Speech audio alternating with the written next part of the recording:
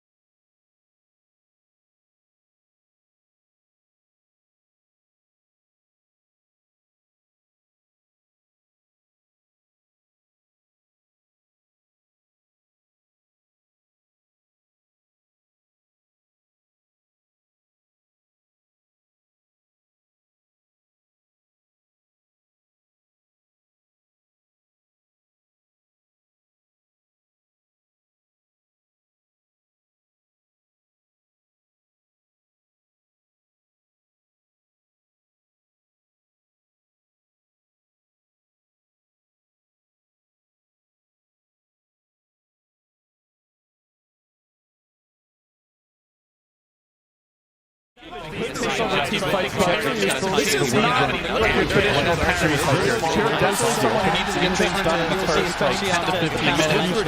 Like this fire TJ, setting up team play with chrono, providing some damage. You're sitting back, trading normal, like this game against CC, while they do have other heroes that skill, they're still not deciding anything on their own. So it's exciting to see what we have to get done. See what comes out. It's a very annoying harassment here on general between different fire, damage. What really can you do?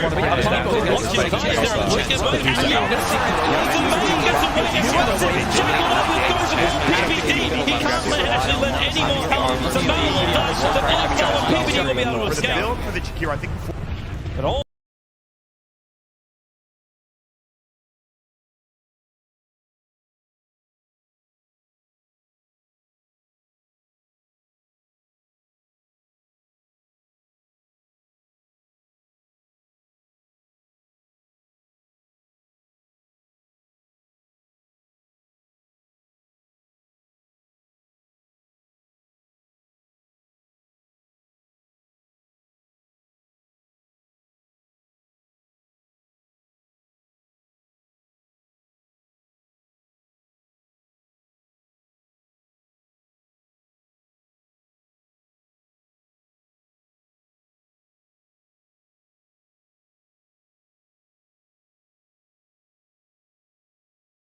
down bottom. They know to meet.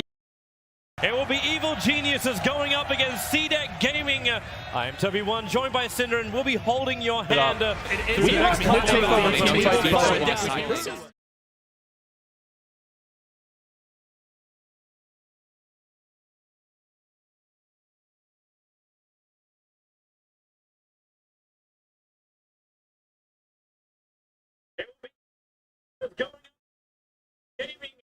Everyone, joined by Cinder, and we'll be holding your hand.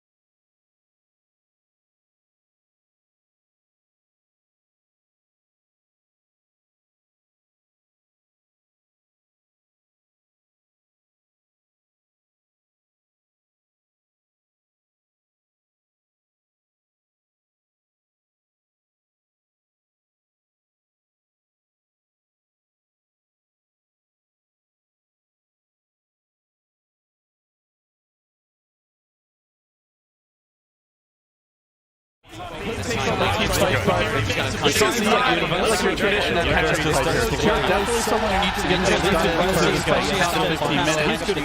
Like we're starting TJ setting up. If he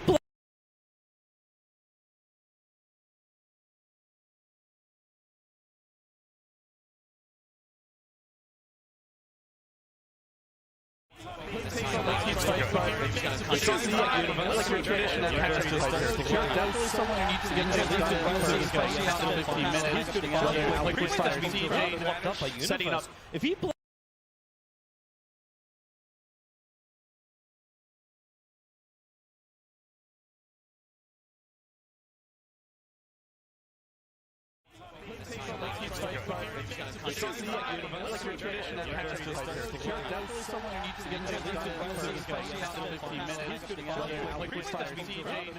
Setting up. If he plays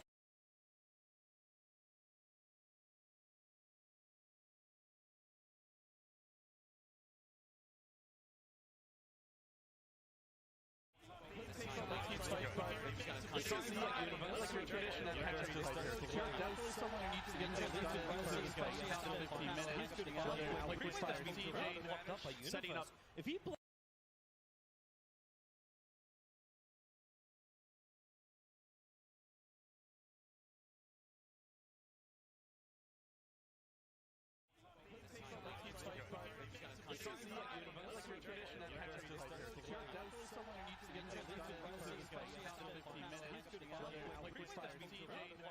setting up. If he plays setting up. If he plays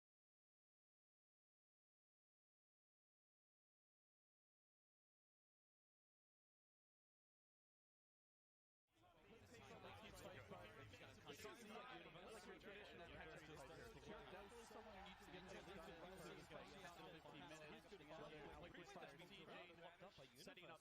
If he plays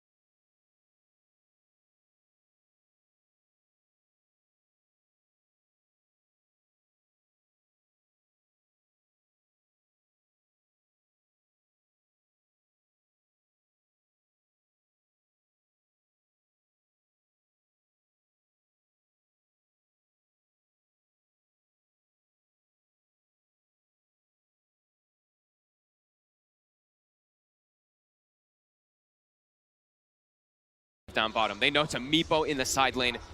They're just going to constantly be running at him. And now it's going to be Miracle in that matchup mid versus a Tiny.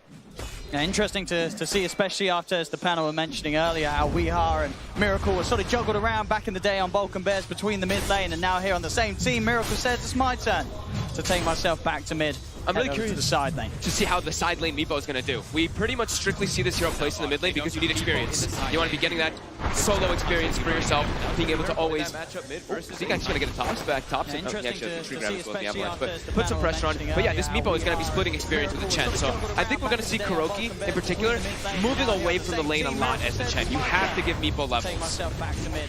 I'm really Looking at the other side, then up top, mind control tied, backed up by GH against No-Tail and Anna. Is this is a lane where Anna's going to be able to get some space to farm, or can Liquid really amp up the pressure on a Spectre early on? I think Anna's going to be able to farm up here just fine. They could get set up some kills onto No-Tail, but onto Anna, I don't think you can kill Spectre with a Rubik and a Tidehunter. You can prevent some farm though, right? This is the damage reduction lane. Fade Bolt and Anchor Smash will be a little annoying, but this is what he does. This is why he's picked so often. He Runs the heroes down. He just secured the lane pretty nicely for Pressing the safe Spirit here, nearly getting GH.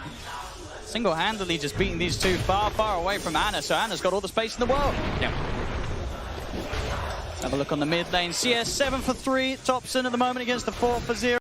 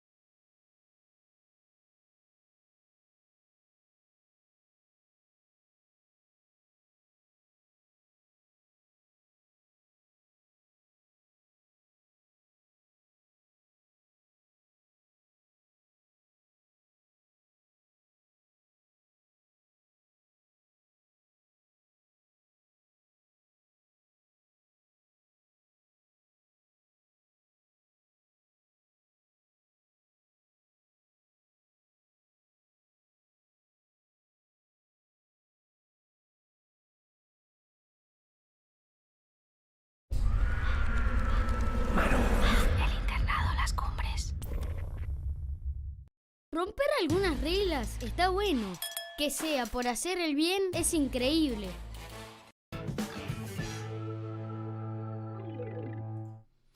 Hola amigos, mi nombre es Genofonte y os doy la bienvenida a una nueva entrega de la serie de videotutoriales dedicada al grabador de escritorio OBS Studio. Lo que acabáis de ver es la intro normal de mi canal, pero he utilizado un pequeño truco mediante las fuentes multimedia de OBS Studio, que es lo que vamos a ver en el capítulo de hoy. Como os digo, mediante las fuentes multimedia de OBS se pueden crear multitud de efectos que van a servir para acortar el tiempo de postproducción de nuestras producciones, con lo cual van a venir muy bien para conseguir acelerar el flujo de trabajo con este programa. El tema de las fuentes multimedia es bastante sencillo. Nuestro programa. Aquí, como veis, tengo en mis escenas la escena 1, la escena 2.0, que van a servir para acortar el tiempo de postproducción. Vamos a ver otra vez a la escena número 1 y tengo esta presentación y estos créditos. La presentación es lo que acabáis de ver, vamos a volver a verla. El tema de las fuentes multimedia es bastante sencillo. Y esto de aquí son los créditos. Vamos a escuchar, perdonad por la música, he elegido una de las que me permite descargar YouTube. La escena 1, la escena 2.0, que van a servir para acortar el tiempo de postproducción. Y esto es lo que podemos conseguir y más cosas mediante OBS Studio. Así que vamos a ponernos manos a la obra y os voy a... El tema de las fuentes multimedia es bastante sencillo. Y esto de aquí son los créditos. Vamos a escuchar, perdonad por la música, he elegido una de las que me permite descargar YouTube. La escena 1, la escena 2.0, que van a servir para acortar el tiempo de postproducción. Y esto es lo que podemos conseguir y más cosas mediante OBS Studio. Así que vamos a ponernos manos a la obra y os voy a... El tema de las fuentes multimedia es bastante sencillo. Y esto de aquí son los créditos. Vamos a escuchar, perdonad por la música, he elegido una de las que me permite descargar YouTube. La escena 1, la escena 2.0, que van a servir para acortar el tiempo de postproducción. Y esto es lo que podemos conseguir y más cosas mediante OBS Studio. Así que vamos a ponernos manos a la obra y os voy a...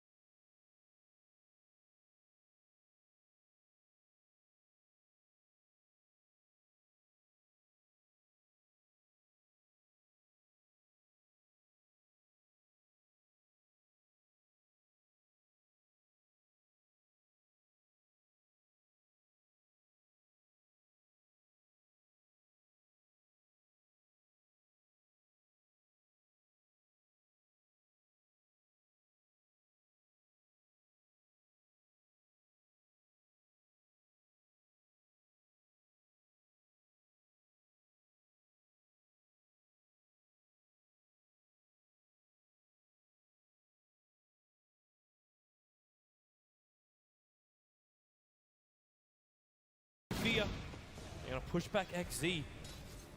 But yeah, that middle lane, Sumail versus Shiki. Sumail's got the upper hand multiple times when they're faced up. A little bit of a double X. Okay. Not sure what. Let's go. Okay. No Kale. All right, we're ready to go again. So yeah, this is a matchup I actually want to talk quite a bit about because the Sumail versus Shiki matchup was the one that favored EG the most in the winners bracket final that they still ended up getting 2-0'd in. But Sumail played a Radiant Shadow Fiend against Shiki's Dire Templar Assassin in game 1, and he crushed him in lane. Like, you know, Shadow Fiend can do well against TA if you are familiar with the matchup and play it well, but I don't think I've ever seen a Shadow Fiend at this level of play beat a TA out as hard as Sumail did in that game. And this game, he's off to a really good start too. This is a matchup that's generally considered favorable for the Queen of Pain. He's 6-1 against 2-0 right now, almost bullying Shiki back to his tower. Has to use the salve already. And it's not even the creep waves which are imbalanced at the moment. It's just Sumail getting the more last hits. And you're right, Shiki, he's in a rough position. The bottle has already arrived for Sumail, so he's going to have the regeneration to keep the spam going against Shiki. And that might mean you're going to need some rotation, some support. It's just when you look towards the Mango carrying Mad Cow, it is the Spirit Breaker who can come and help out. And it's not even the creep wave. Yeah, knowing CDC, they will be looking for some aggression early on, one way or the other. For now, Garder's just going to take the top bounty rune. He might just rotate in to try and zone Sumail a little bit, but he needs to be careful. If he is already, as they know, Sumail needs to get out of here. He's slowed down the stun. It's not going to connect, but Sumail still so low on life. It's going to be first blood going the way of CDEC. That's the start they want. That's the rotation they want, and that's the balance required for CDEC to get up the upper hand in EG's mid lane. I feel like Sumail could have probably seen that coming and go back. He actually has a top ward at the top rune that would have seen the rune being taken at 2 minutes, and that's when he just needs to back out immediately as he sees Garter rotating. So might have just been paying a little bit too much attention to his one-on-one matchup and a little bit too little on the mini-map. And this is obviously really good for CDC getting Shiki on the map here. XZ might be in trouble. Frostbite. He's only going to get harassed out of this top lane. There's concussive shot as well with the orbs to just push him down even further. But you've still got a salve left on the Spirit Breaker as he tries to soak up as much speed from this top as possible. But this is one thing too which we have to keep our eyes on. The difference in farm between aggressive as well as fear. Right now is 12-3 against 18-11. So many denies for aggressive. Universe, while he might be in range of this lane, it's not a wonderland for him to be here. He's not getting a hell of a lot out of the lane. I say that when I look at almost level 4 Clockwork on an off lane. He's done a pretty damn good job so far. He's just outmatched when it comes to attack damage. Clockwork actually has pretty good base damage, but PL is one of the absolute highest in the game. He currently sits on 79 damage against Clockwork, 64. So even if they're fighting for the CS, Aggressive will have the upper hand. And as a result, he doesn't have to buy a Quelling Blade. He's not going for that, just working directly into a Magic 1. And we'll probably see his standard build into... Oh, what's this? Yeah, this is... Doppelganger away. No real threat from that, but it's the middle lane where the threat is. The charge coming on Sumail. He's not level 6 yet. The track's done. Well, in short, Sumail stays exactly where he is. The lightning strikes twice on Sumail. He really needed that level 6, but CDEC, the rotation timing is perfect. And EG, they don't really have an answer. There's no movement coming out from Owie and PPD. They're spending all their time inside the EG jungle. Yeah, I would like to see EG get a little more active. They're doing a pretty good job in the top lane as far as securing Fear his farm, and they probably have a feeling that the overall farm game is going well. Sumail should, if you're this experienced and you play in a mid lane like this, and I'm saying this experienced, Sumail is still a young player, right? But he's played a lot of top matches already. He should have a pretty good feeling that he's out farming his opponent. We'll just know. We're going again on mid. Third time lucky again for CDEC. They're going to charge into Sumail. Still no level 6. Under the tower, there's just no support to come in. Shiki was low, but there's not enough damage for a revenge kill. And that's now 0-3 on Sumail. But I look back to the The Queen of Pain thought he was safe, but Universe with a level 3 rocket flare from the bot lane picks him off on the way back, and EG gets something back. Notice, by the way, how good a job CDC are doing with the rotation. So the first gank, I think, could have definitely been avoided by Sumail because he had the ward. The second one is with the smoke, and the third one is with the Wyvern coming from the other cliff. So he's like, okay, Leshrac is top now. They're not going for the gank. They just mix it up.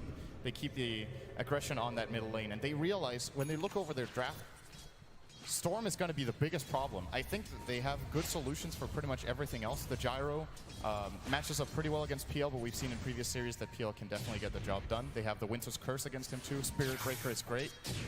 And even the Leshrac as a support, until gyro gets BKB, can really cause him a lot of problems, slowing down his mobility. Man, CDEC are burning so many smokes early on. They're coming again, and PPT.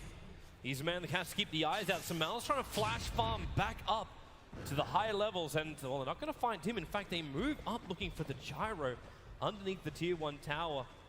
Look for the TP supports. There's not one over on Storm Spirit, but there is one for the Crystal Maiden. I don't know if she can really stop this attack, however, and CDEC, in fact, they've only got another 3 seconds left of this smoke before it's going to wear off. And in fact, the smoke is going to break because Fear's sitting in the tree line. So no joy for it, but they're still going to charge in. And what can Fear really do? He can do a call down. Owie, the Sonic Wave doesn't kill him. Sealed up over from the Queen of Pain, but it's got to be mopped up by Fear. Looking for another one. No blink. 6 seconds of peep, and he will hold him here. EG take 2 kills, and next Z, he's trapped in the tree line. He wants to charge out. Do they have a stun? Hook shot from Universe. It's up and running, and he launches him in the tree line. The seal is there, and XZ will die in the trees. It's 3 for nothing. The smoke gang took so long from CDEC. They tried to force the issue, and it was shoved back down their throats by EG. EG just read that perfectly. They backed out at the right time. I'm surprised CDC actually chose to go for that next to the tier 1 tower with a level 6 gyrocopter there. The counterplay from Fury is very easy. And Universe got a fast level 6 because of that rocket kill he got earlier, so he's able to jump up to the top lane and help out as well. This is the moment where you realize, like, okay, you shut down Samel. It goes back to the older stories. Samel gets killed time and time again. There was even one game, remember, he was 0 for 7, and then just one fight, and he goes straight back up again. That was when Fear was playing his Juggernaut. They just buy space for the rest of the cores, and it only takes a couple of fights in this game of Dota to turn your advantage around. And right now, even Samel, he's sitting at the 3rd highest net worth on the field for being 0 for 3 on the board. He's above just the found Queen of Pain. space. Yeah, he's actually out farming the Queen of Pain right now as far as it goes, but there is still the big factor, the aggressive factor. He is at level 8 and sitting at the top net worth at 3.5k. And he is going to get involved. He always does. He's one of the most effectively rotating early game carries. I think in other situations you would have even seen him being a part of that top fight at minute 6, but this time around he decides to stay bottom. I think he's still waiting for an action rune. Like, he picks up the bounty rune and then we'll farm up the jungle.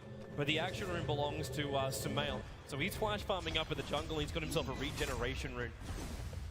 And this Storm Spirit, actually really viable in the jungle with the high levels up in the Static Remnants as well as the 4 points overload. You can just go through camps so quickly. Shiki's going to have to find some farm as well. Oh, it's just going to die. That's the alternative. Owie came in at the right time with a blink. Shiki gets away to safety. Lots of 1 charges there. Surprisingly enough, Owie actually went for the 3rd point up in the Arcane Bolt. Yep. So he doesn't have the higher level up in Ancient Seal, which is normally what you look for if you're looking for the control, the control factor from the silence. Yeah, if he would have maxed out Ancient Seal, that would have been a kill. But the question is what implications Universe have bottom lane. He's trying to go after Winter Wyvern with a hook shot down with a battery assault. Wyvern Arctic Burn will just run himself away. The battery assault, Universe looking for the proper procs. But he can't get it on the Wyvern. Now they can turn this around. Splinter is still available and Aggressive's coming in too. The Lance Universe just decides to TP out. There's no stun, so there's no kill. Good play under pressure here from Q. Just playing it nice and slow and getting out of trouble. Forcing Clockwork back to base is going to allow Aggressive to maybe almost take this bottom tier 1 tower, or at least have someone else from EG run down there. If not, Universe again all the way back from base. This for me just feels so rare. Like after the fight fails for CDEC on the top, they're not pressuring EG to really react to anything.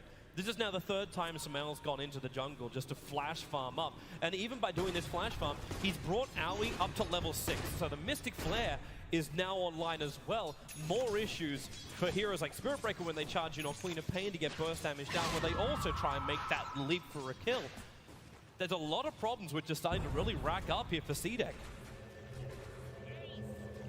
The one thing they obviously still have going for them is Aggressive. And it's a very natural part of Phantom Lancer's build-up to get Diffusal and or Manta Style, which both are really good against the Skywrath. So I think as far as the PL is concerned, the only hero he's really worried about in this game is the gyrocopter, and I do believe that's part of the reason that CDC really wanted to gank that top lane earlier and try to get some pressure out, because not only could they have denied the gyrocopter some farm, but they could have also got aggressive at bottom tier 1 tower if this fight had been a bit more successful.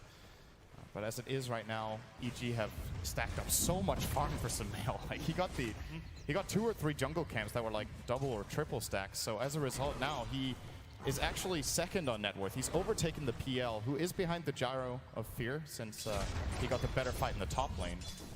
And they're about to get more. Universe is prepped on the hillside.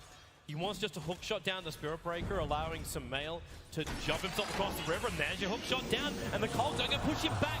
Not the perfect initiation. Now they can try and turn around, but the Split Earth misses. You do commit the Nether Strike, and Universe trying to get out with the Mystic Flare. The Sonic Wave will at least kill off the Clockwork.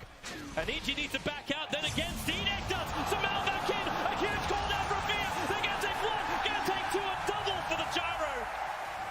And now they can add pressure towards the tier 1 tower. Actually, maybe not that much. I'll have to back up. Owie's injured. And the rest of the team want to go back to their timings. C-Deck again, and they just commit into fights which EG have the numbers. They're ready to team fight up against Team C-Deck. Yeah, they were missing the Wyvern. It was hanging in the bot lane. Getting now level 7 on Q could have been a very big difference maker in that fight. But he stays in the bottom lane. He's most definitely going to be involved the next time. And the thing is, if you look at a fight like that, how it's structured, so they get a good call down from Fear, and then Sumail jumps in. Those two heroes will naturally be very close to each other when they go for the same target. That's where the Winter's Curse can really mess up your fight.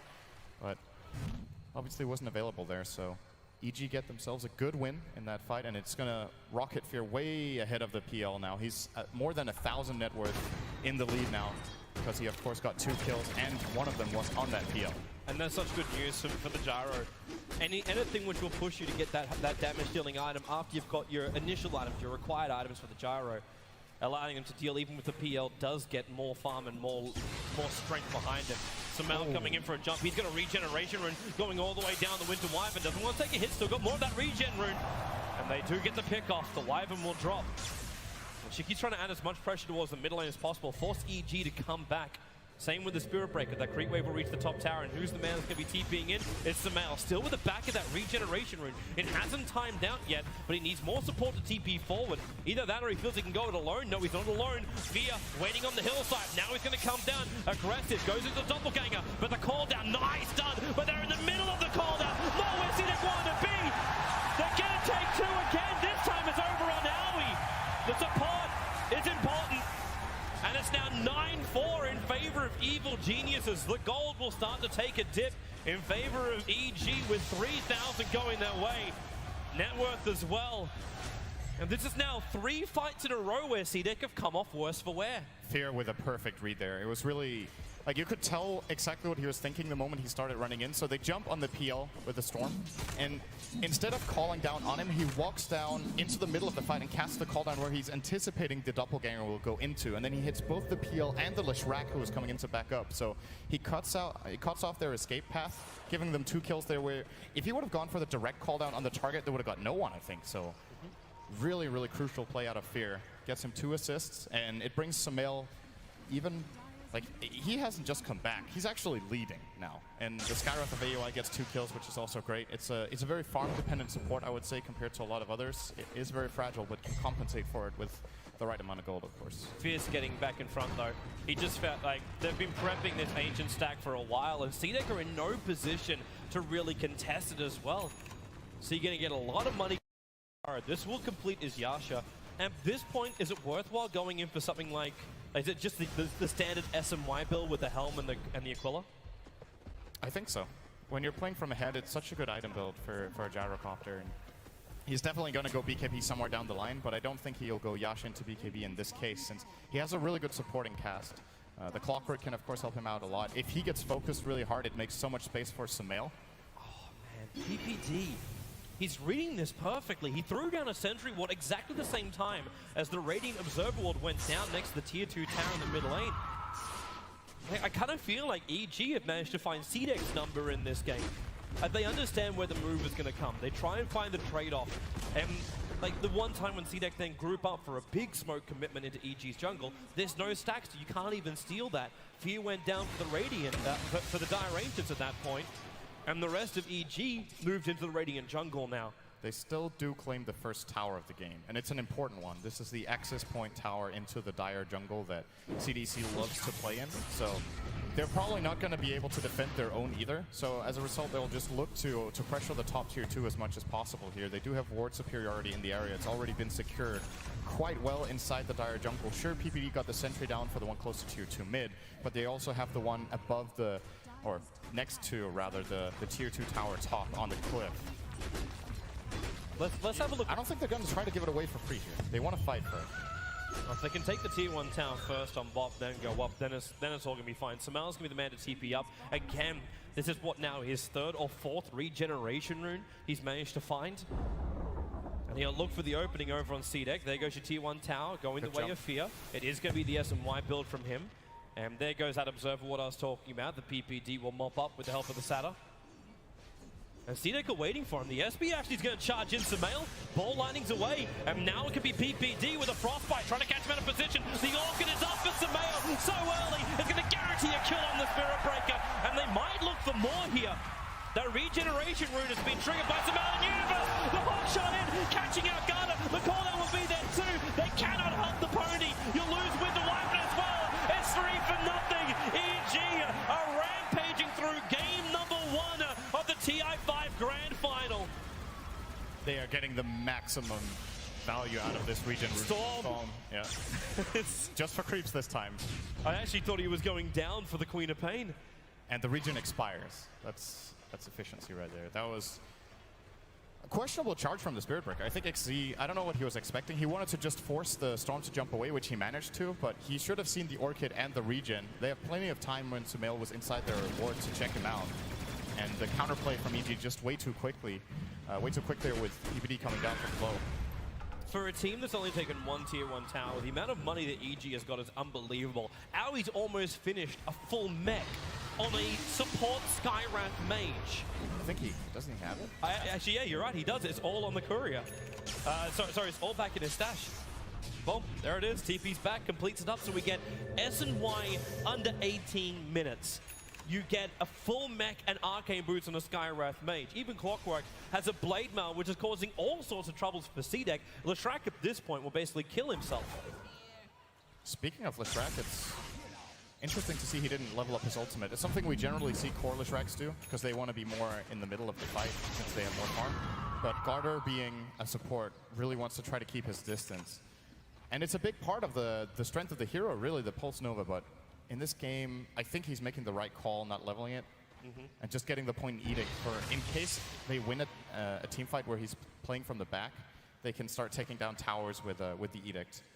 Is this the right call for the Spirit Breaker to go for something like a Hand of Midas? Is this not going to delay C-Deck? I think at this point they have to play for late game. They know they're far behind in this game. It's a pretty unusual situation to see them in. We should remember, though, that the first game of the Winners Bracket final between these two teams, EG actually had a really good lead in game 1. And then all of a sudden, CDC got a really good team fight and turned it around, so... Top lane, Sumail going to go on the Spirit Breaker. Still has an Orchid available, and Spirit Breaker is going to pop from the Orchid damage, even with the TP back. Oh! Just one more attack from Sumail would have ensured that. Maybe miscalculation there. Looked like he'd let him live. He did. A little bit of mercy there. He definitely had time for middle lane. Yeah, she got the CM ulti going down to blink out from Shiki. He'll be able to survive. Universe initiated him with that hook shot. And now they're trying to fight up the tower, but aggressive. Sealed up, the Mystic Flare burning through the PL. Launch out, can't keep him alive. Not when the cooldown connects. Sonic Wave will not do enough. Sumail's back to the fight, but not enough mana. But then again, when Winter Wyvern locked in control, they finally pick up on him. Moving to the next target, down to Garda. Yes, that's getting golden rocketed down by EG. While Mercy might have been granted on the top lane, it was not in mid. And I want to point out something we forgot to mention, this stat that we just saw earlier. Sumail got the fastest Orchid we've seen in the tournament after dying 3 times in lane. They just stacked the jungle so much for him, and they maximized his farming output really, really well. And now they get a tower as well. And, you know, that's the problem, right? You could see the game plan for CDC was, okay, we want to gank the Storm and slow him down so he can't do exactly what he's doing right now. Should have ganked him 5 times, I guess. I don't think that would have helped. What they had to do is contest the EG jungle. But it had to be something that was also flagging for C-Deck. Like, Skywrath may did a little bit of chip damage early on. Maybe you're thinking, oh, the Crystal Maiden's just in the jungle farming up herself. But because they were just so efficient on their stacks, EG, maybe C-Deck just didn't see it coming. Right now, they will have to see this coming. The charge coming in from XZ. Up on top of the hill, he's going for PPD. Able to connect, but Universe has hookshot available. Actually canceling the Nether Strike. Now with a Frost Blast, and the ulti is up. Let it go. Shiki bleeds himself in. PPD does not want to be here. In fact, they're hookshotting away to safety. I don't know if PPD will be able to survive this. He's trying to run himself away. The charge is starting up again. It will be the sacrificial Crystal Maiden. But that is the first kill C-Deck's got in a while. Yeah, and notice by the way how CDC are taking the fact that they're behind, right? They're not starting to play defensively and like, oh, this is not going well, we have to just farm up for a bit. They're really just looking for whatever fights they can with their charge and with their vision. A lot of other teams in this situation would just let EG get complete map control and dominate them, but they don't play like that. That's just how it is. Top lane, the TPs are coming in. That's the clockwork on the front line. Universe turns on the blade mail. Aggressive has himself so much in Sumail. Well, he gets the Orchid over on Aggressive, but that's not the target he's really searching for. Keep your eyes over on Q. Watch for that curse. C-Deck could try and turn this one around if they really want it, but Fear behind him. Concussive shot will slow down Aggressive. No doppelganger available, but EG, they're getting locked up in the creep wave as well as a couple of PL illusions. They do not find the counter initiation on C-Deck, but they do save their tier 2 tower. It's a little bit questionable buyback there from PPD. I think he bought back so late that he would have never caught up to the fight anyways. Maybe he was expecting Sumail to be able to catch there as well as Universe, but neither of them got the initiate they were looking for. Storm missed his ball lightning, and then the fight is kind of over. When you use your entire mana pool and you don't get the jump with Storm, even if hookshot comes in from Universe, they probably lose the fight, because it's very important for them that Sumail is able to deal the damage he can right now. Speaking of that, Sumail might have some issues. Queen of Pain just picked up an Orchid. So the Queen of Pain now finally has a disable against the Storm. But I also wonder then, what is our next item for the Storm? And it's already answered. He's got a Bloodstone recipe. So that's his next target. Leshrac, that's not a healthy place to be. Universe fighting with the jungle at the same time. PL may not let this go unpunished. Universe wants to run away, but it's not going to happen until Storm! Sumail's in! He gets the Orchid of the PL! It looked like an instant kill for Universe, and now it's going to be a double kill for Sumail! 3 down in the jungle, and EG once again, they bring in the cavalry! Perfect turnaround. Universe is just too tanky. It takes a Sumail's going again. Mid jump this time. Orchid on Orchid. They will have that cursor to slow down Sumail. Can he jump away? No, he'll pop. That is a huge kill for a Queen of Pain. At the same time, though, Fear is almost taking out this tier 2 tower by himself. Now he's sitting on the sidelines being a spectator, and there goes the tier 2. But the amount of money for the Queen of Pain, 780 gold just for that kill on the Storm Spirit. 571 was also shared with the Wyvern. And he's able to pick up the Glimmer Cape. That's a huge item for C-Deck. Yeah, this is the item against PPD, Mage. Run. Pump those little legs and get out of there. He may have enough life. There, actually, no, he doesn't. He is so totally dead. As XZ will come in. No 17%, doesn't require it. The Queen of Pain Orchid Pop does the work. Universe, however, well, he's got hookshot available with Fear here. He'll cancel the TP out. You might have killed the Crystal Maiden. But more was taken from me with the Spirit Breaker now on the sideline for 43 seconds. It's still advancing the game plan of CDC. Of course, this is not the early game they were looking for. They're 10,000 behind, and EG have done an exceptional job at utilizing their Clockwork and Storm Spirit combination, just finding all these pickoffs to thwart the usual playstyle of CDC. But with that said, PL is getting toward his defusal, and we've seen so many games aggressive, how scary he can get. Generally, we haven't seen him dying 4 times in the early game, though, so it is definitely a little bit of a different type of game. It really is. But EG can't just play slow. Like, if they just rest a little bit, I think CDC are going to bring the fight to them when they have the defusal. If you look at the itemization of EG, like, they're preparing themselves for this. You look over towards Aoi now. You've already done your work and picked up a mech for the team, but now he's going to buy a full drums as well for the team. Every item which EG have got even the Bracer, which is over on the Crystal Maiden to go with the Urn, it brings up over 1,000 life and allows her to stand during the fights. EG are prepared. The C-Deck are going to try and fight them, and because the supports are also picking up these items, it's allowing the cores to go through other things like the early Blade Mail from Universe, the work into the Aghanim Scepter, and Fear, like he got a full BKB as well 25 minutes in to go with his SMY, or the Orchid from Storm, and then the Bloodstone follow-up, and with the death of Roshan, that's the full Bloodstone done, and the Aegis the Immortal to go the way of Sumail. I think EG are prepared for C-Deck's attack. Oh yeah, they definitely are. There's no doubt that they're leading this game by a lot, but it's always it's the only threat of one swing. Only 12,000. It's 12,000 net worth as well as experience. It's a decent lead for EG. That's the furthest CDEC have been behind at the main event, like quite a bit. I think almost every game we've seen them play, they've been leading, and then they had that one game against EG in the winners bracket final game 1. I believe they were behind by like 5, 6, maybe 7,000 in that, and managed to turn it around. This one could just be too much for even CDC to manage. It might be, but you never know until it's over. For now, C-Deck still keep their minds on the prize, and that is EG's base. If they can take a fight in Iraq's directly after, there's an aggressive observer ward, which is actually watching the movement just outside the Dire base. And then, as far as the rest of their vision goes, it's really not that terrific. They leave one defensive ward around the tier 2 tower, but both wards are perfect. So if they are trying to push out the top lane, they'll see EG preparing a defense, and if they are looking to defend their bottom, they'll see where EG are looking to attack from. For now, though, EG, they're preparing more of a presence in the mid lane, and that's where their observer ward is, watching aggressive moving around.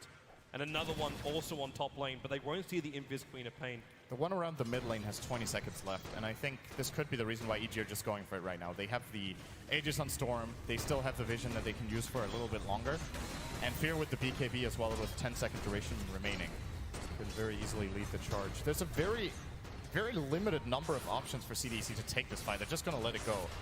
Well, once again, as always, they will be split pushing a bit with aggressive as much as he can. All this pressure is being put on by EG. He still needs more money. He's another 700 before this Diffusal Blade is completed, and by that time, he may not have any exterior towers. They need to do something about this sometime soon. For EG, just keep out-farming them across the map is still a steady gain going the way of Evil Geniuses. Even though aggressive, yes, he's finding more money. The rest of his team is kind of stalling up a little bit more. The Spirit Breaker's finding something, but he had to buy a Bracer as well as a Cloak just so he can survive in the next engagement. And Queen of Pain, actually a lot of money on Shiki. He's the highest net worth over on C-Deck at the moment, just about to crack the 10k mark. And what does he do with his 2.8k? Do you look for aggression? Do you look for defense with BKB, or what's the goal? It's a difficult question to answer because BKB definitely held. Oh, wait a second. On jump up, bound two, silences the Spirit Breaker, so we can kill him one. In comes Universe, canceling the TB yard. It's a twofer. What a valuable ward I placed earlier. The moment anyone walks into Vision, Sumail is ready with Universe. These two heroes together, it's like one of the best ganking duos you can get in the game. There are very few exceptions that are even better, like maybe some IO combinations can be just as fearsome, but the initiation range and the burst damage between these two, there's no time to react for CDC, they just get run over. Well, they need to find something, man, because right now EG are knocking on the C-Deck door. And they really want to knock it down. The tier 3 tower stands between them, and Sumail jumping in. He's going up the wipe, and the Orc goes on Sumail as well. They have to force off him away, and they've bought enough time for the jump out. Remember that Aegis the Immortal is still there, and it will remain there for another minute and a half. But they're going to back it up. There's far to be had on the top lane. And still, it's a minute and a half worth of reset time. And remember that tier 2 tower is still an objective for EG to take, while they continue to farm up everywhere outside C-Deck space. They put another good ward in mid, by the way, about 2 minutes ago. So they, once again, see the rotations from CDC coming in. Just look at how much coverage EG have on the map right now. All these observers they placed, one will now get counter-warded by Q. And I was about to say, they're going to need a gem so that they can get a little bit of a grip back on the map. He has got one on the Wyvern to find whatever EG may have placed. And PPD buys his own. He'll start looking. I wonder if he's going to find this one observe ward. If he runs to the north right now, he is going to find it. He's going to ping out Q here. Now they know that he has the gem. This is the highest priority gank they can get. I think it's actually better to gank Q than the Phantom Lancer if they have the choice. if they take that gem away, they could control the map. And this lineup of EG just feasts on lack of intel for the enemy team. XZ is so scared right now. The Clockwork Rocket hit him, and he's waiting for Sumail to jump in. Hilariously enough, though, Sumail doesn't have the mana to make such a long jump. He had a DD rune bottled up. But his Ted Bluntstone charges is just not enough to give him that huge amount of regeneration. But now with 4,000 gold sitting in Sumail's bank account, he can buy whatever he wants again. I think we may see him go for a Shiva's Guard this game. Just even more burst when they're ahead like this, and increasing his mana pool by a lot, and his tankiness, of course, against the PL, who will be dealing mainly physical damage. But on the other hand, you could say he should just play the dodging game and try not to get caught at all, and just itemize full aggression with perhaps even a Hex as his next item. I think we'll have it answered soon enough. There is the BKB on Queen of Pain. It was either this or a Hex for her, and this is a pretty defensive approach that will probably guarantee she at least gets her spells off in the fight, but it doesn't really put CDC in a position where they can pressure. I guess no item would have allowed them to with the deficit they're in. Smoke's gonna break. Does he go for a blind hook shot? It's too late. Both TPs have gone out from C-Deck. The rocket will reveal no one is left there.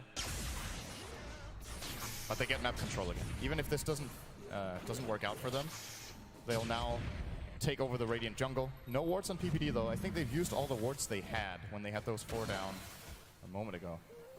But still, this is an area that cannot be farmed by CDC. Fear is slowly but steadily becoming a monster. Too late. He's able to blink himself away. Sumail really wanted to find that kill, and yep, you're 100% right. It's going to be the Shiva's Guard Storm. A real issue considering you're able to use your items while you're inside the Ball Lightning. So not only are you going to get the Ball Lightning damage, but you're also going to have the Shiva's effect go all over C-Deck. And they're already having a hard enough time trying to fight when they're underneath the cooldown, let alone even trying to kill Fear. Like, this guy's got... He's already got his butterfly. He's got regeneration. He's got immunity, and the SMY is everything a good Gyro needs. Yeah, this might be the game-winning push. If EG take a good fight here, how many buybacks does CDC even have? They have none. Nothing up. That's a problem. And in going to come. The hook shot. They catch out the Spirit Breaker. The coldup's in the perfect position. Turning on the flat cannon. So much build damage. Sumail wants more, and he's going to find more. There goes your Winter Wyvern. Your PL heavily injured. All they can do is just sit back and well and heal up while they lose. They lose their buildings on the bottom lane. The tier 3 tower's gone. The melee ranks will join it. And what can C-Deck even do to stop this? With no other tier 2 towers out in the map, EG can just move from one lane to another inside the base. And Sumail doesn't want to even stop. He jumps forward, looking for a reaction out of C-Deck. Can't get one though, as the illusions will push EG back out of the base. Yeah, showing some respect to their opponents here, not forcing even further in. I think they might have been able to win the game there, but they're playing it safe. They want to get the BKB back on Fear. They want to get full mana on Sumail. Now, if they would have noticed that Queen of Pain used Sonic Wave in that fight, it might give them a little more confidence, but there's just no point in risking it in such a big match as this. It's not like they're losing anything by just waiting another 30 seconds, and there's no like ages expiring. They have to have a feeling there's no big key items coming up for CDC anytime soon. In fact, EG can just wait for the next Aegis of the Immortal or use Roshan as bait, because C-Deck have to contest this. If they actually go up against EG with Aegis as the Immortal, you could just give it a Storm Spirit. Sumail will go in. He'll probably murder 2, come back to life again, murder another 2, and the game is done.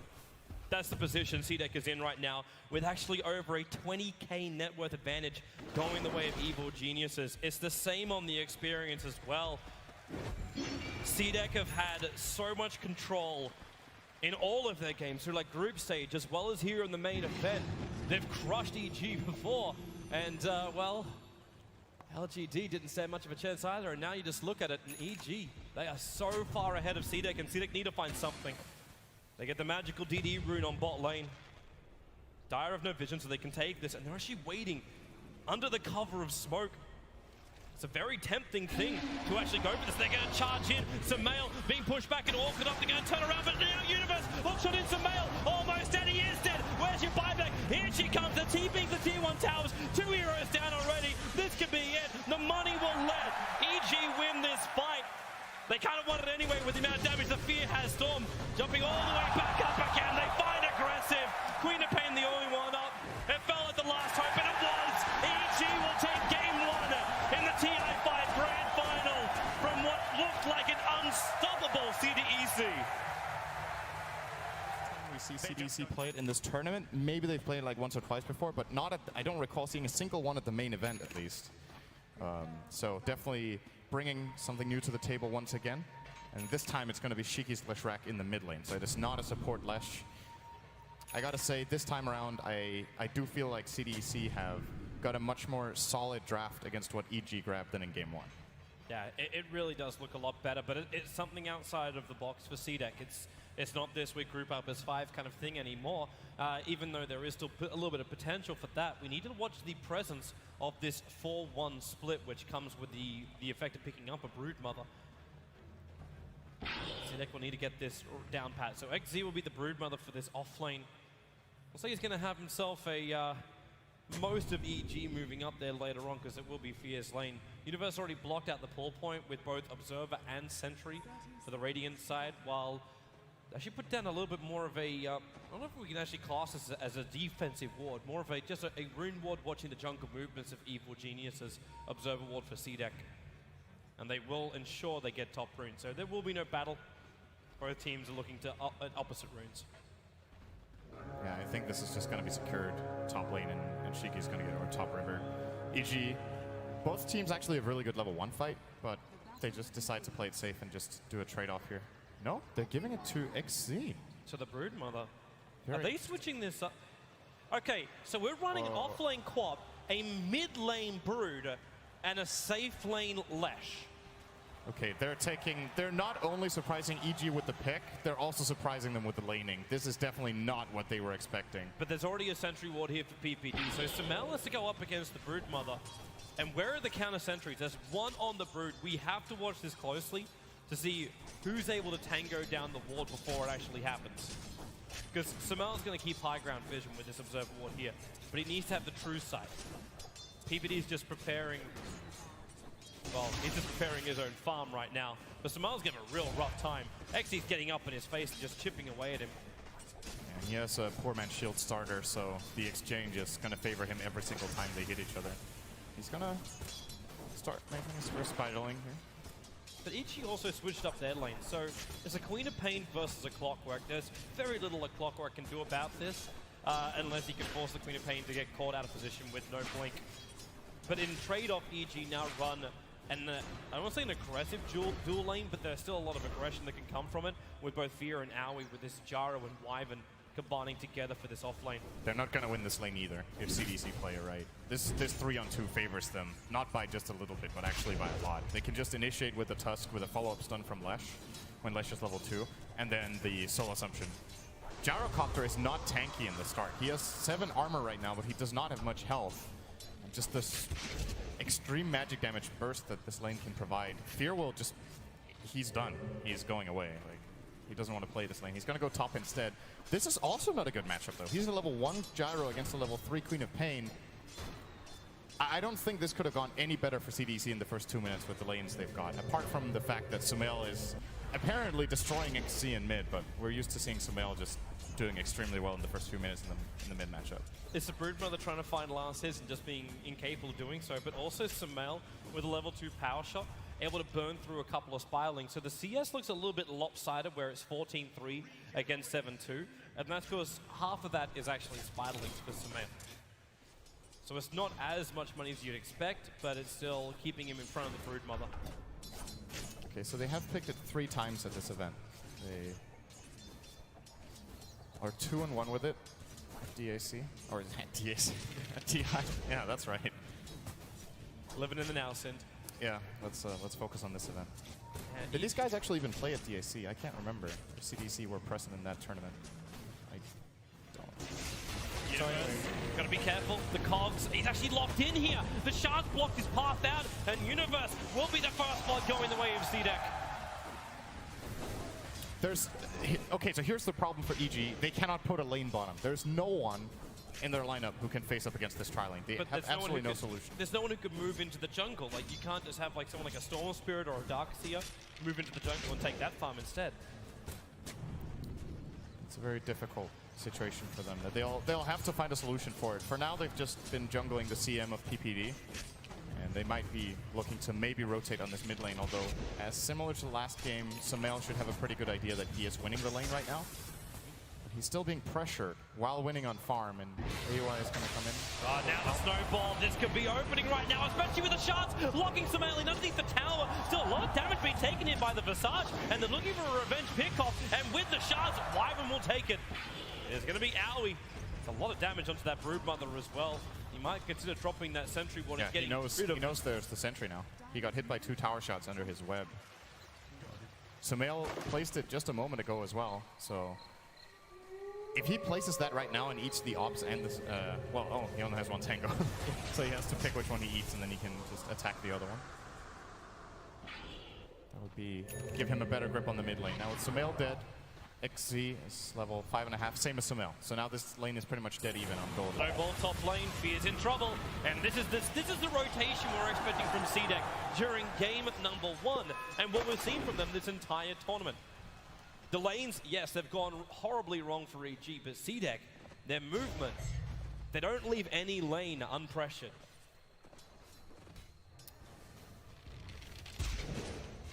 EG have to start getting somewhat active, or at least they need to get out their amazing counter ganks that they had in game number 1. But it's way less predictable in this game how the movements are going to be because of the pressure CDC are putting on the lanes in general.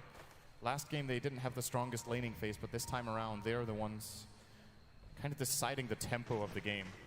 This could be an interesting play for EG if they could manage to get the setup in the bottom lane. Shiki is pretty far up the lane. They can move in the clockwork with battery assault, and of course AUI can fly over here with the Arctic burn. They're thinking about it, but they don't feel like they have enough information to really go for this kill right now. They don't know who else is behind it. They know they've at least blocked up the camp, but that doesn't mean anything. They're not seeing any other heroes. In fact, Husker is the man that's just sitting in middle lane wondering what's going on. And if Universe aggressively moves down the lane, Shiki will just back up. He's got Arcane Boost, he's quite happy just to bail out. And in fact, yeah, now he's going to realize this is not going to work. Throws out an Observer Ward, but this might have actually, it didn't get pinged out by CDEC, but they have an Observer Ward of their own watching the movements of the Wyvern.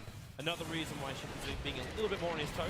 Shards and Snowball going on Sumail, but he's well behind the tower, and Guard is throwing up the sigil to ensure his safety as he retreats back from the tier 1. If they don't get him locked in with the shards, this kill is just not happening unless they have a 3rd hero in the gank. So it is going to fail. And EG are once again, they're looking good in the mid lane as far as farm goes, but this time around, Fear is not having a free lane. He has been ganked. He is also tied on farm with the Leshrac, whereas in the last game, I feel like he was having a little bit of a... No, was he even having an early lead on CS? I think in the beginning, Aggressive might have had the same, but... Aggressive was ahead of him. Yeah. Had a lot more denies as well. But Fear very quickly caught up. I don't think that's going to be the case in this game. I think Shiki is going to be able to stay toe-to-toe with him at the very least. Also, Core Leshrac farms very quickly when he gets a couple items. So, how long has AUI been here? The last 2 to 3 minutes. And now PPD being slowed up. PPD turns for just 1 Frost Nova. He can't do anything about it. EG lose 1. The rocket damage actually quite heavy into Leshrac. But meanwhile, you're snowballing up to Sumail. He's wind running up, and now the call down from Fear with a rocket barrage from Black Cannon. They get a Shackle on Garner. He can't ensure the last hit of damage to try and bring down Sumail, and the extra support, the Sonic Wave comes in from Aggressive. Perfect time to move in, so it'll be a 1-for-1 trade-off. I love the fact for EG that Fear is getting involved here and goes for the counter gank mid. They have to kind of bait CDC into these positions where the call down can turn on them, and they get 1 kill here only, unfortunately for them. As was that what happened to the bottom? Okay. Oh, it's okay. Everything's fine, apart from Sumail's life. That's not as fine. He's not looking too good right now, but CDC once again with a better trade, and AUI wasted so much time in that bottom lane. He was hanging around, hoping for the gank, and the moment they finally rotate over PPD, he just gets killed. Nice Shackle in the mid lane. They need more control of him. They do have the Sentry Ward down, so they're watching where the Broodmother's going, and a hook shot in from Universe, combining with the power shot from the Wind Ranger. Before this was going to happen, I was kind of like, hey man, Broodmother, great land in mid, able to come back nicely. Scouted out the stacks of the Dire jungle, so wanted to move in and try and take these out to keep her net worth up high. But now with this kill, the Broodmother really starting to lose her grip on the mid lane. Maybe we also start looking at the side lanes now. Rotations for CDEC. Queen of Pain of Aggressive is gonna find AUI here. I don't think he can kill him because he doesn't have Sonic. And as a matter of fact, there could be a line for a Shackle if Sumail doesn't have the vision just then. Landed. Aggressive will just blink into the lane and farm up a bit. So dodging a bullet there. Okay, taking another one. They're still gonna survive. Very difficult to escape the splinters. CDC have a smoke on guard. Okay, there we go. Yeah. Whenever they pick up smoke, so I think this is the team that holds onto their smokes for the shortest time. Like it feels like they buy it and they go. They just have a plan. They want to keep the aggression up, get the ganks in. They now know Sumail is in the bottom lane, so they could have a really good opening here on Universe in mid. And if they do manage to catch him out, they should be able to claim the tower for Brood as well, which is a huge impact on the game. It's going to allow him to. Fear's already here. They're going to go on Universe, but the cooldown's going to come in. Universe with a rocket barrage. He's going to stay alive here. Support was above, even hook-shotting himself back over to AUI to ensure everything is safe. And EG brought their entire team as well. And CDEX saw this since they backed up. That observer ward in between the towers, seeing everything.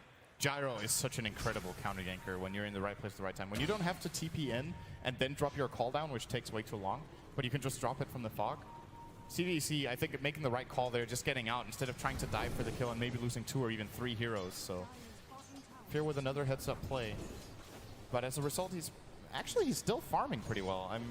He's being very, very effective in his movement. It's not like he's just hanging out in the mid lane waiting there for 2 minutes for a gank to happen, similar to what the Wyvern did bot. He is just reading CDC very well, and now he's going to have to read them extremely. Okay, he is very dead here. There's rocket barrage damage. He's still going to live in 1 charges, but it's not going to be enough. Immediate caster's curse. He's reading them very well, gets ganked. Well, CDEC also reading the game nicely. They understand Fear and his gyrocopter, just how many issues they'll create for CDEC. While this tier 1 tower, Sumail's going to try and keep it alive. You can only go for the denial. In fact, is able to claim it, and then power shots down all the spiderlings too. So much extra money while on top lane. Visage caught out by Universe, and they're able to find that kill with the help of PPD. Universe not having even expend his hook shot to do this kill. And PPD's going to find another one. Strike's coming in, and as Clockwork want to try and help him out, the hook shot down into the cogs. Where's your battery assault? It's there as well. They got extra health coming in from Sumail. Just looking for the damage with the power shot. They want him dead, and they've got him dead. He was so close to landing a lightning storm on PPD, but he finds the fog just in the last second there on the Crystal Maiden. And Shiki, of course, missing the first stun. He did have a chance, but did get dodged by PPD in that situation. Now, I want to talk a little bit about the supports on both teams, because it's very important with these level 6s, actually aggressive. Yeah, he's going up to Aoi, but with that cold embrace, Aoi, yeah, he's not going to survive. The attack damage from the tower is not going to be enough either. The Clockwork rocket was flying down from Universe. He might have been expecting his Wyvern to survive a little bit longer. But yeah, about the supports. Yeah, so both the supports on both teams are actually finding decent levels. PPD is level 7.5 and 11, which is very high for CM. Wyvern 5.5, Visage almost 6, and Tusk 5.5. I think it favors CDC a bit more when their heroes get level 6. The Tusk and the Visage are extremely potent for ganks. It gives them a lot more information as well with the familiars together with Broodlings. They can really start taking control of the map and look for the ganks. Similar to what EG did in the last game with their Clockwork and Storm, they will be doing it by finding the information with just their summons and then taking it from there. Oh, that was really close here. That was just an inch off, both in length and direction. And at the same time for EG, the Winter's Curse from Wyvern. When you snowball in 2 heroes, the immediate counterplay from Wyvern can really destroy your combination. And they have to give Wyvern level 6 now. It looks like they will as well. AUI will take 2 waves. Sumail locked to the trees, trying to cut through it with a power shot. But Carter are going to body block him up right now. That Sigil's making life difficult, not to mention the rest of CDEC coming in with the stuns. They'll find themselves the pick. At the same time, EG, they're searching for this Broodmother, the Spirelings. They're chasing down PPD. The battery assault from Universe trying to keep him back, and now she cold embrace into the Splinter. That's a really good farm for Aoi. And the Ice Shard's positioning for that gank on Sumail was just absolute. Oh, Fear almost getting the homing missile, actually. Level 1. Okay, yeah, that's not enough damage. And it also probably won't get back past the towers. But what was I? The Ice Shards that Tusk got off down here, this is like the Cliff of Doom for EG. That one right there. That's where they lost their game 1 to CDC as well against Tusk. He cut them off with Ice Shards and split the fight in 2. And they actually got a really good fight that looked like EG could have gained even more momentum. It was the first of many fights that CDC managed to grab in that game. And Ice Shards are so good on choke spots like that. You really just... They lock you down for so long. It's like Fissure, but in a way more controllable as far as angle goes. They see him. They see the Broodmother cursing directly away, and the Spiralings turn on their mother as the Clockwork jumps in, but then somebody's financing. The battery assault's not doing the work up against the Broodmother. The hunger is just insatiable from XZ. Universe being cold and braced up. Broodmother still running away, but they've lost the vision now. And in comes Shiki with the lightning bouncing around Universe as well as AUI, but with a shackle. Well, Shrug is controlled. There's nowhere near enough damage to find any kind of revenge kill on EG as Fear with a Sonic Wave. A little bit of trouble. The Familiar stuns as well as the Spiders. They find the kill, but PPD letting it go right now until the snowball comes in from CDEC. They need more. Universe is on the run. The Cogs going to push back the rest of CDEC, buying space for Sumail until Aggressive comes in with a scream. The Familiars will do the work in Q. We'll find a pickup on Universe. A 3-for-1 trade-off. And it looked like Shiki was getting over-aggressive there. Great shackle from Sumail, but the backup from CDC, once again, they're so quick at gathering up. It's something the panel has talked about a lot as far as their playstyle goes. This is probably the fastest team at rotating and at backing each other up. And in this case, you can't really say they outnumbered EG, but the key point about this fight is that the calldown missed. It's been the winning point in every single skirmish EG has had. This time around, Fear doesn't land it. And with that on cooldown, they're able to chase them down with the Grave Chill, as well as the Spiders in the web. Let's start to talk about like our late game. How does CDEC end this game against Evil Geniuses? You're running a Brood, you're running a Lesh. So how do you actually take out EG and still ensure you can take the ranks without losing your entire team? Is this when you look towards Broodmother with Necro units? Because you went for a Blance to start with. What's the build? You could look to split push. You could also just look to control the map. Like the ultimate goal. Call down. Yeah, PPD got the vision with the Sentry Ward, but now Broodmother just runs away from Fear. He even triggered drum charges for this, but couldn't find it. I think CDC, the main point the main thing they need to accomplish is to get more towers right now. Looking at the base push is of course something they're going to have to do eventually, but if they manage to get far enough ahead on towers and have Brute just control the entire jungle, they could be really flexible in what items they need to fight. Universe, nice hook shot down. He's going to trigger off the dust. They see the Broodmother perfectly. And PPD, there we go again. All over the Broodmother, and he will go down this time. And as real Crystal Maidens do, you wait the full 10 seconds. He's like, I keep getting money in on my bank account because he runs Broodlings into me. Okay, I mean, that's cool. Just give me a little bit of more gold. That's a rich CM then. I think the Broodmother was like, okay, why is he still channeling his ultimate? He's got to stop now. Okay, he's got to stop now. Shackle bottom lane. Sumail catching out Garda. Our AUI is here as well, going to curse him up. And that means Tuskar can go nowhere. Aggressive tried to come in, but he doesn't really have mana ready to fight. Staring down Sumail. The lightning will start it off, and that's where he can do a little bit more work. It's coming in from the Shrug, looking for any kind of block, and in fact Sumail turns onto the shackle. You'll have the Splinter coming in from AUI, making it a little bit more nerve-wracking if Lashrak is going to force the issue. But without the Sonic Wave from the Queen of Pain, there wasn't enough damage to counter the gank from EG.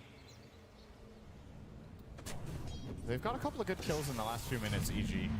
And this has to happen for them because else the map is going to fall apart. If they can keep on finding the picks, it disallows CDC from grouping up as 4 and having Brood split pushing, or even as they have done so far. They are really fighting with their Brood. It's often the Brood initiating the ganks with the Spiderlings, forcing out Cold Embrace, getting into a position where she can attack with Insatiable Hunger, and then, of course, there's been a couple of counterplays from EG, but overall XZ has actually had really good success in this game with an alternative playstyle for this Brood that we see very rarely these days. Instead, that's where we were looking for at the very, very start of the draft. It's like this 4-in-1, which is just so uncharacteristic of CDEC. Now a whole bunch of Spirelings actually chasing in the universe. They don't actually find him until the creep wave connects. But you're right. It's this different style of Brood, almost going back to. I don't want to. I'm going to quote it anyway. The 0-4-4 build. When you get the insatiable bite up, and then you just start fighting. You just try and find kills and run yourself in. In this case, it's a lot more of a balanced kind of build, where he's controlling so many different areas of the jungle, making it hard for EG to stack and just flash farm. Everything's being watched. I'm also liking how EG's getting a little bit more inventive with their sentry walls, putting them deeper inside the tree line. A lot more difficult to counter ward for CDEC, even if they do have sentries down. And it just goes to show how much the Brood is doing. They're really worried about the amount of control CDC are getting on the map. And yes, they're gathered up top and they're not getting killed right now, and they're putting down these sentries, but at the same time, Aggressive is just split pushing the bottom lane, finding his Orchid, and this bottom tier 1 tower is probably not long for life. I don't think EG will be in a position to hold this. So the Brood, even though she is unsuccessful in finding the towers herself, space created. EG's already prepared to try and force in the top lane, so it's going to be the tier 1 tower there, which took up a little bit of damage. Leshrakt's already going to defend the mid lane, which is where another place where EG decide to push. And Sidek, the choice is there. Do you want to try and fight? You're going to shard up to start with. Fear will dodge it. The catapult's still alive, so there's still some decent damage coming into this tower. But at the same time, a gank is also being prepared on bottom lane.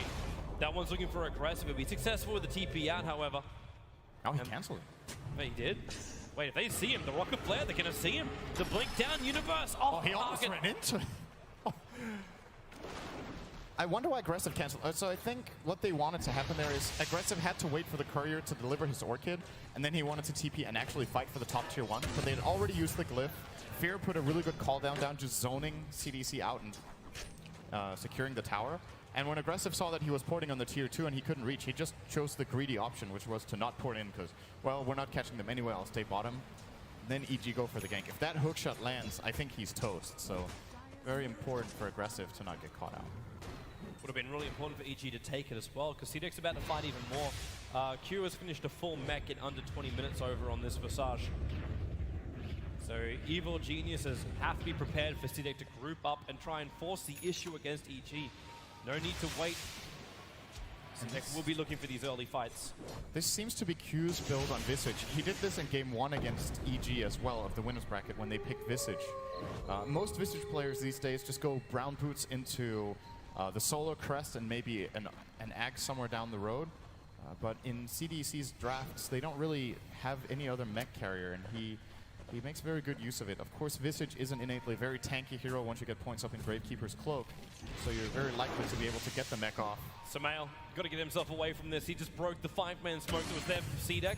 Observerworld is watching Universe pretty closely, but as PPD is the man is in trouble until Universe hook shots himself in, going up the guard of a PPD, already down for the count, dying to Leshract. Well, Universe, the shards will block him in. The snowball art from Familiars are coming in. They do have their stuns available. Might need a little bit more damage as now there's Samael. Can't get the shackle. He was just went for the ulti over on the Tusker.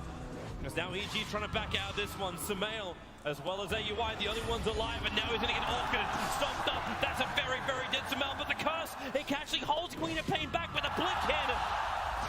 Only stalled up, not controlled completely, and EG losing 4 heroes very, very quickly for the price of a Tusker. Not to mention, now Broodmother with a tier 1 tower down on top lane. There's a lot more map control coming the way of Sidek. It's very difficult for EG to take fights when they get assaulted on 2 or 3 fronts at the same time. We had like 2 split fights going on. There was the Brood and the Queen of Pain going for the gyro first, and at the same time they get an initiation at the bottom side with the Tusk here. And EG's lineup is just, it's built to take these really strong 5-on-5 fights, but in these 2-on-3s or 3-on-2s or whatever right now, They're going to come out. Universe, hook shot, oh, he misses it. He was still getting range to the battery assault, turning on the blade mail as well. Leshract does not want to try and fight this one, but he has no choice. Denial with the Bloodstone. Visage was still able to get that last hit in the tier 2 tower underneath the noses of EG. He's going to resummon his Familiars here. This is a big cooldown forced by EG. This is a 3-minute cooldown on level 1 on the Familiars for the Visage. And perhaps EG can do something with this, but they lost so much. They lost multiple heroes, they lost a tier 2 mid, they lost a third of their top tier 2. And they have so many problems to solve first. I'm sure they would love to go for these aggressive plays, but they feel like they constantly have somewhere they need to take care of. They have to defend the top lane. Now again, Leshract is pushing out mid. It's very hard to gather up, get a smoke, and get into the enemy jungle and be aggressive when you constantly just have to struggle to control just your own side of the map. Even half of your own side of the map. Maybe it's that time then where EG should just look to just find their timing for farm. I know they really want to be taking out this ancient stack. There's like a quad stack of ancients there. But EG, the Familiars, they're scouting out the fact, like they're looking over towards the stack right now. So we'll see the quad stack and we'll see Fear farming it up. But EG, they prepare the bait by putting Aoi as well as Samael in. Actually, no, that is not the real Leshract. All the okay, yeah, this is not going right for EG. They're losing a tier 2. Yep. This is so much time being wasted by one illusion and a couple of Familiars, while then Sidek, they know they can just force an issue. You get a Desolator Broodmother, still gonna fly out, but If they get the Roche, this is a pretty good trade for EG, actually. Considering this tier 2, there was no way they were going to hold it. They're going to get the Ancients afterwards, perhaps. CDEC don't see it, though. They are not expecting this play to come out, and it's going to be successul. It's like they're waiting for EG to come out and try and wrap around into the dire jungle. Now the ping comes in from the Tuskar, but EG have already gotten away with murder on Roshan. That's a very confident play as well. If EG get caught there while they're rushing, the game's almost over. Like, they were already pretty far behind on gold and experience in this game. So going for a desperation play like that is definitely the right call in the situation here from PPD. Getting the Ancients too is going to bring fear. It's actually going to get him his BKB. It's pretty much just enough. If he can get all three, it will be, yeah. So there we go. CDEC don't contest Roshan. They do scout out the Ancient stack, but are incapable of stopping it or unwilling to stop it. And then you can have Samel finding more and more money over on this Wind Ranger. So she's able to combine up something else with the Aghanim Scepter, some level of damage dealing item. Even AUI was able to afford up a full Glimmer Cape on this Winter Wyvern. So there's more and more ways appearing for EG where they can fight CDEC if CDEC try and force the issue. And maybe that's another reason why they're not, until they're in a nice comfortable zone. That's something that T1 Tower, PPD taking a very long time to TP out. He is going to join it as well, but yep, all of CDEC. They head down bottom, including the Broodmother. Another one of those classic CDC rotations where they just go immediately all heroes to one place. EG read it this time around, they don't get caught. Question is if they can hold their tier 2. They do have the Aegis, of course, on Samel, who will most likely be acting as an aggressive kind of bait here, as I think EG wants to try and fight this. They do have call down on cooldown for another 10, as Fear used it as a defensive measure, and actually they will be too late. It is gone. No glyph. They also haven't got a smoke, I think, so no real... I'm not feeling confident initiating into that. And rightly so. Like, there's two observer walls just watching their movement around. So CDEC knew exactly what they could get away with there, and EG had no way to just slip under the radar. As we now get a Blink Dagger is the next item up for Samel. I was wondering if he's actually going to go for damage, or if it all just turned into, you know what, we need Samel for initiation. Even though the clockwork is fantastic, getting that double shackle shot is just so critical for EG during fights. This build is, in my opinion, the best in most cases. If you're playing a core Wind Ranger mid, it's just, it allows you to find solo pickoffs. It allows you to engage and disengage. You can go in with the blink, where in a lot of situations you would maybe have to wind run to catch up first for the shackle, and then what's your defensive, what's your getaway item? You don't really have anything. So this catches enemies by surprise. It gives you single pick-off potential. It allows you to land these two-man shackles, and all in all, just makes you way more powerful for the price of 2250. But now, he's powerful, but nowhere to really use it. As CDEC, they're backing out, so it's Leshrac farming up on top, trying to wait another 13 seconds so that Bloodstone comes back off cooldown, and there's your blink to shackle. Leshrac, well, no denial for you. Brought down with a double damage Wind Ranger. And she actually used both the Wind Run and the blink. She was really far away, but saw the opening. Yeah, they could push for a tier 2 tower. Like, you still got the double damage rune, and in fact, yep, there goes your Wind Run. They can try and burn through the tower while on bottom lane.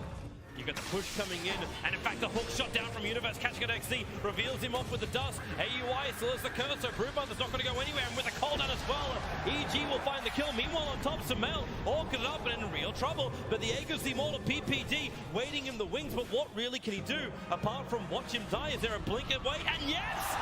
Samel gets away, aggressive, shackled up, he's going for more PPD. He can't actually lend any more help. Samel will die, the blink forward, PPD will be able to escape. But almost a miraculous escape from the Wind Ranger. Nice attempt there from Samel, but ultimately, again, in a way, this was another fight where CDC are determining the tempo of the game, right? EG go for an aggressive play, they find the pick off on Lesh with the Wind Ranger, they start being aggressive. The moment there's any sort of rotation needed to deal with the Brood bottom, CDC immediately gather top with the remaining 4 heroes, and they just run down whatever EG didn't TP away from up there. So EG are kind of forced into a position where they either have to full back with all their heroes there, or they have to go for a trade. And I don't think that trade really favored them. They lost Aegis and a hero only to kill the Brood. Well, they did, but at the same time, They need something, because every time they don't do it, C-Deck holds an advantage. They're coming down now. A smoke movement with a hook shot. They catch out the Broodmother once again. Again, that Blade Mail as well, not helping out the Broodmother. More TP supports coming in from C-Deck, and the cooldown already used from Fear. The Familiars flying right over the top, not getting the stuns. But aggressive, a blink in 2 seconds. He'll be chasing up after Universe. Cogs might be able to keep them out for now. In fact, both Familiars don't stun anything. And AUI, where's the shackle? BKB from aggressive. He'll dodge it, and Universe dying so quickly with the power shot for Fear on the front lines of the Rocket Barrage with the help from Samel. They find the kill. The Gem's also over on the deck, and they'll try and hold him here aggressive. Frostbite and PPD, we're going in right now. The freezing field drops, but he will be stunned up and controlled. But Shiki, no, he'll have to deny himself. They're not having a great fight here. See the EG, again the upper hand. They're chasing up after Garda. He'll drop as well. Queen of Pain able to escape, running away with that Gem of Truth side of C-Deck. So it's a 4-1 trade-off. This is what EG are able to accomplish with their BKB on Gyro with the 10-second charge, and the fact that they finally got a fight that was on one front. They got the opener on the Brood. No immediate counterplay from CDC makes the fight 5-on-4. And when they tried to go in for a counterplay, it's Sumail. Oh, nice tonight here by Q. It's Sumail they have to try to catch, because he is outputting so much damage, but Fear takes all the attention in the fight with all the damage he is outputting. And of course, PPD there with a very good freezing field as well. And the Winner's Curse. They got everything off the way they wanted there, EG. Honestly, for EG, it's probably the dream scenario that Universe finds a kill on the Brood, and then that CDC drop everything on him, because he already used his hook shot and his Blade Mill. After that, he's not that valuable of a kill compared to a hero like the Gyrocopter or the Windranger. Windranger is going to become more valuable shortly. We're looking at a Desolator build coming in from Sumail. So he's walking around with a Deso recipe. Didn't actually buy the Mithril Hammer. So probably one of those buys where he's not 100% certain that he will be able to survive the fight. And this is going to help him greatly going up against that Broodmother, who's already walking around with 22 armor. And they're establishing control again inside the Dire Jungle. PPD is trying to farm just on the edge of town. I'm surprised with how CDC are playing this game that the Brood is not going for a BKB. I think it would actually be a really good item this game. You can pretty much ignore most of the Clockwork, you can ignore the Crystal Maiden, lots of Gyro's damage is still magical. So the only hero who's really a threat is the Windranger and her physical damage, but you could probably just disengage and find a different initiation angle or a different target. They have to disengage now. Like they're trying to force out the top lane. In fact, EG, they don't have any vision behind the town, so they're not assertive about it. With the double damage rune in the hands of Windranger, they could at least force the fortification out from C-Deck. And that will allow her to slip into the mid lane at one point and take out that tier 1-2. Sumail's going to run. He's going to be fine. He has a good defensive ward down around the river area. CDC once again find nothing. They group up for it. But they do have decent lane positions. The bottom lane, EG didn't manage to push as much as they would have liked, I think. AY did whatever he could there with the Cold Embrace, but obviously couldn't get in too close with the risk of getting caught out. There's a lot of spiders are being cleaned up here. So much money for EG. And this is the objective. This is where the fight's going to be. They're going to be really happy with the spawn timing of this. It's 10 seconds away from spawn, so it's a quick Roshan. And the reason why it's even better is Sumail still is holding on to this double damage rune.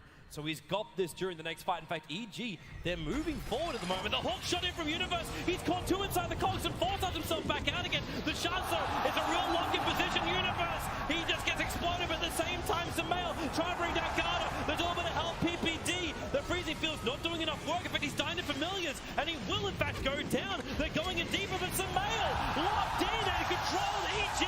They're going to lose 4. Fear trying to change it around as much as he can, but now they're going to lose 5. EG went in too deep. AUI blinking himself away to safety, but not far enough. He'll Glimmer Cape into the pit, but they lose everything. Aggressive with a triple kill. C-Deck will also grab Roshan and cement their control of this game. It was starting to swing away from them. It was a 5k advantage in net worth going the way of C-Deck, but look at the curve. When we go to the experience, it kicks straight back up again for C-Deck. EG, they are in real trouble now. Sumail just doesn't have enough damage just yet. It's 33 minutes in. He's not having his best game on that Windranger compared to what we saw earlier on in the tournament. If he would have had the Deso, this fight would have been completely different. But they don't kill fast enough with the focus fire. I think they also layer their abilities a little bit too much. There was a little bit of stun layering there. The shackle shot was not expired when the Winter's Curse from AUI came in. And it also looked like they weren't focusing on the same target entirely. So they spread it like they did a lot of damage to 2 targets instead of killing 1 off. And then the snowball from Garter saves the Leshrac after his self-fuels. And they just get to dodge the freezing field and find all the kills at the end. Beautiful play from CDEC, not losing a single player there. It looked like it was going to be a great fight for EG, but they just lacked that little bit extra that could have turned it their way. You're right. It also comes down to a huge snowball coming in from Garda. He was able to protect 2 of the CDEC players throughout the fight. So the layering from CDEC was perfect. But for now, CDEC back to that farming kind of game unless they can find an opening. The Observer was watching all of EG moving into their own jungle. Next wave of items is starting to arrive, so a full BKB Leshrac is now up and running. You've still got that Blink Dagger over on the Tusker. And we've got 2 plate mails, one for the Quap and one for the Broodmother. So we're looking at both Shivas and Assault Cuirass being built up here for CDEC. And in fact, the Assault Cuirass is already done. And that's over on Aggressive. He is 7-0-9. Super farmed this game, 235 CS. He's 3rd highest. CDEC have got full map control now. That one fight just gave them the entire map on a platter, and they even have a gem, so the final parts of EG's defensive lines outside of their base is now gone. And with Shiki with this BKB and the Aegis, the next fight EG take, they don't kill Shiki during BKB with anything else than a Focus Fire Windranger. But her Deso is still not ready, so I'm not even sure that's gonna cut it. And then they still have the problem of dealing with the second life. This next fight CDC are going into with a very, very high odds of winning unless EG get a miracle combo off. And they even have to babysit Smail as he tries to complete up this Desolator. Win range not the healthiest of heroes as far as life goes. And now it's even harder for him. It's just... It's a good idea. You have to venture so deep into the Radiant jungle for this farm. Fear just upped his damage quite a bit with this Butterfly. And of course his defense as well. 35% evasion. There's no MKB on the Radiant. It's a really good item against Visage. The Broodmother will also lose quite a bit of damage. But judging from how the fights have gone so far, CDC haven't really targeted Fear super early in the fight. I think he died last in that last fight. They just went for the easy targets first, and then they took out Samael. And then on to Fear in the end. If they can tank the Gyro's damage, with this Cuirass giving them all 5 armor, with the Brood giving them all 5 armor with Vlad's, they have 10 AoE armor. The left looks pretty fragile in isolation right now, but he technically has 18 armor during team fights. EG, they don't have enough oomph right now. They have to just wait, try to wait out the Aegis, get the Deso on Samael, and then go for the fight of their lives to come back into this game. And CDC can just keep map control. They're doing the right thing. They're farming the enemy jungle. They're pushing out both top and mid lane. EG are taking the only lane that's kind of safe for them here in the bottom. And they're not even showing a carry down here. It's PPD who's split pushing. They might be concerned with losing a more key hero at this point. Well, right now, Stake's looking for that key hero. They've smoked up with 4 players as well as a couple of familiars. Shiki is the only one showing himself in the mid lane. In fact, yes, they are going to wrap around the bottom. As you said, is AUI and PPD is the 2 supports who are down here. So Mel's just trying to farm the jungle. He's 50 gold away from having that Desolator. And right now he's going to walk almost into EG. The blink into the tree line and as well as TP out. Samel, he does it in time. And AUI looks like he'll also be successful. So unsuccessful smoke gang from CDEC and a lot of time wasted for them. And they lose a tower. They will deny it though, so not the biggest loss, but EG doing a good job reading map movements with zero vision. If you look at the dire vision, they see absolutely nothing right now. And on quite the contrary, CDEC, they have 4 observer wards out. When these familiars are done. Well, then again, hook shot. Universe, he's found the Broodmother. The BKB's been done. Universe just 4-stars himself away. It's Shiki. He's moved up even further, looking for Samel. Samel's gonna get perfectly stunned and pulled down by the pass over. V with the call down. He might have enough damage. No, he does not. EG lose 3. This is spiraling completely out of control for Evil Geniuses and perfectly in the position for CDEC. AUI locked on the other side of the trees. He's dead to the world. The only one left up is Universe. But this is the time when CDEC could just push and try and take a Rax. Shiki already TP'd himself up to the top lane. They're looking for more than just one. I think Universe in that situation didn't realize XC picked up the BKB. As I mentioned earlier, I think it's the right choice to go for, and he did it after the plate mail. The moment that BKB was popped, the EG were in a lot of trouble. They didn't have the counterplay to the Brood. They just put their Clockwork into a horrible position, and it looks very likely right now that the series will be tied up. Jump in by aggressive. At the same time, they're going to snowball after AUI. He's down for the count. Universe having this one-on-one battle with a Broodmother. A battle which he will lose. A 4-staff away. He had to bail out of this one. Live to fight another day. He has already expended his call down to try and stop this push on the top lane. But he'll have to come in with Flat Cannon as well. PPD. That Greave's already been triggered by CDEC.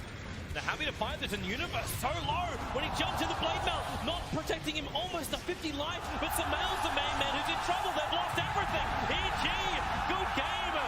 We will have a guaranteed 4th game as CDEC level the series 1-1. That Brid by the last pick really caught them off guard. I think both teams played a really, really good game here. I actually expected EG to lose harder than they did. I think the Brood could have just completely ruined their game, but they did what they could defensively. Now, this is something that sometimes happens, you know, in like best of 3 or best of 5. You get most fearsome heroes you can run into in the mid game if he has a good laning stage. EG should be aware of this, and he's also a pretty good matchup against Gyro during the duration of Shadow Dance. And when it's over, maybe you can disengage. You have so much burst going into Gyro, which most melee cores actually can't do because they just get rocket barrage to death, but Slark has that ability in Shadow Dance to actually take the fight to a Gyro in melee range. So I think CDC have a very well-rounded draft with that last pick, and I think EG were taken completely off guard by it. That said, though, they have their own comfort picks. Yeah, that they do. It's all about the comfort zone. Fear, another game to be played over on Gyro, while Skywrath Mage, you get a 2 for now for AUI 2000. And Samel on the Ember Spirit, we had a wonderful display of his talents on that hero just a couple of days ago here on the main stage in Key Arena. And it was absolutely superb. And with an Undying, you always feel like that early game pressure is going to be strong. And it looks like that's exactly what EG are trying to achieve. They'll move Universe up to the top, Samel to the mid, so they can run an aggressive tri-lane at the start with Fear, PPD, as well as Aoi together. And this means that CDEC, well, it's not really going to change their lanes that much anyway. They're already planning on pushing that Leshrac into the mid and the Darkseer to the offlane. It's going to be interesting to see. If this is a tri-on-tri lane, it's the lane to watch. That's just how Dota works. When 2 tri-lanes meet, there's bound to be a lot of action. And even if let's say there's no action, then one team is just flat out out-farming the other, because else they will be looking to get an advantage via kills. As you see Aggressive's position, he's already looking for the early attack down here, putting the Observer Ward inside the lane. So you'll understand just how far EG moved down. Garda is the man doing the block on the wave, and then Darkseer is moving over. So Darkseer will remain on the bottom for the start. So it's the Slark who's now actually TP'd himself up to top. So they've split their lanes up already. Yeah, they just waited for whatever information they could get. They see the aggressive dual lane that EG were planning, and they just decide it's not worth it.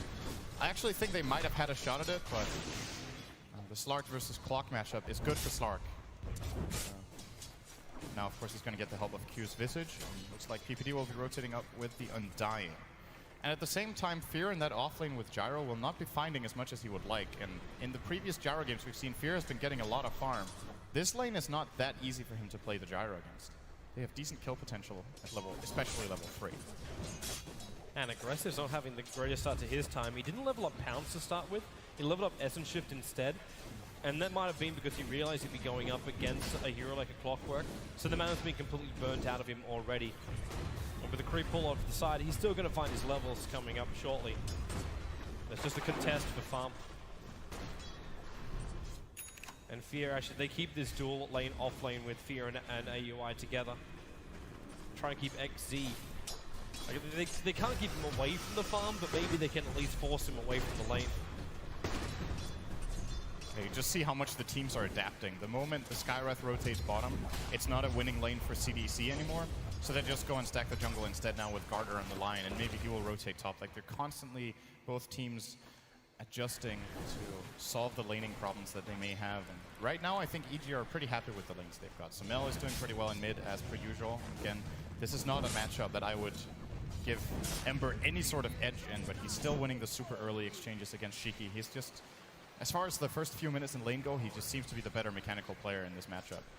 He might be having a little bit of help at the moment. AUI was able to pick up, or an invis room, and he's going to walk his way in towards the mid lane. He'll find Garda here, and well, terrific smoke time from CDEC as AUI's invis rune instantly triggers it, and you're not going to be carrying around dust or anything which can counter what was just done anyway. That's the shortest duration smoke we've seen at the tournament. Instantly cancelled. Actually did absolutely nothing. Well, what it did give them information. So even though he doesn't get the gank, he knows that Skyraf is there, but they can't really use it for anything. So very good rotation from AUI. In fact, he already just head down the bottom. He cancelled the clarity of the Darkseer, which is actually going to make it a little bit more difficult for Rexy to keep these Iron Shells up on the lane, because he doesn't have his Soul Ring just yet. The bottle has already been like ferried out to the mid lane, so he has to wait for the courier to get back. By that point, he should probably have the money for it. And Shiki really needed this too. Like, his creep wave's going to let him catch up to the farm, but he needs to be able to zone out Samal a lot more than what he currently is. Well, EG, top lane Universe, Garda, trying to come around the corner. PPD is still waiting in the tree line. CDEC have no vision of this at all, but they have to know he's around. If they go for an aggressive play, PPD can skill either Soul Rip or Tombstone. He's holding his point for now, because he wants to see what solution he needs to go for. If they get the chance to just burst someone down in the cogs, we might see him just skill the Soul Rip, but I think the more defensive of those two abilities in a lot of cases that could arise up here would actually be the Tombstone, just to slow down CDC on their way in, and Universe can just cog and run out. Their gank did not work out. And Lion is going to rotate again. And this is a lot of time without finding levels. Then again, he can't do the pull on the bot lane anyway, because the Observer is still blocking up the camps. A little bit further to the right, so it's not actually on the magic push, so it's not blocking up both the camps inside the Radiant jungle. But for now, Garda, right underneath the Dire Observer Ward. He thinks he's being stealthy by walking into the tree lines there, but Samal knows exactly what's going on. His Flame Guard will come off cooldown in a moment, and in fact, they've also rotated in AUI 2000. So by knowing this, they can try and go for a counter gank. Yeah, if he stays there for too long, he's first blood. It's going to be very easy for EG once Samal hits level 6. He's almost there. Garda will decide against it. He actually saw AUI walk across the lane. That's the reason why he backed up. Universe getting very close on the top lane. There's a Cog's going to drag in the slug. Now he's looking for that pounce, while PPD removing a lot of his life. He pounces up and away. The rocket's still available here from Universe. He'll get vision back on this slug again, and you got Decay in just a moment. In fact, it's back off cooldown again, but with the support coming in from Shiki, they have to back up. It's a male. It's a Trip Spirit down to the Visage. Evil Cheers, and finally they'll be the ones to spill the first blood. And it'll be on the Visage after an interesting initiation from Universe. Such a great play call from EG to go back there instead of diving onto the Slark. They realize there has to be a TP coming out from the Lesh, and then they TP their own in turn. And Ember, just the more impactful hero in that engagement, the way it turned out. Very, very good map movements here. And what a great time to also rotate it in. It was still the Undying who got the last hit. So PPD was the man with the extra cash, but there's never a bad time to give money to an Undying. Even if PPD does play that fifth, more sacrificial position. And while all that was going on, like you TP out heroes, you've got Fear finding his level 6 on bot lane. So attacking into this gyro on the bot is very suicidal, because you'll be coming underneath cooldown. And the Slark's not really in a position where, like, aggressive is not finding momentum on this Slark at all, which is something he really needs. He's not getting as much farm as he would like right now. The farm is favoring EG quite a lot, as a matter of fact. They're 1,500 gold ahead with just 1 kill, and that's just lane farm. There's been no towers pushed at all. It's a very good start for them. And if you're CDEC, you probably look for a timing window that is Lion hitting level 6 and Slark hitting level 6. Then your heroes start really taking off and being able to gank very easily. And Lion will get a lot of experience shared here with Shiki, who of course takes the gold.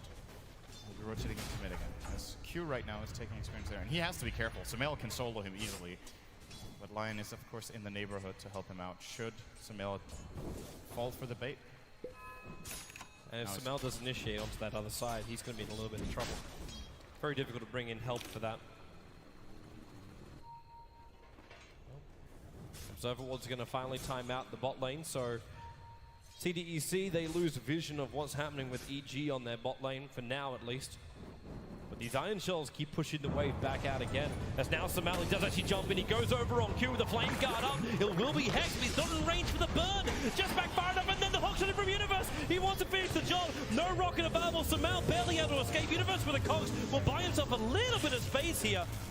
He'll have a rocket up in a moment. Even Fear TP didn't try and have some part in that.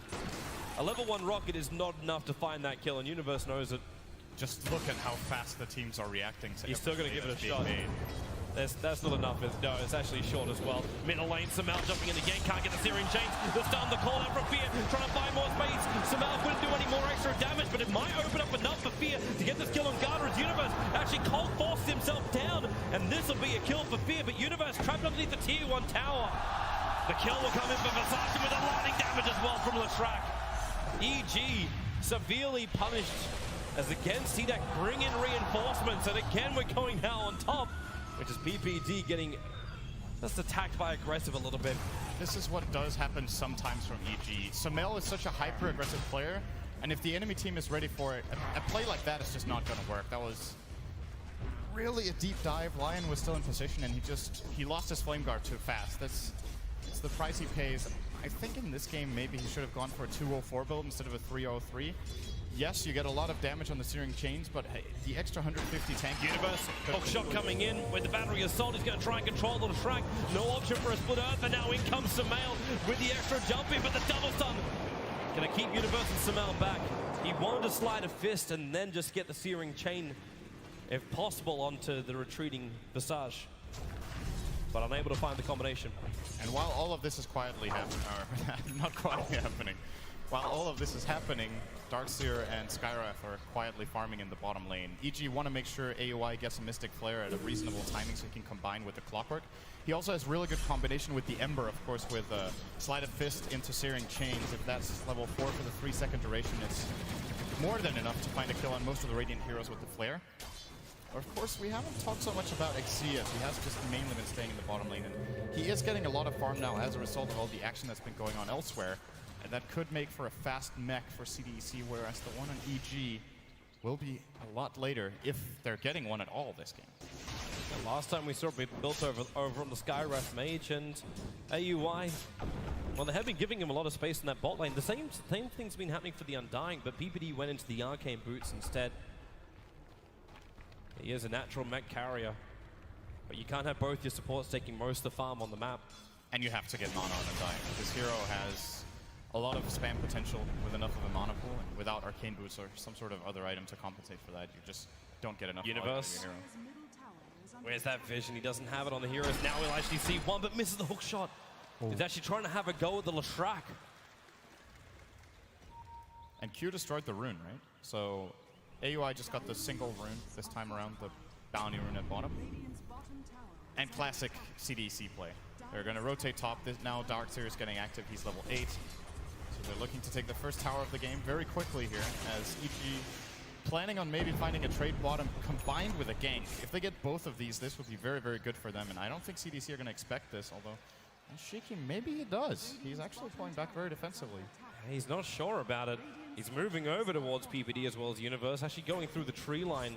Try and break the smoke, while in middle lane is Q and Garter coming in. They're looking for the kill on Samel. The Spear is up, but Samel won't have enough life to survive this. Support's coming in from Universe as well as PPD. They throw down the tombstone, and Fear, it needs to be a big call down, and it will be a catch out too. They need blanket and damage as well. Universe dropping very, very quickly with the lightnings and the familiar drops. It's a double kill for the Leshrac. They're looking for more. PPD removing a little bit of the life, but support's arrived in here. It's aggressive, going on Fear. It's a triple kill for the Leshrac, and PPD on the run. No stuns for the familiars, but they got some decent damage. Surging in the slug. He doesn't have pounds available, but there's that Iron Shot combo with the dead backpacks. There's a kill for the slug, and CDAC. Momentum is coming their way again. A sharp spike to the Golden Experience graphs. They just knew what was happening. They got the top tier 1 for free. EG were trying to trade for bottom, but they weren't fast enough, so Fear left it. And they just know that, of course, they're going to be rotating into mid to gank Shiki, and they're very quick to respond with their own rotation from above. Universe. All usage there. Gonna hook shot bottom lane, aggressive. Thought he was fine, but EG, they at least get the consolation prize. And now this combo being online, you're going to see more of this in this game. It's 100% certain that Universe and AUI will be grouping up more. Their ultimates, it's another thing about Clockwork Skywrath that isn't talked about so much.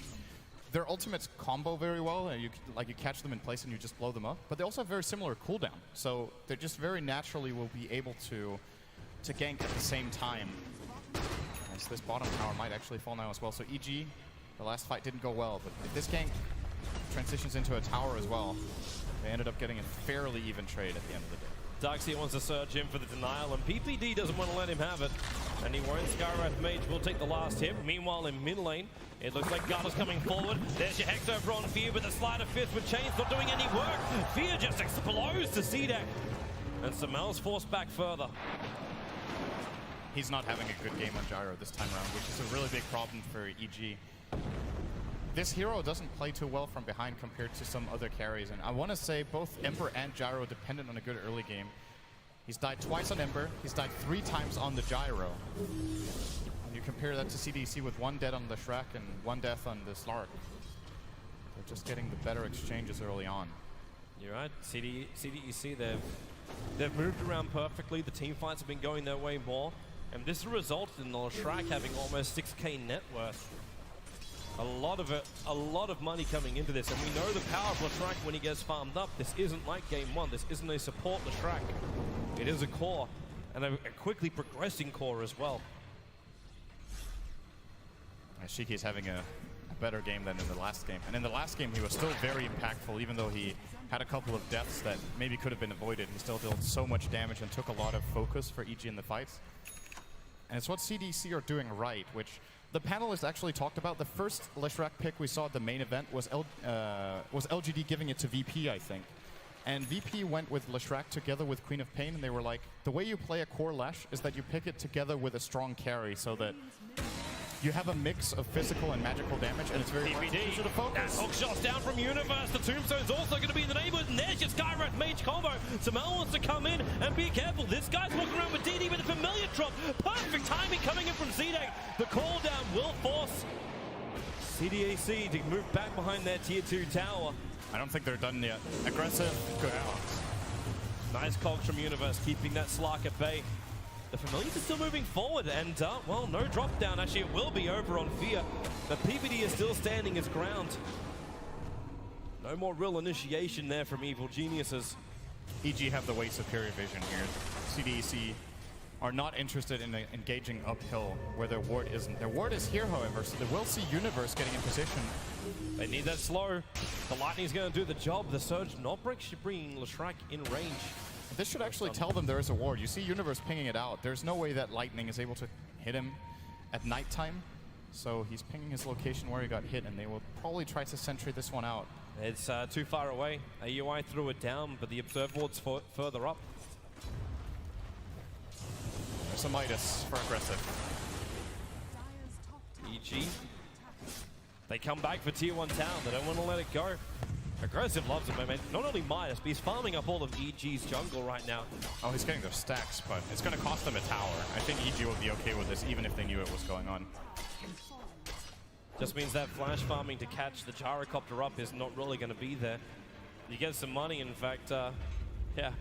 Aggressive gets away with it. He'll move up to the top lane, even farm that lane up. Add pressure to the tier 2 tower, and this stops EG from adding more pressure into the tier 2 tower on the bot lane, or even looking to attack in to CDEC, which they want to. They have a Dire Observer Wall that just scared them going up, and in fact, a smoke move coming out here from CDEC. I'll see Universe farming up, but it looks like that's not their target. They want top, they want to kill into a tower. EG are taking the right path, though. They're completely escaping this gank. I'm not sure if they did see any of it with their ward. I think they didn't. At least they didn't ping it out. They saw them move up onto the hillside, and yeah, without any hero, with like the only hero you got showing in a lane is a Slark. You can put 1-on-1 together and make 2, realizing it's a trap. 1-on-1 makes a trap.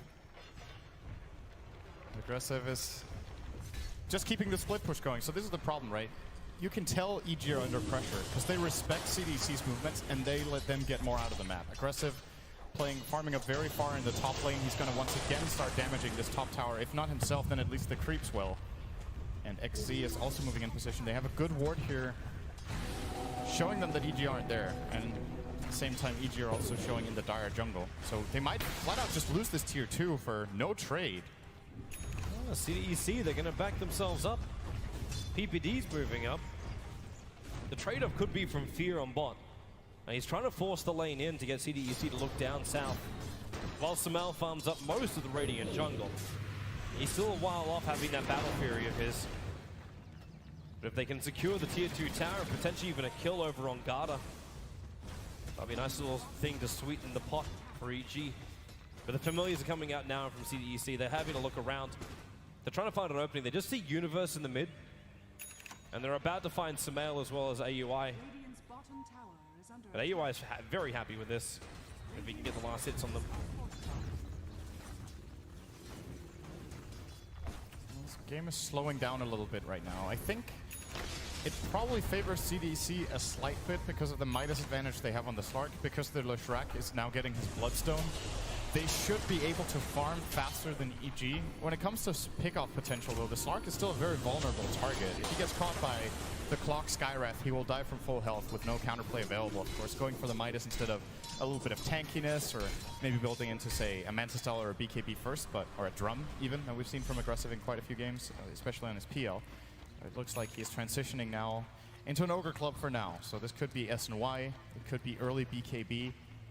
Looking at BKB, EG have very few solutions for that until super late game. Both Ember and Gyro are spread damage carries that deal a lot of damage, but not really to that single target in the Slark. And if that's the reasoning behind getting the BKB, then I could definitely agree with going it first in this game with a Midas. Your looks good, but EG, as you said though, like later in the game it's going to look better for them. For now, they're trying to get a little bit more control of the early game by smoking up, looping around, and looking for CDEC, but CDEC are always on the other side of the map when these smoke gangs happen.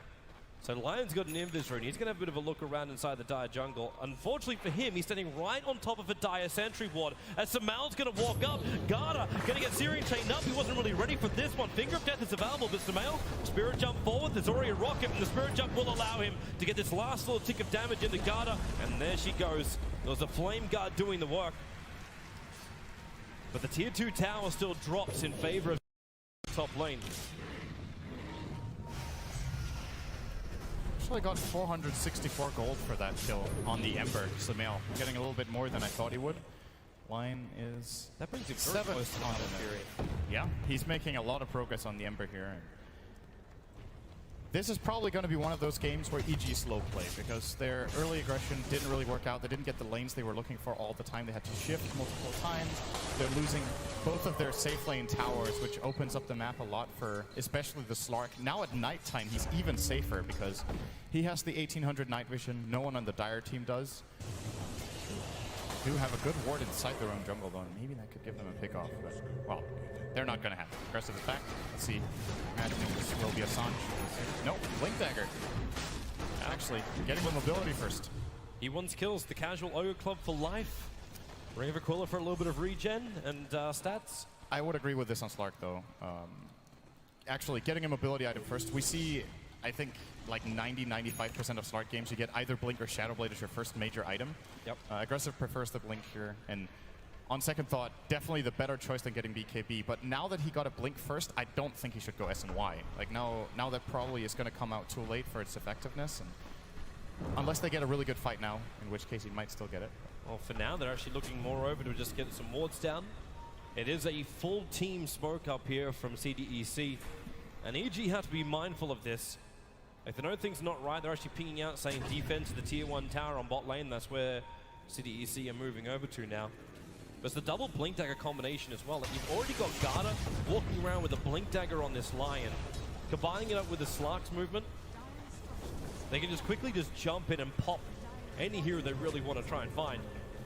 Now PPD puts his own Observer Ward down, so both teams having good vision over this bot lane, and Universe hook shots in. He's able to lock in aggressive. That Blade Mail not even helping him at all. Universe just evaporates. So the CDEC damage, and Aggressive's coming in more. Blinks forward, gets a leash over on Fear. They need more damage. The Tombstone trying to help now. The Finger, not enough to kill off Fear. Garda so low. The mech keeping him up until the sun comes in. Actually, he's undying. Getting the last bit of damage, and Concussive Shot will slow down the Visage, and Samal going in very deep. A double Searing Chain moving around. It's EG. Samal picking up a double kill. They move in deeper as well. Q's on the run out here. The Sleight of Fist, they're getting rid of at least one of the familiars. And the TP out from the Visage will be successful. There's no more stuns here for EG to use. And that looked like that looked like it was going to be a really bad fight for EG when they lost the clockwork for pretty much nothing, but it just seems like whatever team is engaging into the other gets punished really quickly. CDEC with a follow-up engage from the Slark weren't really able to follow through, as Samael with a perfect timing on the Battle Fury. If he didn't have it he had it like 30 seconds before that fight broke out. If he wouldn't have had that, that could have looked really bad for EG, but a lot of spread damage being done. It flags how important that kill on Garda was. That extra cash to have the Battle Fury for that one fight. It was a critical kill, and something which Garda really, again, couldn't have foreseen because of the Sentry Ward being there. It's a D-Ward position, but that's all. Now Aggressive looks for his opening with an Invis Rune, but Samael's looking really good right now. He does not want to try and get up in his face. Especially knowing he probably won't be able to pick up the kill anyway. Not if there's a defensive spirit floating around, which there is behind the tier 1. We should also mention the mech on AUI. I'm not sure if you did. I have not yet. I do believe that was in the fight as well. Yeah, it was on cooldown after the fight, so definitely helping out EG as well. We were debating whether they would be able to get a mech in time or not, at least compared to CDC, who definitely got it way earlier in the Darks here, but he's managed to get a decent timing on it from AUI with only 30 CS. Having Arcane's mech at minute around 20 is still pretty damn good. Makes a big difference in these team fights with so much spread damage coming out from both teams. Mech is one of the absolutely most valuable items for its cost. It was critical for both teams during that last engagement. Looks like they're looking for another one as well now. CDEC, well then again, hookshot. They've gone up to the top, that's aggressive. Locked in here, that Shadow Dance's not going to help him too much. Actually, it's enough to pounce him away. They cannot keep up Evil Genius as that Slark is just way too fast. Really thought EG would be able to dish out a lot more damage to him before he's able to leap away. And you see Aggressive's approach to this when he gets hookshot. It's entirely possible to pounce out of cogs with Clock in there if you're facing the right direction and not catch him. But he plays it the same way every single time. He destroys the cogs instead. And being only level 1, they only take 2 attacks from him. He runs out a little bit and then he pounces when he's created the gap. So not taking any chances here. Very, very experienced Slark play here coming out from Aggressive. Just consistently, well, I guess you could say apart from that dive at the bottom tier 1 tower when he went in and they got a bad fight out of it, he's consistently been making good decisions this game. If he can keep it up too, and after having that BKB, be the critical player right now for CDEC. And speaking of BKB, Fear got it. So they're going to come out at roughly the same time, Aggressive, meaning he is about, what's he ahead? About the Midas in value, a little less ahead. As the other items they have are pretty comparable. Drum is a little less expensive than Blink. They both have Aquila and a 1. So they could be a lot more even. I'm still seeing Samael top with the net worth board. Now he's got this Battle Fury. He's moving very efficiently through the jungle and building into a Skadi as his next major item. So Darkseer might continue to push out these lanes, but I don't know, for me, man, you look at it, and EG are farming in the comfort of their own tier 2 tower areas. There's no real pressure being applied by CDEC right now, but this will all change as finally their smokers come back off cooldown again. They don't have another one for another 12 minutes, but there's one coming out in the courier now. And they've got to make this count. And you just know they're going to use it right away as well, right? Yep. There's no way they're saving this. As I'm saying that, they're saving it. Great, okay. Caster's Curse kicks in. Wait, they changed their mind? No, they see him. The Observer Ward's watching the stack being done with the Tombstone as well. They could try and contest it. But at the same time, Fears work through this very, very quickly. They're holding on to it for now. It looked like they... they're changing their mind now. It's on the line. Here we go, here we go. Like I said, they use it right away. I believed you the whole way, Synderen. The whole way. And then jump away. The smoke is blowing already. CDEC, this is not what they wanted from this. Samael was close enough. He just jumps back to the Spirit. But they're still ready to force fights. A BKB is now up on Shiki. So if they want to try and come onto this tier 1 tower, they can do so. The Ember's not in the most terrific fighting condition ever. as he doesn't have the Scully done just yet. Aggressive. There's his movement in. They get the Hex over on Samal with the finger of death. Is there enough? Universe hook shots in, trying to push it back in the defensive spirit. Samal gets out. Leaves another one. He wants to TP back and then come back to this fight at full life. Aggressive needs to pound himself away, but this is BKB. The 10-second one triggered.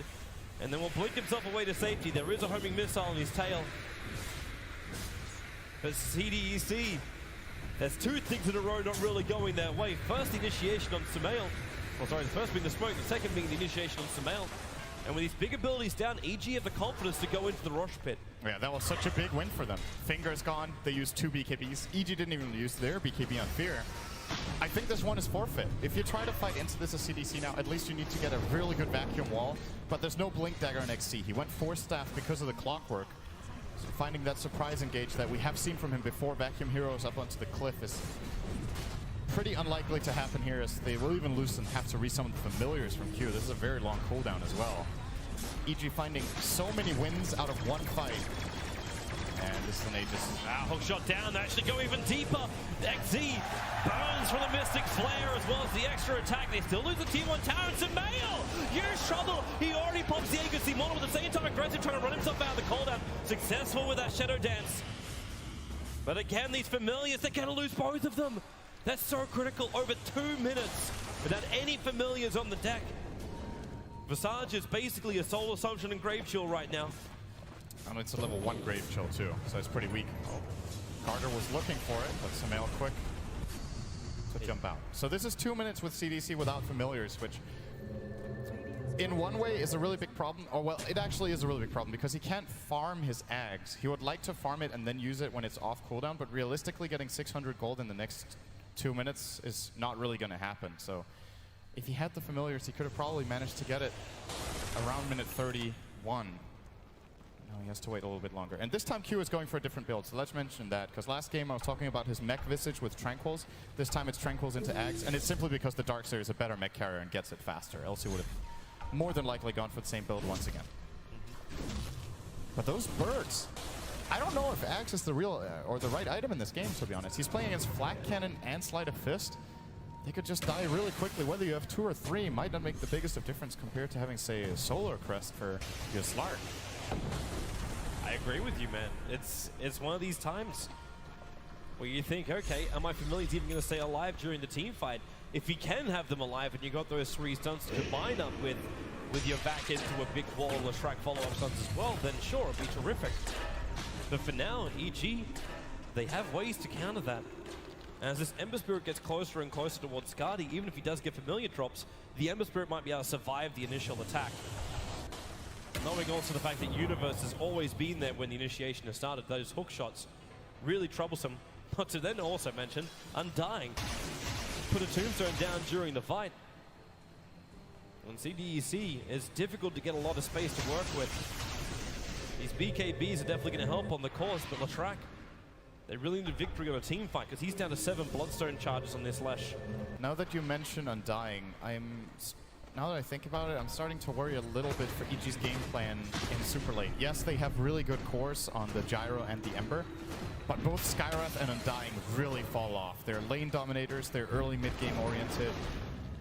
AY is trying his best to stay relevant by getting a Medallion into a Crest, probably. So he's going to be, in a way, more about his items, the mech and the Crest, than about his spells that just get flat out countered by BKB. This hero is like one of the absolute worst heroes in the game at playing against BKB carries. You're super fragile, you have absolutely no mobility, you have nothing that goes through BKB at all, and you can just be singled out. So it's very important for EG that both of their cores, as well as the Clock, who's doing a great job, keep farming so that they can still manage, even with their supports definitely falling off later.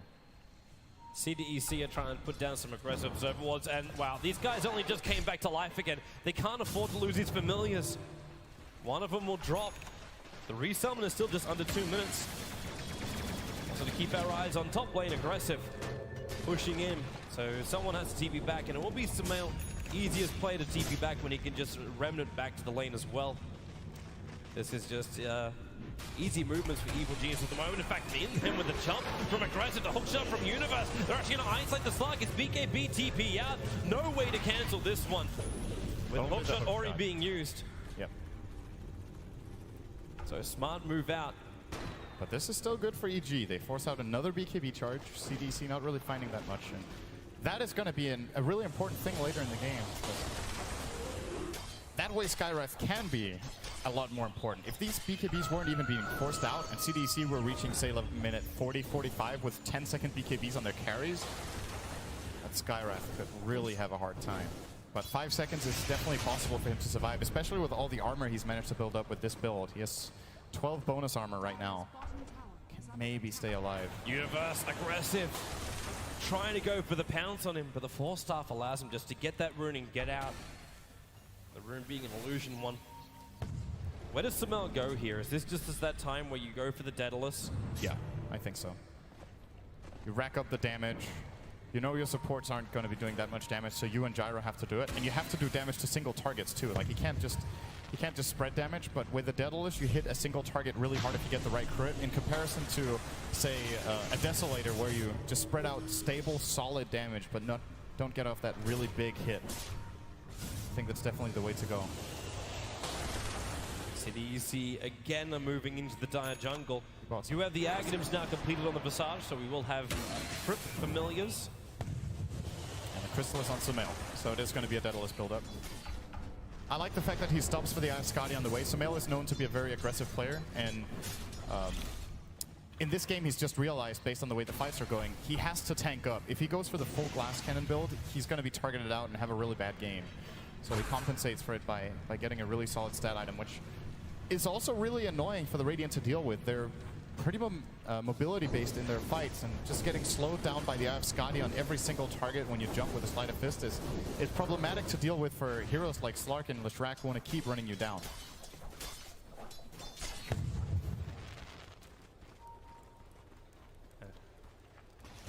So C-Deck now. So how do you even stop this right now? You got C-Deck who are holding back. They're chilling inside the dire jungle. They're taking a little bit of farm from here and there, but nothing's really been forced. While the Ember Spirit and the Gyrocopter continue just to free farm up. The Slime's getting slightly bigger, but doesn't appear to be farming anywhere near the rate of Evil Geniuses. In fact, the EG boys are getting more experience off this map than CDEC. In fact, with a hook shot, barely missing Shiki. That would have just put them even further behind. It just feels like C-Deck are battling against the clock when EG is going to be ready to force the issue and push down the lane. I'm really not so sure that's how it's going to play out, because they also have a Darkseer on the defense. Again, if you look at later on into the game what this lineup can provide, of course their vacuum combos are going to be difficult to land. Like vacuum into Split Earth, or vacuum into Earth Spike, or vacuum into Bird Stuns are all three pretty difficult, but they have 3 of them. So there's plenty of potential where one of their heroes is locked down and they can still get it. And Darkseer in the late game situation, you just know that wall is going to be effective. Like if you get a copy of Gyro and a copy of Ember, those are agility carries, and the illusions will hit hard. And the stronger you get, the stronger they get.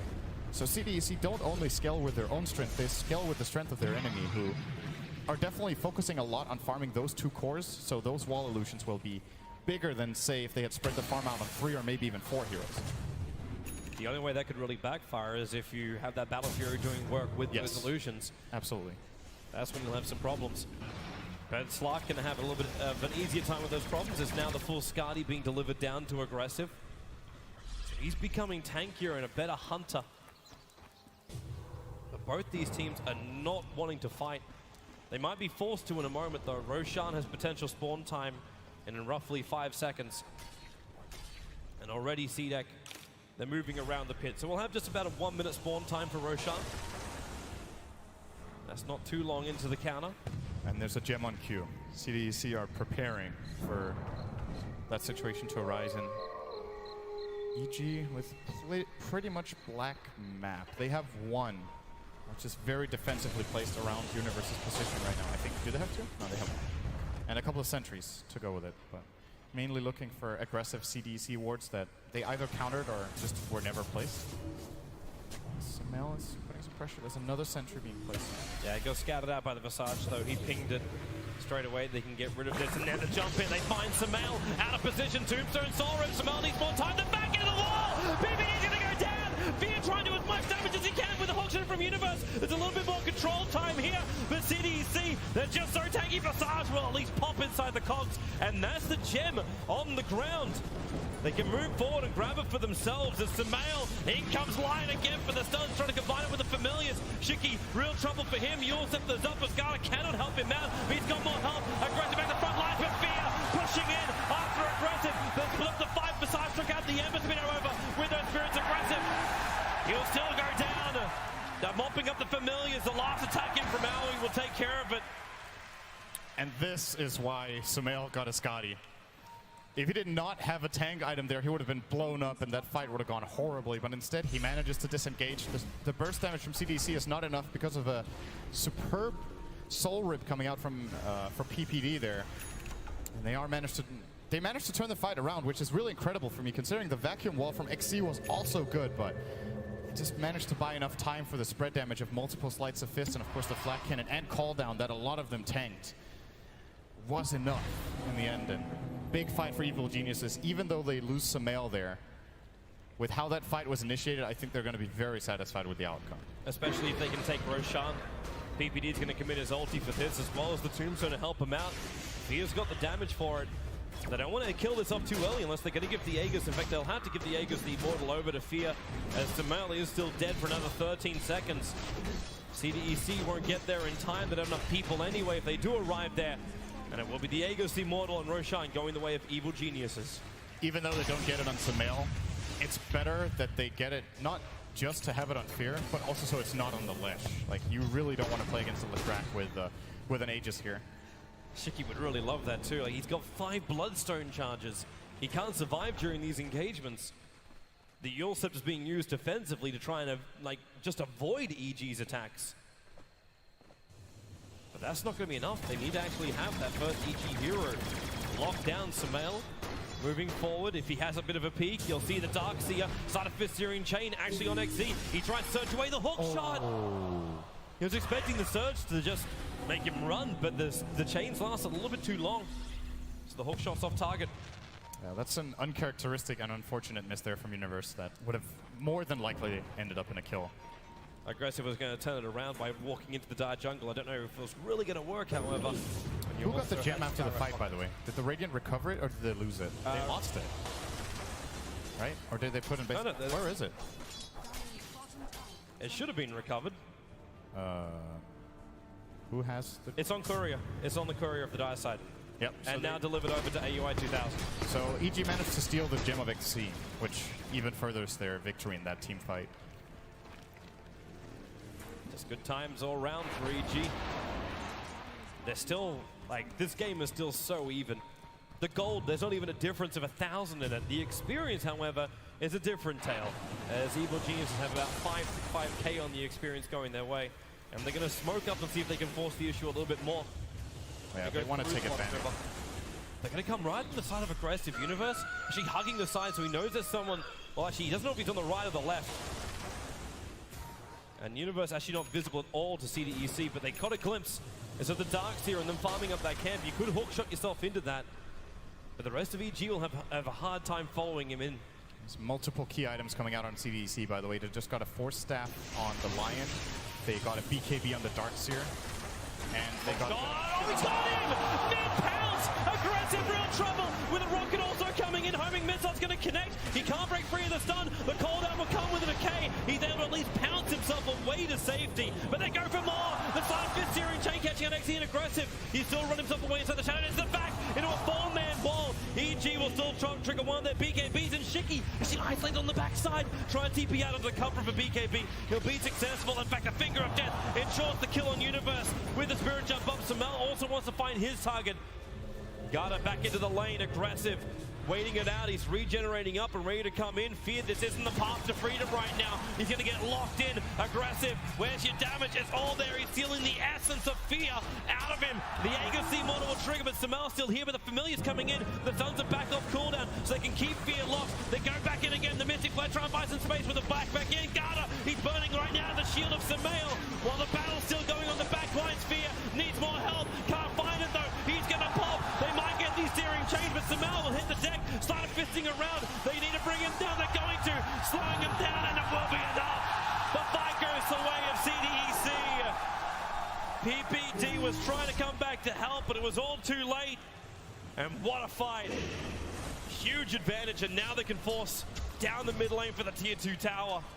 This is the kind of fights that Slark just thrives in, when he can't get focused and locked down, but gets multiple attacks off and just steals what ends up being 60 agility in that fight with his Essence Shift, just laying into fear, forcing out the Aegis. Then whenever he drops to half health, he just disengages and re-engages really quickly, comes back with full health again. And that's the problem EG have with their draft, right? They keep spread damaging, but they don't focus aggressive down fast enough. So the longer the fight extends, the stronger this Slark gets. And if you look at that fight, that was absolutely crazy. There were so many plays in that fight. And of course, what started the whole thing was the patience of aggressive. I cannot believe he was patient enough with his BKB that he didn't go for more, and he comes with a double damage rune, chasing out the Universe. The mech will be triggered right now from AUI, and aggressive, going in deeper again with the BKB triggered. He's actually attacking into the tier 3 tower. He's got Blink still. Hookshot. It's up. Gonna try. So if Sumail was alive, they would have gone for that, I think. But he's the only one who can catch up, so he would have got himself into a horrible position there with Universe. But yeah. The Slark, as I was saying in that previous fight, super patient, uses the BKB very late, which helps a lot in the fight. And in contrast to that, EG, they got forced to using their BKBs by the 4-man vacuum wall. And that's what opened up the fight to Slark when he knew Fear didn't have the magic immunity. As these BKBs start dropping in time, all this money which CDEC are picking up, like I suppose the Abyssal Blade doesn't really care that much once Slark completes that, but you managed to gain yourself almost 7,500 net worth in favor of CDEC. Even the experience kicks up by almost 10,000 as well. It's a huge swing. Evil geniuses, they may be staring down the barrel of a lost TI5 grand final, or at least this game. And CDEC, they can group up again. Are we sitting at a smoke point now? We're not. It's still just a 5-man movement. I think if you're CDEC right now, you want to slow play. You want to wait for the next Rosh, or like there are two ways of looking at it. Either you fight right now, so Roshan, in case you lose the fight, can't respawn yet, or you play it slow and you look for the gank when Roshan is about to have a potential spawn. Now, knowing CDEC, they probably want to fight right now because they want to fight all the time, but they're not the only team looking to do it right now. Yep, EG, they're going to go for the loop around, so you leave Sumail on the front lines, and you bring the other 4 from the rear. While Could work out very well if they catch Garter first. That Observer was still down, though. The smoke might break, but you're right, Garter is a long, long way at the back. The smoke's actually going to break here for EG. Universe, hook shots up with the battery assault. It should be out of control. Garter and Sumail jumps further down. Universe 4 stopping up, and Garter can't do anything about it. If he turned around to attack, and the Blade Man would have just killed him anyway. It was the Undying minions doing their work. So a good smoke from EG. They do find the lion, and they confuse a very tense situation with CDEC around their bottom tower. They do, however, not get any collateral. There's no tower they can claim. There's no Roshan yet. And I don't know if that was the timing EG was looking for. I think they just aren't happy with just finding a line. They were looking for a way bigger kill than that one. But CDEC immediately disengaging when they realize that they're kind of being pincered in with Ember from above and the 4 others from below. Get out with 1 casualty. At the very least for EG, though, it opens up the map. Yep. Get to push bottom. Maybe they do get a collateral after all. Looks like CDC don't want to defend this tower, so smoke for Lion and tower, I think, is okay. Aggressive is coming if they're ready for Roche with another smoke, or if they're on cooldown for both teams. They actually use their fortification. Familiar's coming in close too. He is in the neighborhood, and Sumail doesn't want to risk himself. He's 10 gold away from completing up the Daedalus. So all he wants is just that last hit to survive. Yeah, they have to get the hell out of there. They're TPing up. Pushing. Universe, where's that hook shot? He already got stunned the first time he arrived. The Rocket will give him the vision of the Lashrak, and there's your hook shot up. He's able to get himself away, pushing the Lashrak back, but where is your stun? You don't have anything to penetrate the magic immunity. And there's definitely not enough damage to kill him before the end of the TP. And now CDEC, it's smoke time again. Big item alert here for Ember Spirit grabbing the Daedalus. There's also going to be a Force Staff now coming out for AUI, so a couple of big items for them going into this fight that could just give them the little edge they need. Oh, Clockwork. He actually had his illusion used, and well, no, Samel not caught. The Tombstone will drop in fear, trying to battle it up. He did get actually mashed up for a moment, but Aggressive is not winning this fight. He has to pounce himself away. PBD's going to stick with him, and there's your Searing Chain. Another decay. He's going to drop in life at the same time. A quick run out of here. You've got a Yule, Scepter Rock, going to keep Ember Spirit out of the fight for the moment. Aggressive found a DD. Oh, that's a nice little rune to have. And come back into the fight if you can, but EG, they're trying to isolate both Q as well as Garda, who got caught at the bottom river, but these familiars, they're already attacking to AUI 2000. And Fear's not sure about this either. He did a little bit of chip damage, but EG, they're just not finding that one hero out of position for CDEC. It was so important that Sumail did not mess up the first Fire Remnant. If he didn't activate that properly and get out of there and he got caught by the Lion, that would probably have been gamed. He didn't have buyback, he just caught the Daedalus, and I think at this point CDC might actually have enough burst damage to bring him down. Crucial. And these days calm here under pressure for EG. CDC are looking to advance again. They have BKBs on. Oh, that's a jump from Aggressive. Runs up, and Fear goes for the instant bash as well. The cooldown's coming in. Fear being forced up the way. They're trying to make him run, and actually they forced up on the outside of the coast. Shiki was trying to come in from the other side of the fight, but now they use the Mystic Flare. Well, actually on absolutely nothing. It just keeps CDEC off the ramp up into the secret shop. Yeah, Flare is gone. The Tombstone is gone. Actually, it's spawning zombies that get stuck because of the familiars. Someone need a tango. Free the zombies. EG. And so Tombstone's down. It's down for another 30 seconds, but CDC are in no real hurry to try and push this in just yet. There's still got creep waves to get back under control. They absolutely have to get back to this pit now. Roshan's respawned. There's no doubt that EG will be looking to scout this out in a moment as Sumail claims the Ancients. They know Shiki is top, so they feel pretty confident moving around into this area. The Rocket's going to scout it. This fight is... So I think if CDEC get the Aegis on the Lesh and they don't lose a fight to get it, they easily have the potential to push high ground. For EG, they need to get it just so CDEC don't get it. I'm not sure EG can convert it into racks, but I'm feeling really confident for CDEC that they should be able to with their current state of items on their heroes. Here we go. There's slumps in there, but there's still the Observer Ward on the cliff side just behind Roshan. So AUI is very visible, including Universe. His positioning is very well known. They're taking too long. Yep, they're not going to get here in time. This is Roshan. Aegis Immortal into the hands of Samelash. Is going to be the cheese into his hands. It's Gyro with the Aegis and Aggressive locked inside the pit. In fact, he's got him on the wall again. But then again, Fee just turns on the damage with a call down. They're trying to escape. They have to get him off the hillside. Where are these 4-stuffs? Sumail is down. There's a 4-star from AUI. They're out. The Lion, the only casualty during that fight, but the rest of CDEC are trying to bail out of here. EG taking a big risk, and it pays off. If CDEC catch them in there with a vacuum combo, they're in a lot of trouble, but EG were fast enough. I don't think CDEC expected it to go that quickly, and they missed their timing there on it. Very, very important for EG to grab this for Fear, and doesn't look like they're scared to try to push for a lane of racks here, or at least the tier 2, as yeah, they have a lot of unclaimed towers still to get. There are 3 towers behind CDEC. Universe. A lot of gold here. Q. He doesn't really want to try and fight this one. Man, why wouldn't you want to push that? Like, you've got insurance over on the Ember Spirit having this cheese available. Absolutely take the tier 2s. Yeah. I think they go bottom as well. Or maybe even top and try to get both towers there. Maybe even look for a fight as Fear's in trouble. He'll let the call down go, but there's your Abyssal Blade. It's still not going to stop Fear from pumping out a little bit more of this damage. They need the BKB to wear off so they can force up him down the cliff face, but it's not going to happen. Aggressive just keeps fighting, and Garda, they've actually isolated with a double tunnel. Samel as well as PPD. XC's keeping him out. The Aegis Immortal is triggered right now, but Samel, sign of fits. He needs more units to actually get the bounce off. Fear, dying to Familiars. Aggressive, they need more help. Mystic Flash coming in from AUI. Aggressive still alive until the orb is chasing him up. He should be able to survive this with a blink away. He's buying time to regenerate while PPD battling up against the rest of the Familiars. The sun comes down. The Glimmer Cape will keep him alive. AUI will regather gem now. They can't get rid of these Familiars. And Sumail, well, he doesn't really want to fight either. He does have the cheese available, but they burned the Aegis and they lost the Gyro. These fights are so extremely close. It's absolutely incredible how no one gets just a decent lead in the fight and is able to snowball through, but all of the mobility that both teams have, the BKBs, the 4-staffs, the blink, from Slark. They just keep kiting very well, and aggressive with another great fight there, by the way. He goes in on Fear, makes sure he steals a lot of stats here, and just kites around using the BKB at the latest possible moment. And of course, I'm not sure what we actually had on the camera that people were seeing there, because there was like 2 fights going on at once.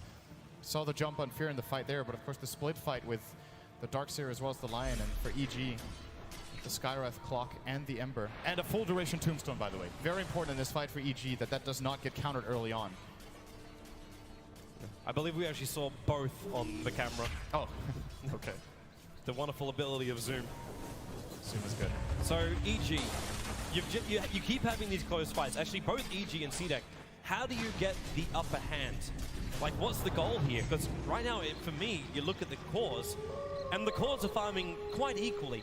Like, Aggressive comes in with his Abyssal Blade and Skadi. It's like, okay, well, I'll go up against the Gyrocopter. It's a fairly even battle, even with, like, Monkey King Bar and Butterfly over on Fear.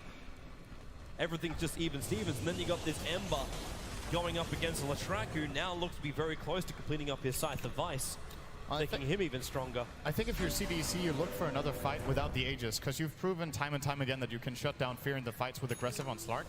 So if they can do that again, they'll be in a really good position. For EG, I think it's more about pushing out the waves, maybe slow playing a little bit. If they're looking to push this top tier 1, they could be in a really bad position if they get cornered by the Slark here. Should maybe try to slow play and wait for even the next Aegis, and playing for the really, really late game. It's a long time, CDEC, they haven't got that patience in this game. Yep, they're coming. It's the Lincoln Sphere for Sumail. That changes things quite a bit. That actually means this side device from Shiki is not going to be as fantastic. The CDC, do you really want to try and defend this? They're going to use a smoke. 4 heroes in it. They have to know most of EG is on this top lane, because they started running towards the mid, and then they just all of a sudden did a 180 and turned the other direction. But that tower on the top is almost down. The Rocket's scouting it out for EG. Obviously, they're not going to see anything with these smoked heroes. And Leshrac will just deny the tower, while the Familiars are the ones doing the split push. They're pushing up middle lane at the moment, but EG want these remaining towers. We're going to get a resummon of the Familiars as well from Q, so they're actually ready to fight. I think he had one of them dead, so 1 and 2. They're actually going to give... Nah, are they giving this away? It looks like it. Oh, and again, a hook shot down. They're going to find Shiki. He'll BKB, but is there enough damage to get the kill? Sumail can't reach him. He tried to slide a fist in, but the cogs actually kept him out. So CDEC, they know that hook shot's going to be on cooldown for another 23 seconds. Familiars preparing to come in from the side. Fear, remember, he's got that BKB. And Sumail's got that Lincoln Sphere up and running, so the initial attack won't be as easy. And in fact, Silent Fist trying to keep him back. In comes Aggressive, triggers the BKB. PPD already with the Tombstone down. They may not have enough of an opening. In fact, maybe they will. They found Aggressive locked inside the cogs, while over on the side, Fear is keeping the Visage out, and in the back, trying to go over the wall, and they get it perfectly. With Shiki pulsing over, they need more damage. Sumail gets a Silent Fist off. He's so low on life, but now a little bit more. They can't even get him out. There's more damage coming in with Leshrac. So low on life. Aggressive turns on the fight, going on Fear. The stuns are there. PPD back to front line, trying to remove that life away from the slug, and they keep going. The seal is on him. He can't pounce away. They lock him inside the cogs. Aggressive is down. Huge kill. Shiki no longer hiding in the trees. It's not safe there. The line is back to base, and so is XC. A huge fight for EG. An invitation to force buybacks here from CDC if they can push into the tier 3s. That cheese on Fear. Perfect timing using that. And CDC will have to buy back 1, if not even 2 heroes if they want to hold this lane. They're buying Shiki back for now. They don't want to have the Slark though. And Shiki already getting concussive shotted. XZ, the back will come. They look for the Sun and Oda connects over on Fear, while Universe pushing Aggressive back. The cogs are keeping him out, while the Side of Fist goes again from Sumail. Defensive Spirit jump, and they're all trying to TP out. They got their double buybacks, that's what they're looking for. And Aggressive, Abyssal Blade is still available. Blink Dagger off cooldown. And in fact, Sumail up in the air with the Ultimate. Lincoln Sphere will trigger, but Sumail, he's gonna go down. CDEC, they get something back for their buybacks. In the meantime, the middle lane, there's no tier 3 tower here. The Creeway pushed in, and it's already assaulting onto the melee racks. And also on bottom lane, look at that farm down there. It's heaven for a Visage. So many range creeps, you'll just soak up a lot of that. That was still a very expensive hold for CDC, having to buy back their 2 biggest cores here. They forced it from EG as well. They forced one out from EG in turn, so it's not that bad. But Fear not having to buy back here in order to hold is going to give EG a pretty big bump in the relative strength between these two teams. And now we're down to the next Roshan. EG got so much out of the last one. The Aegis helped them win a fight. The Cheese, same story, also helped them win a fight and even force out those buybacks. If they can get the next one. CDEC, this time they simply can't let it happen. Like, they have to be there earlier. Aggressive was pinging it out last time, but the reaction from his team wasn't fast enough. I'm positive they will be fighting for this one. This game, just when you think someone's gaining an advantage, the graphs just swing almost back to zero. The gold graph actually was a very steep dive to 2,500, but the experience practically on the zero mark. Not a lot in this game at all. It's still anyone's. It actually went down for the first time, but then it instantly spikes back up. Actually, this game is completely dead even. Then the question is who utilizes the golden experience better. But that just comes down to teamfight execution. Like you can talk about buybacks and everything else, but you're kind of looking at everything both teams want. That side device, once Leshrac takes out this camp here, he'll have the money to purchase it. That means there obviously is no buyback because he already spent his money on this. But the Gyro spent his cash. Actually, it's a smoke move from EG. They're coming up to the Radiant Ancients, and they're gonna find C-Deck, but not where they really want to. They need to get up. Aggressive is starting to run away from his team. Oh, he could lose the side. The Courier's coming in with the rest of the side. It's so close to the Shrike. They missed the hook shot in. They need that Courier dead right now. It's on the run out. And actually, he doesn't even want to turn to pick up the side. Now he'll turn around. Okay, that's just free gold that they're not taking. But they move up. There's your series change over on the track. BKBs from both as Aggressive also jumps in. Looking for the beacon, the Abyssal by Trigger in Universe. Hook shots up. Pushes the Slark back. There's no BKB, but Shadow Dance the Marble. The Tombstone will split this fight up. If CDEC want to come in through the rear, but now they're running over to the dire side of the jungle. Chasing in, Zamel right behind him, has a Blink Dagger off cooldown. Another hook shot gonna go to work. They find their opening. It's a Lion down. Q also being thrown down by that concussive shot. Locked inside the cogs in the middle of the river. He needs a path to freedom. It just doesn't exist at Zamel. He even goes in deeper on the back of Shiki. The sun will be available. They back him back in. There's still the defensive spirits available. Side of Fist, and maybe there is enough damage. Aggressive. Siri chained up. They need the damage. Fast up away. Aggressive. No space to live. Exit in huge trouble. Trying to run himself out of the cogs. Fast up now, Lion. And this is real trouble right now for CDEC. Shiki dead in the tree line as well. There are no buybacks available. Lion, the sole survivor. The only thing that is stopping this game right now is a Creeway pushing the tier 4 tower, the tier 3 tower in the bottom lane. But that's no real problem. The Spirit jump back out, and EG, they are coming for the mid lane. They should be able to at least mega right now. They have a full minute on 3 cores on the enemy team. And what's really important about that fight for EG is the way they initiate and the way they flank. They move in from 2 different directions. Darkseer is never able to really find the vacuum wall. As a matter of fact, he probably holds the wall too long there and ends up getting a pretty mediocre one when the fight is over. Lion never gets a spell off, gets killed. They're going for the early. GG push. They're actually just going straight for the GG push. They want C-Deck to admit defeat, and they get it. EG will go 1 game up in the TI5 Grand Final. C-Deck might have had a very convincing performance in Game 2, but EG hit back in a terrific display from both C-Deck as well as EG. Wonderful Dota achieving that title. Yeah, they've got a lot of their comfort picks this time around, though. They did manage to grab their Phantom Lancer. They got Shiki's Dragon Knight. But I'm with the panel. I'm surprised they let the Storm Spirit through and that they're letting EG have it in this game. It seems like a really good Storm Spirit game. I think Sumail is going to have a very easy lane. I think he has a lot of easy targets he can just jump on. Lina is going to be fragile. She's a support. Same goes for Q on the Wyvern. I have a feeling EG are feeling pretty confident going into this game, feeling pretty good. They're up 1 game. I personally favor their draft, unless if CDC get off to a really good start and start taking towers with Dragon Knight.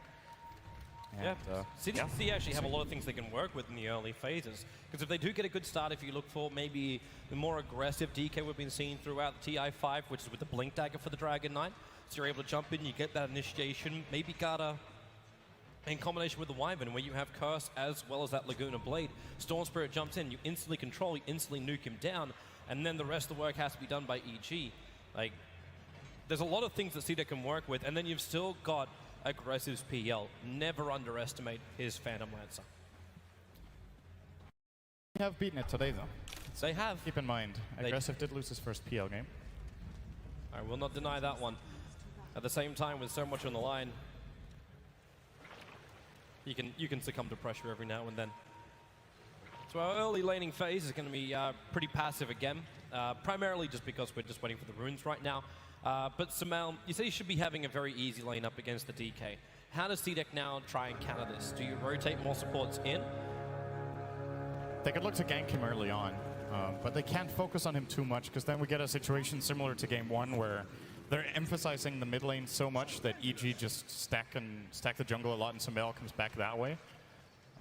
In a way, the most important thing for them is to secure the PL his farm and make sure Clockwork gets level 6 so that they have some sort of counter initiation when Storm just jumps on his target. A Blink Dagger on DK and a Clock Hook are decent tools at dealing with Sumail in the mid game.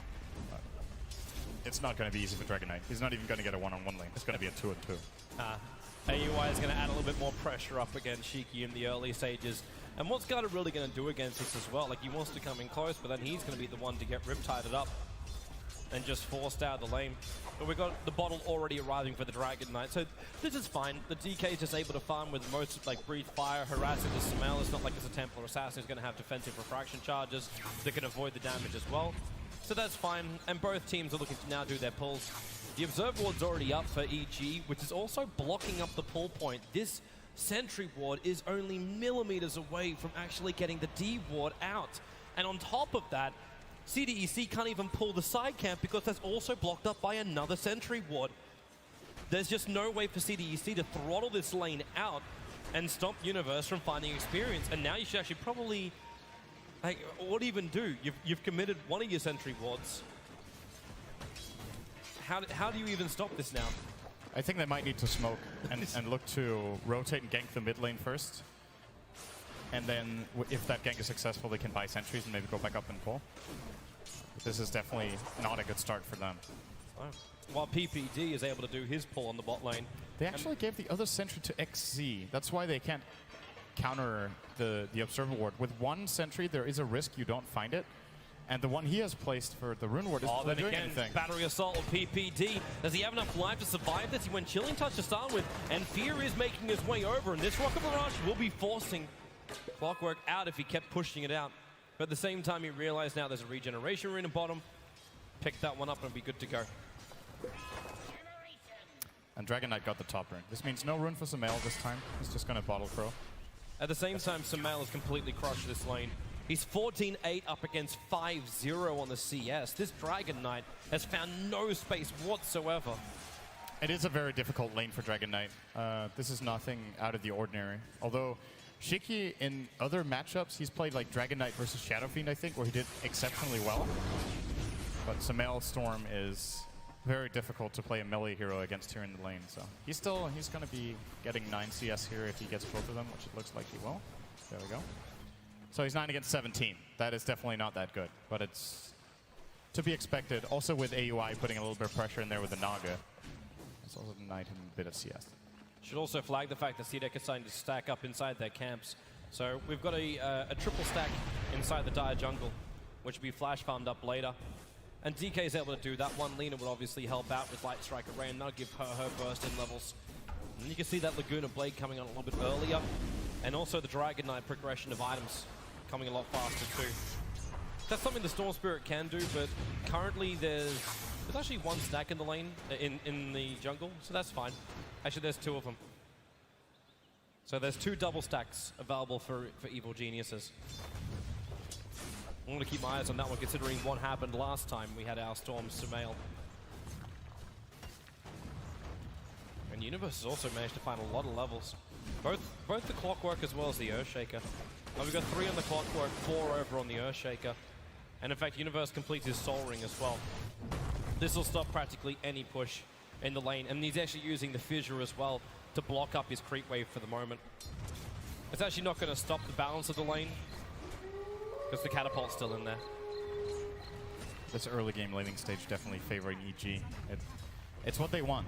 If they can get a slow laning stage where both their AA and their Naga Siren can pull and get experience, and the enemy team can't, and they have a favorable matchup mid, and they have free farm on Fear, and they're getting a lot of experience on Universe, this is exactly as planned for Evil Geniuses. Well, they still need to be careful, of course, as heroes start to go missing and they don't really know exactly what the supports of the Dire are doing, so Universe is going to stand far back, and now they do. Again, they actually still have that ward, which is giving them so much information. If they smoke now, that would be a pretty big mistake. They obviously realize that is not the play to make right now, as their camp is still blocked. It has to be an observer ward. They just pick it up on Garter, who's probably going to stack, and then maybe they will look to make their play. And it's not like they're falling very far behind on gold. The experience is 1,000, which is decent. It's just the implications on the game. Like it's playing into EG's hand, I feel. But it's what all that burst gold's going to do for them. And we talk about it being 1,000 gold. In fact, the net worth is 100% less on 0, and the experience is just up for EG. But it's once you take out the quad as well as the trip stack, it's very simple for the DK. Then well, he's already got level 6. He can add pressure in towards the tower. There's things which CDEC can do. They don't just have to sit in the back lines and wait it out until EG make a play before Samel with his level 6 tries to make a bit of a jump, which is also possible. But another reason too why CDEC cannot fight. You don't have level 6 over on XE, so there's no clockwork hook shot up just yet. Delina is in no position to get in and start any kind of engagement. She's still waiting for the DK to come up and flash farm. Then they can give the space to Winter Wyvern so he can get up to his curse, his level 6. Alright, so we got the double quad stacks ready to be farmed. This should be really quick and fast levels for Garda and really good money for CDEC. We're going to need to wait for another Breathe Fire to do this one. And at the same time, for Evil Geniuses, they do their quad stack. They give it to Fear, actually. I thought they were going to give it to Sumail, but he takes the other big camp, which I do believe was just a double. It's going to push them both forward very nicely for some good experience here. And gold, of course. And what did Garter accomplish? He got level 3 from that stack. Okay, there's still a little bit. He's going to get 3.5. And this was only one of the stacks that CDEC prepared. So they can do the other one. The issue is Shiki doesn't have any more mana for it. And it's double golems. That's going to take them forever. They actually got pretty unlucky there on the RNG. Aggressive's finding good farm though. So this is the standard start that CDEC have been aiming for whenever they have their PL. They just want Aggressive to have a one-on-one in the safe lane, their supports to move. Now because they couldn't pull, the supports came online later than they wanted, and that's why the first blood is being delayed here. The question is if they're happy with the situation. Like once again, it's pretty much dead even. No one's making big progress. You've just got that feeling that EG are more happy and more comfortable with a slow play game. We're used to see so much aggression out from CDEC, but it seems like throughout the series, the further we got into the series, the later they found kills, the less effective their smokes were. And we've reached a point now where we don't even have a first blood 7.5 minutes in. Which is really uncommon for this tournament. Yes. Almost every single first blood has happened before the 10-minute mark for TI5. Everyone's been looking for that early aggression, that early movement. Most of the time, we've even had 3 kills before. That's true. At least, like sometimes even like 7 or 8 kills, which is a little unusual. But the only way it's going to happen this time around is if Sumail gets this combo. He just bottled up a Haze Spoon, goes up to full, and also gets himself a regeneration rune. So he's able to run both of them at the same time. And a hero like a Winter Wyvern is practically free gold when you have something like this. He just needs to CQ moving around, which he doesn't. Actually, now he gets a quick glimpse of the wings. But diving underneath the tier 1 tower is always dangerous when you go up against multiple stuns. And the clockwork's rotated, so he has his level 6 up and running. Hook shots available, and it looks like CDEC are looking to do something, but this Naga illusion could spoil the fun. Yeah, they're going to run into a safe position before they use their first smoke. Still not using it though. They're back a very long way. It's like they want to have they want to have Wyvern as well. So the perfect timing to have that Winter's Curse. And they're going to loop themselves into the mid at the same time. EG had exactly the same thought. It's going to be smoke on smoke. The smoke will break, and Fear's going to have that call down. The Fisher going to keep Dragon Knight out with the Rocket Mirage. The hook shots come in, but Sumail will take the first blood. Isolated XE inside of his own cogs, and Sumail jumps over him again. They manage the whole clockwork in position of Fear. The Rocket Mirage doing some work with the instead.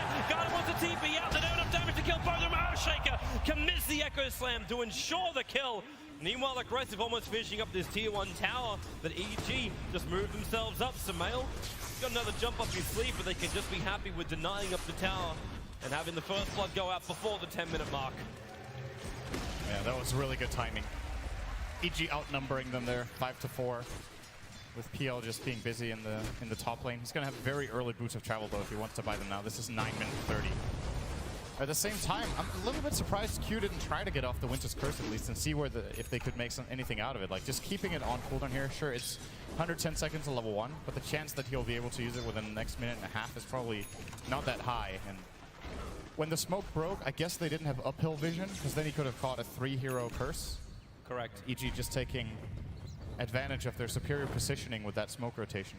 The one observer ward they did have was sitting over the top rune. That's the reason why they couldn't see far enough over. So EG, it was the perfect time. The two smoked armies meeting up against each other. If CDEC were only... Do you dare say if they didn't wait for the Wyvern, they would have been there 10 seconds earlier and they probably would have been able to get into a better position. But we can judge everything from an armchair later on. Now hook shot from XC, gonna miss on Aoi. And now just back it up. Very, very simple escape. And aggressive moves down to the bottom lane. There's more farm to be had here and he doesn't want to let Fear feel comfortable. And he did buy those very early BTs with the classic Mango. And even EG, like stacks are always wonderful. But Fear's got 3 points up in flat cannon, rapidly approaching his 4th point now. And the Ancients actually failing on this stack. But there's already a lot of granite golems as well as lizards and black dragons inside that. Fear's going to get a big injection of money. And if you look at the Dire side, you have a completely free-farming PL who has not contributed to fights yet. He's still 1,000 gold behind the enemy mid laner. That's just the first 2 kills. I think Sumail got the first blood. He got an assist. They got all the stacks in the jungle, and this means that this investment from CDC isn't really yielding anything just yet. It's basically playing a tie game where I think EG have some decent counters to PL, but here we go. This is the CDC we know. Yep. They're gonna gather up and push this. They just moved from tower to tower. The EG saw this coming, so they just backed up. They didn't want to have a bar of it. They leave AUI to farm up the top lane so we can try and get up to his level 6. Sumail adds a little bit of pressure to mid. But CDEC are just so quick at doing this that there is no reaction that can come from EG, which will result in a tier 1 tower dropping. And this is their power. Like, it's not even like the chip play you play with the Dragon Knight, where you attack at the tower, you slowly let it just tick out, while the other 4 create a little bit of troubles. Love that pop sound. The gyrocopter. When you got that many Ancients, the more creeps there are for the flat cannon, the louder the sound goes.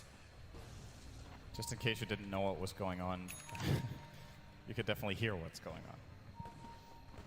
on. EG are going to walk around the top of an observer ward.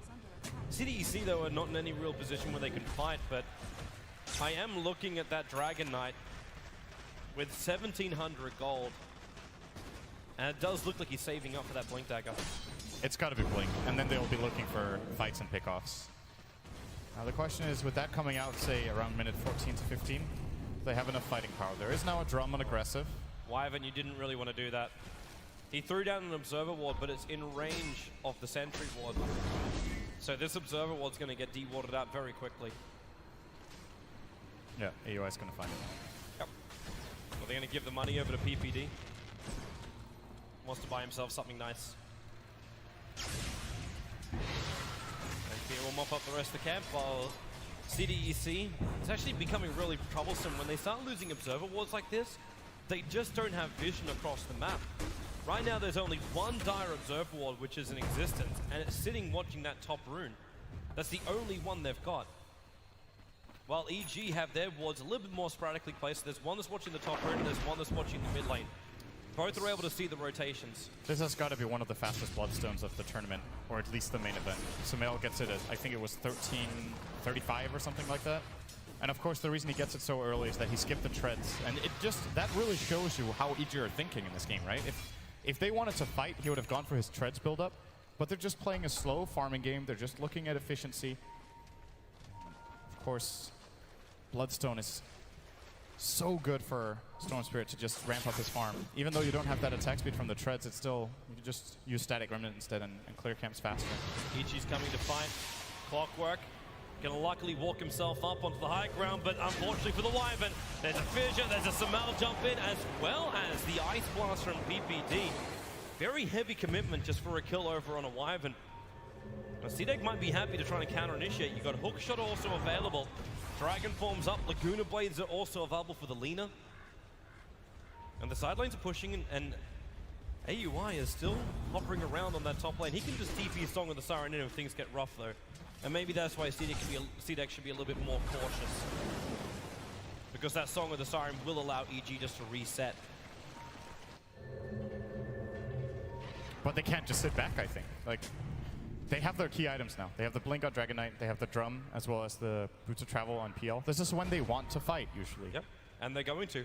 They throw down the Sentry Ward, they checked up on the hill to see if there was an Observer Ward.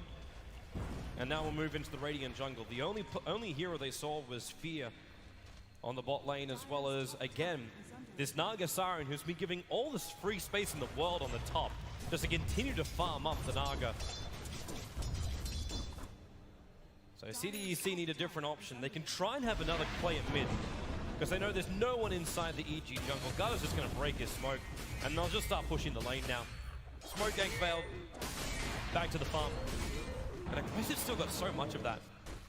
He's starting up on his Diffuser Blade right now. And AUI he's not going to contest the Phantom Lancer.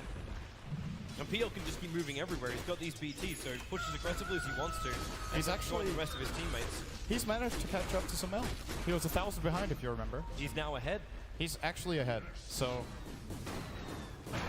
they are finding the farm that they want on the PL, but he's the only one. Storm Spirit, long jump on bottom. They're going in for the clockwork, but then you've also got that Embrace. It's the Storm Spirit that's being locked up by the Curse and Laguna Blade. And this is the peril you have as a Storm Spirit, where CDEC, they've got the control and the burst damage to kill him off very quickly. And that's also Bloodstone charges lost. He's down to 6 now after the initial gain. Who ate a mango? It was the Gyro. Alright. I think he's freeing up a spot. Yeah, we've got a Sal coming in and also the Stange. Oh, he still has a slot. Oh well. Guess he was hungry. So this Ancient Stack is probably going to be, I don't know if Fear wants to go for it again while it's a single, or if they're looking for any sort of play in mid. But right now, EG are being a little bit scared here with CDC inside their jungle, and they're, as a result, just going to pressure out this bottom tier 2 a little bit with the remainder of their Dragon Form on Cheeky.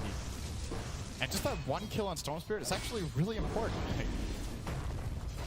It's their first kill on the board, which is something for a little bit of momentum and just to keep the morale high, but more than anything, he is the hero they want to shut down. Even if Fear gets really good farm on the Gyrocopter, I think with this amount of single target burst that they have, especially looking at Alina, who will probably transition into an Aghanim somewhere down the line, they might be able to take the fight to him. Oh, mid lane, went to Wyvern, embracing himself for now, but there's no regeneration. That Ice Blast, is it going to be enough to kill him off? No, it will not. So the Winter Wyvern will not shatter. What an aggressive play, though, for Samel to just jump into the tower like that with an Ice Blast. If there was a counterplay available there from, say, a Dragon Knight or a Clockwork, that could have gone very well. I don't know what heroes they had seen on the map.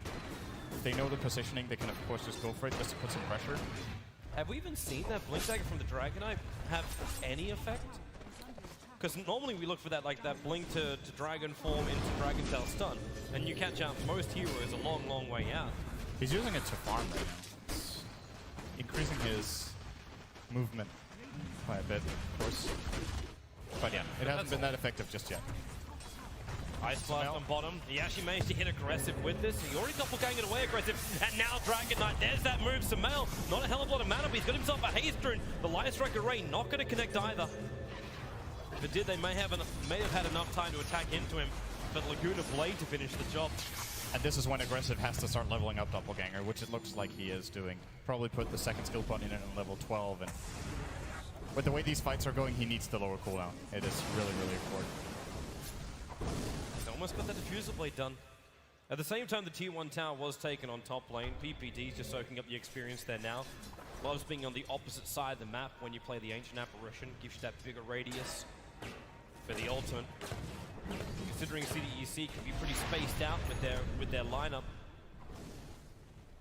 need to be able to have that big range. But man, it really feels like though, CDEC, like there's no real advantage here. The experience is a little bit going the way of EG. There's nothing in the gold. But it's only like 4K. Oh, that's real trouble right now for Garda. The sun's going to miss. He could turn around and try and nuke on Samal, but it's not going to be any good. Samal will bottle back up again. So they find a pick off this over on the support Lina. But EG still are not addressing the major issue, which is this Phantom Lancer. An under 20-minute BT drum diffuser blade up for aggressive. Okay, that happened. Blink, Echo Slam, and Call Down. And the Winter Wyvern just explodes. And that's also going to mean a tier 1 tower in the mid. Yeah. They probably have the confidence to go for it. If Fear gets jumped here, they can just song. They scout with the ults, they know it's clear. Easy We'll go tier for 1. Fear. Very easy tier 1. And we talk about all the farm over on aggressive, but when you've got also this Gyrocopter walking around with SMY, Helm of the Dom, Full Treads and Aquila, he's definitely ready to fight. Samal's actually had enough of CDEC just sitting back. Takes up a little bit of the farm with the Dire Jungle and then just jumps down to bottom lane. The clock works around here, but CDEC are just trying to avoid all fights until probably this moment when they smoke up as 3. Dragon Form is up. So is Laguna Blade. They could attempt to go in for Roshan, but without the Medallion of Courage, it's going to be a very, very long time. So instead, they try and kill up Samal. The Observer Ward's watching him closely. They'll see him put down a Remnant, and they're already gone into the DK Dragon Form. So we got to instantly blink, stun, Garda needs his Light Striker ready to connect, and they'll use the curse with Laguna Blade to Mail! Almost able to jump, the animation will stop the Universe right in the back of Garda. You've got the cooldown as well, this will instantly kill off the Lina. But now the Hawk shot as well, XC's looking for a good line, and he completely walks it off to the side. Universe will get the stun, but the DK's doing a lot more work, especially when the Splinter arrives in from Q. 2 heroes down for EG in this tier 2 tower, starting to get chipped away. Aggressive also BT'd himself down here, so they got more pressure.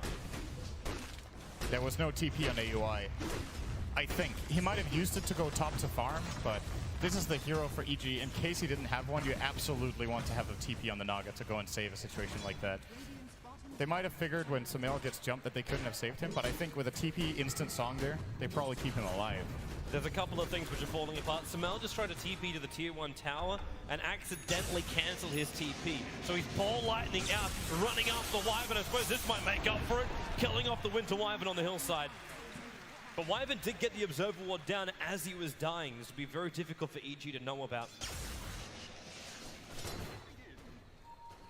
But more and more runes now. A haste rune in for Samal. And the Observer Ward was watching Shiki moving around inside the Dire Jungle. They're actually throwing up the ulti. That's only going to hit the creep wave though. Both Garda as well as Shiki have fallen back behind their tier 2 tower. He's just using it to scout with as well. Gets a lot of vision. Doesn't really find anyone, but not finding anyone is also information, of course. Then they know there's no one in the neighborhood right there. And the farming just continues, and Fear. You know, this is kind of starting to remind me of, you know, 4 Open back in the day. With No, like the no, not the Sven era. We do not want to go back to the Sven era. teams were just stacking their Ancients and just farming the Ancients for 30 minutes, and then whoever had Sven won. So No Tidehunter era. That was... It's good times, man. Good times. Great Dota. Things have changed a little bit since then. But They have. that was... EG, That was they've the era. at least changed the tempo. We've got a haste rune already triggered over on Storm Spirit, but it's the smoke movement coming out with the rest of EG. CDEC is not in a bad position for this. They're just around the corner, including Hookshot. So Garda, as well as Shiki, they're not liking where they are, and actually Shiki just leaves Garda for dead. He blinks himself away to safety. He's thinking about turning his Garda with a hookshot in. He gets Laguna Blade over on Samal, and Samal, he's practically out of mana. The Ice Blast, however, coming in on the top of the Dragon Knight with the Echo Slam control. It should be enough. Samal, the curse is on him. Universe actually turn around, try and kill off his own teammate, as Universe actually going to get a double kill. He's still killing his teammate for Clockwork. The Embrace is there, the Fission Control, a triple kill for Universe. But now we see Aggressive coming online. The Phantom Lancer, insanely difficult to deal with. He's going to doppelganger himself in to find PPD. He'll pick up the kill, and it'll be a 2-for-3 trade-off, and the big one for EG. Losing the Storm Spirit, now down to 4 Bloodstone charges on Samal.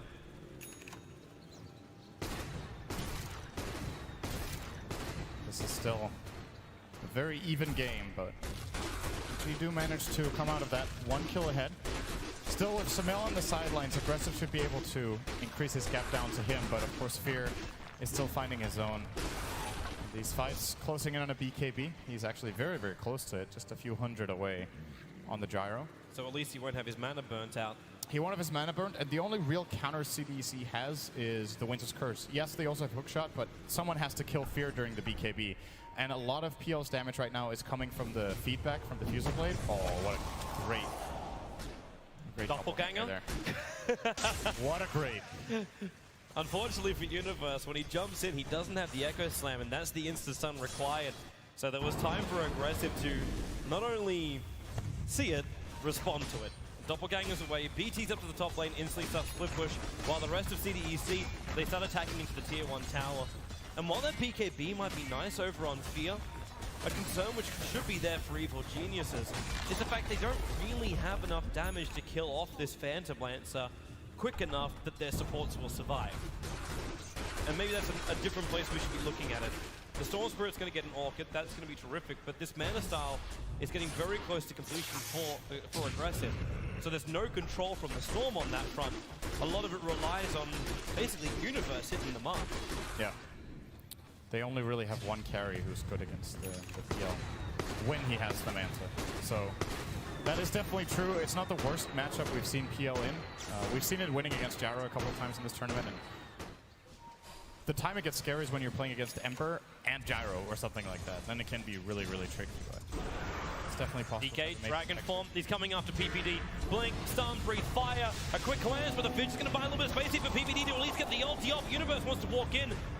He's actually got Blink and Echo Slam available. With the BKB up from Dragonite, there's very little reason to use it. But with Storm Spirit having this fresh Orchid, to catch CDEC by surprise. Throw out more Lancers, just keeping vision on Fear. They jump in. There's your Curse Sumail going in deep over on Wyvern. He's already used his ability, but here comes your call down. Dragonite going for the extra stun. They're keeping Universe out. No Echo Slam forming back. It's actually going to push him back out with a comp. Universe will drop, and maybe even one after. It's going to get double kill for Sumail. The Song of the Siren allowing EG to reset Sumail, not with a great amount of mana, but bought time for the Orca to come back off cooldown. They can control the clockwork. He will take a fall, but Aggressive is on the run. The PL will still survive, and will probably TP bottom to take up all the money there. Sumail is causing them so much trouble. He jumps in on the Wyvern, it forces out a cape, and then they just go on to the Lina as well. Never got her Laguna Blade off. Just gets completely shut down in that fight. And you just know the whole time that if things aren't going the way EG are planning, they can just Song of the Siren like they did toward the end of that fight, just set up and finish it off. So they read the fight very well, but they were ahead the whole time. And they do get the clearly better exchange there as Fear once again survives a fight, gets even more. He still hasn't died this game. So big for him, being 5-0-5 on the KDA. But I'm also looking down towards a PL. He's 2-0-2. And continues to add this split push pressure, which EG, they've got Sumail to help deal with that. But again, we go back over what we talked about. There's no control on Aggressive that Sumail can use. He definitely causes havoc with the rest of CDEC. But this PL will continue just to BT split push this game out. Get more and more money. And that, for me, is still the biggest problem for Evil Geniuses. Where do you go with this? Fear needs to have that damage-dealing item. But in order to do so, he's got to drop either his TP scroll or sell the Ring of Aquila. And Sumail, Blink, Dragon Tail stun. Garda's going to be here with the hookshot as well. Laguna Blade, Sumail, the Colt's Burn bought them a little bit of extra time. And with Sumail down and no buyback, Roshan is a very, very juicy target here for CDEC. Yeah, EG are going to know they're going for it, though. First of all, it would be pretty obvious from the lane situation, but they also have a good ward around the river area to see that CDEC are moving in there now. I don't think EG are interested in contesting this 4-on-5, but maybe they can delay it long enough for it to be a 5-on-5 if they Ice Blast and Fissure properly. There is no hook shot. They're all together. PPD, here comes the Ice Blast, ready for the dodge! In from Universe! It's a disaster! CDEC! They're going to get wiped from the face of the earth, apart from Aggressive. He'll jump out, but the wombo combo perfectly hits from Evil Geniuses. And now they will take Roshan. Sumail is back, they'll get the egg into the Immortal. Yeah, they don't even even need to buy time. When they have superior vision and CDEC have no idea it's coming, Universe was so convinced that they're so sure they're in there because of the vision showing them moving down in that direction that he just blindly blink Echo Slams, knowing that he should. Oh, actually not blindly. They already put down an Ice Vortex first, actually, so they did know for sure they were there. But even without the Ice Vortex, I think he still would have gone for it, because the only alternative is that CDC move toward the Roast Pit and they actually don't go for it, baiting, expecting that EG want to check it 4 and 5, which would be very unlikely. And then just going for it instead, they just get being clumped up, get completely obliterated by the Echo Slam Ice Blast. It's at this point I would also ask the question, where were your obs? Where was CDEC's vision coming into that fight? Going into Roshan blindly like that against a Shaker, Naga, and AA lineup is very, very risky indeed. They might just be feeling the pressure that they have to get something done with every single major kill they find, but that was not the play. Roshan without vision is not good. The only upside for him was the fact that Aggressive was able to survive. So once again, he's not giving up much of his farm, but we're still looking at the Gyrocopter now being just under 900 gold away from completing up the full butterfly. So he's looking fantastic. That's Fear. AUI was able to not only complete up the mech, but he's also got the Medallion of Courage, so that Solar Crest could be coming up a lot sooner as well. The Earthshaker was able to afford up an entire Glimmer Cape, and it looks like a Lincoln Sphere build coming in for Sumail, who's already got the Perseverance. Even PBD has his own Glimmer Cape to get in and out of trouble. EG have every item that they really need at this point of the game. And CDEC, they need one hell of a fight to repair this damage of golden experience and keep themselves in TI5. They're the ones who are playing from a game down. They're the ones with all the pressure on them. And once Sumail gets this Lincoln Sphere, the Dragon Knight Blink Dragon Tail is not going to have any effect. He's either going to block that or, say, a Winter's Curse. Pretty likely. Of course, there are other single target spells that can break the Lincolns, but I think it's really good for him in this game. It's mainly just the Dragon Knight he's getting it against to feel safer around the map. And pretty good chance he can use it twice in the fight as well. Oh. Man, that rush. It's going to be one of those moments. EG could have actually won TI5 with just that moment. That's how important that dunk was. And Evil Geniuses, all they got to do is just roll through the motions and like still be very mindful about the split push, because CDEC, if they want to, they can still keep dodging. Like Roshan was one of those special moments where EG knew where CDEC was going to, so you're able to fight them there. But this push coming into the tier 1 tower, there's no reason to take a 5v5 fight. You could just TP aggressive to the top lane, keep the pressure in, and you'll take the tier 1 tower, yes, EG, but either you take the tier 2 tower and lose your own tier 2 tower, and you find these trade-off games. For now, they're just getting one for free here. Yep. This is the easy tier 1. And with Fear with the Butterfly and Sumail with the Aegis, they're definitely not scared of a team fight. They have all their abilities off cooldown again, apart from Ice Blast coming up in 20. CDEC might be happy to fight this. I don't think they want to at all. It's just because the double damage rune that's over on the Dragon Knight.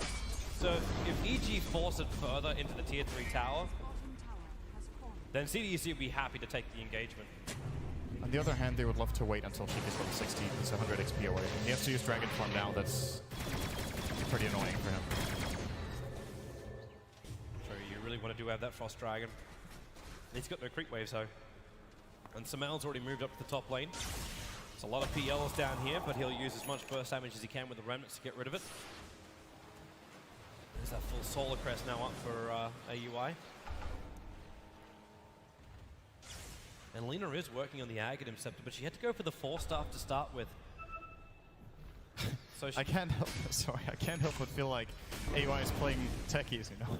It's like, he has 1 assist in 34 minutes in an 18-minute game. He's just been like, he's been playing on his own, like pushing out lanes, just casually farming, getting toward the key items with both the mech and the Solar Crest, while the others have just been running around finding these kills. And he's had a really big impact, because it's been difficult for CDEC to push the towers when the Naga has always been in place to defend.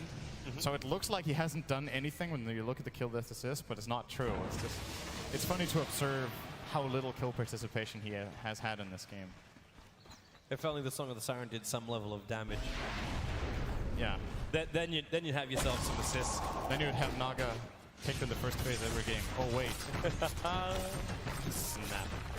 Tier 2 tower's going to be dropping on the top lane for CDEC. This is their last out of tower. Now going down. And Evil Genius is inching closer to victory if they can make it. But the TPs are coming back, and CDEC are ready to fight this one. Hookshot's up and running. He's got that Dragon Knight triggering the double damage rune now. I'm also watching PL with a large amount of money. In fact, he's just spending a little bit more of it. He just put a heart recipe. It's over on the courier. If he can find another 800 gold on the map, that's the full heart in for the Phantom Lancer. But at the same time as this is happening, I'm watching Fear moving to the secret shop, and he'll pick up, actually, he's going a defensive item. He's building into the Satanic straight away before he builds into the Monkey King bar. It's pretty sustainable in fights. I think EG feel like they don't need damage right now, and even if they see the heart on PL, they still have a lot of ways to deal with it. They have Echo Slam, Ice Blast is pretty good.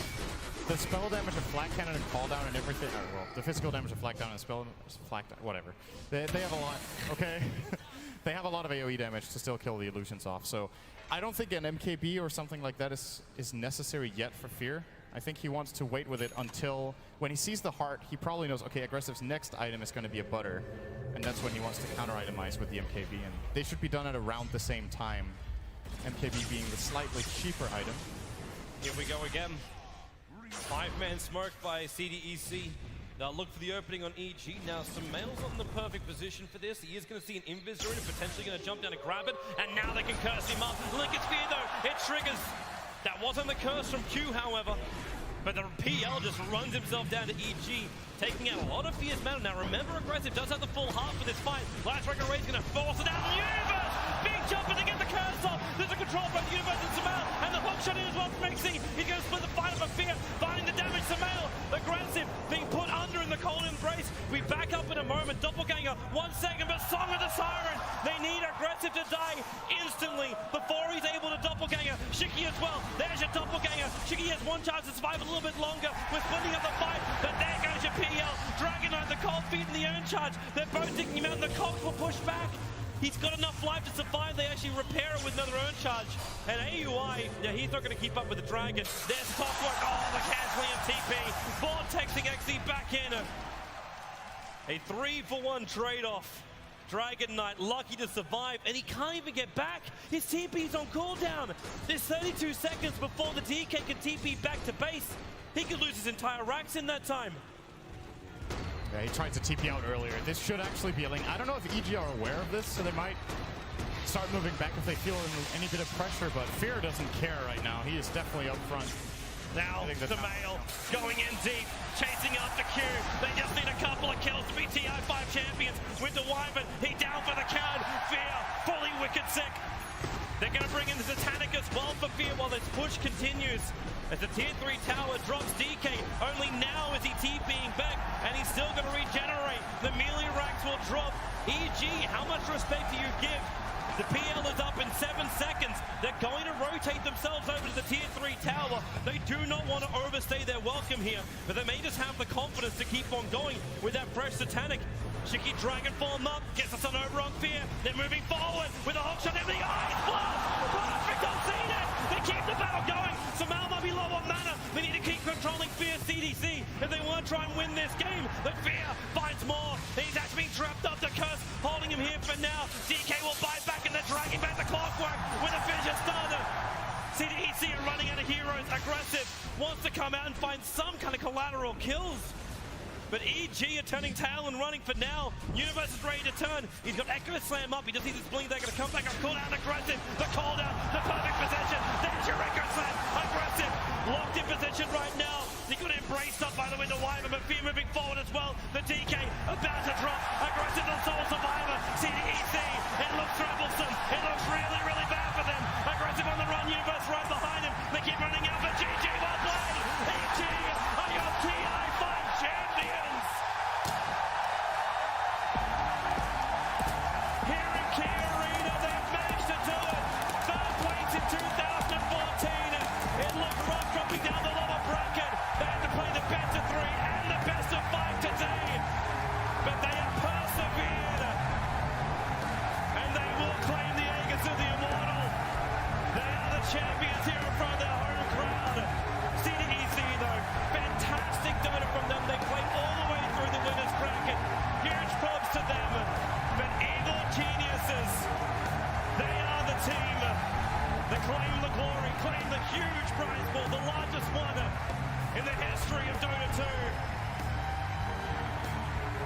team didn't deserve it.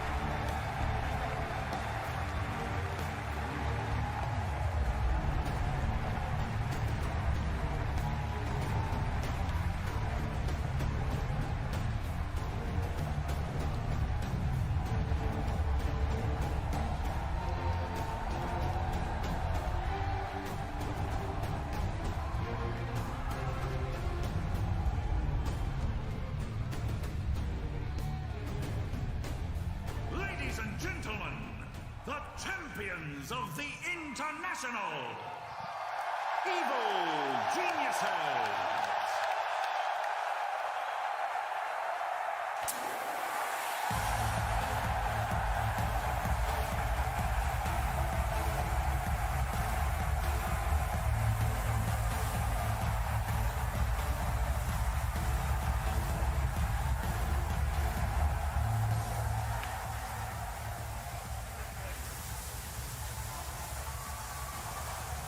Congratulations! You're grand champions of TI5!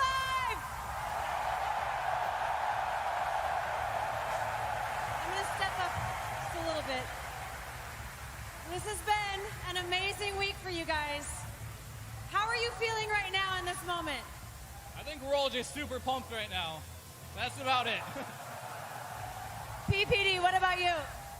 I just can't believe we did it. It's real. I'm going to get down here too. How are you feeling? Get a hold of this thing? They're going to let you hold it or what? I guess I'm holding it. Like, There you go. That's how you do it. What do you think was the key to how strong you've been able to be all week? We just kept a positive attitude and we just kept grinding and we took the lows with the highs and I don't know, we just kept with it. Sumail, I know this has been a great experience for you too. What does this mean to you and what does it mean to bring this victory home to your family? I mean, it just meant everything for me, so we got it now. Feeling pretty excited. And yeah, it's pretty good to get some money from our family. What do you guys want to say to all of your fans who have been with you this whole time? Bleed blue!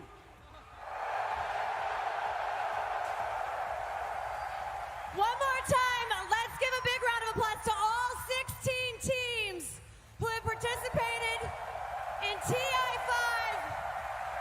It has been an amazing year. We also want to thank all of the fans, to all of you who are here in Key Arena today, to all of you who are watching at home, who have been following along on the stream. Thank you so much. This community is outstanding. And one more time, give it up for your TI5 champions, Evil Geniuses.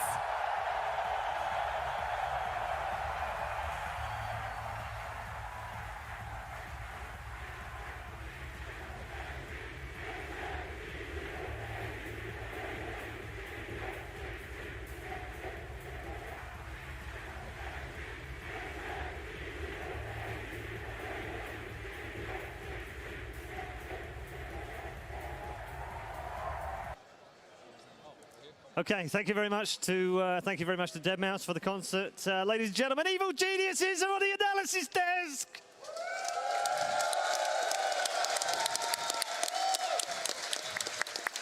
Well done, guys. Well done. How you doing? You all right? Yeah? Okay. Clint's got the mic. yes, I do have the mic. Hello. Yes. How you doing? Very good. What do you think? I think it's very good. Don't ask me. I want to know, what are you going to buy now? Because it can't be a desk, surely. Why not? You can afford something a bit better than a desk now. $1 million desk? $1 million desk, I like it. Yeah, that's good. Anyone else got any suggestions? Bugattis, possibly. I think I might get rid of the 98 Chevy Blazer. Could be an upgrade. I like that, yeah. Sumail, where's Sumail? Give Sumail the mic. Me? I just want to, yeah, me? Yeah, you. How was that for you? What did you say? How's it feel? How was it for you? Great. Come on, it's got to be better than great. Has it sunk in for any of you yet? Has it sunk in? I mean, you've just become the international champions. $6.6 million between you. No, it hasn't really sunk in yet. No, I but can at tell. the same time, it's like, we're really exhausted too. Like, Really? those games take a lot out of you. I had to play best of 3, then best of 5 in a row. So we're done. All right. We just want to go home. Yeah. No. After party. After party. After Go home, party. then after party, of course. Everyone, be my witness. Fear promised some moves tonight. Okay. Did I? All right, whatever. All right, guys, have you got any questions?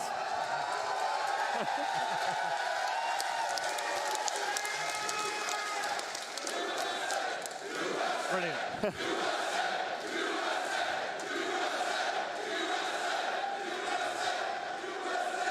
Have you noticed as well? Even the cameraman has a flag on top of the camera for you. Cameraman, we're rooting for you as well. So talk to me. What do you do next then? I think we take vacation, relax. Probably don't play Dota for hopefully a month. And are you gonna play some RPGs? No. Maybe no video games. You know, maybe like go outside, try and get rid of this pasty monitor tan I got going on. Right. But yeah, we'll get ready for majors. That's exciting. Yeah, absolutely. Yeah, Universe. Pass the mic back. The community are calling that the $6 million Echo Slam. What do you think? I didn't hear it all what you said. I said the community are calling it the $6 million slam. Oh yeah? Yeah, it was an amazing feeling to go in there and I just had to like yell. It was incredible. Yeah. Okay. What did Clint, pass the mic back. What did you say at the end to all the team? When you'd won? What did you say to everyone? I mean, I just want to thank my team for this amazing experience. We all empowered each other to play better and reach the goal that we all had in mind. All right. I mean, it's a fantastic achievement. I'm particularly pleased for you. I know the trouble and hardship that you've gone through over the last 5 years, all the pain and suffering that you had, the injuries last year as well. So to come back and win the international with your team is fantastic. Yeah. So thank you very much. Ladies and gentlemen, Evil Geniuses.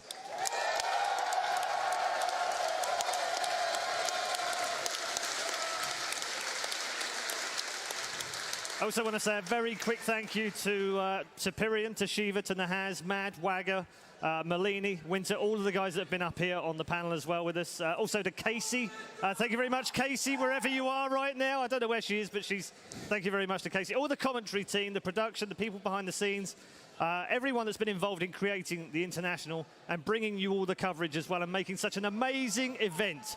I'd also like to thank all the teams and the players and Valve, but most of all, to all of you that have tuned in and all of you that came down here, you have been fantastic. Thank you very much. And that, as they say, is a wrap. We'll see you next year for the international.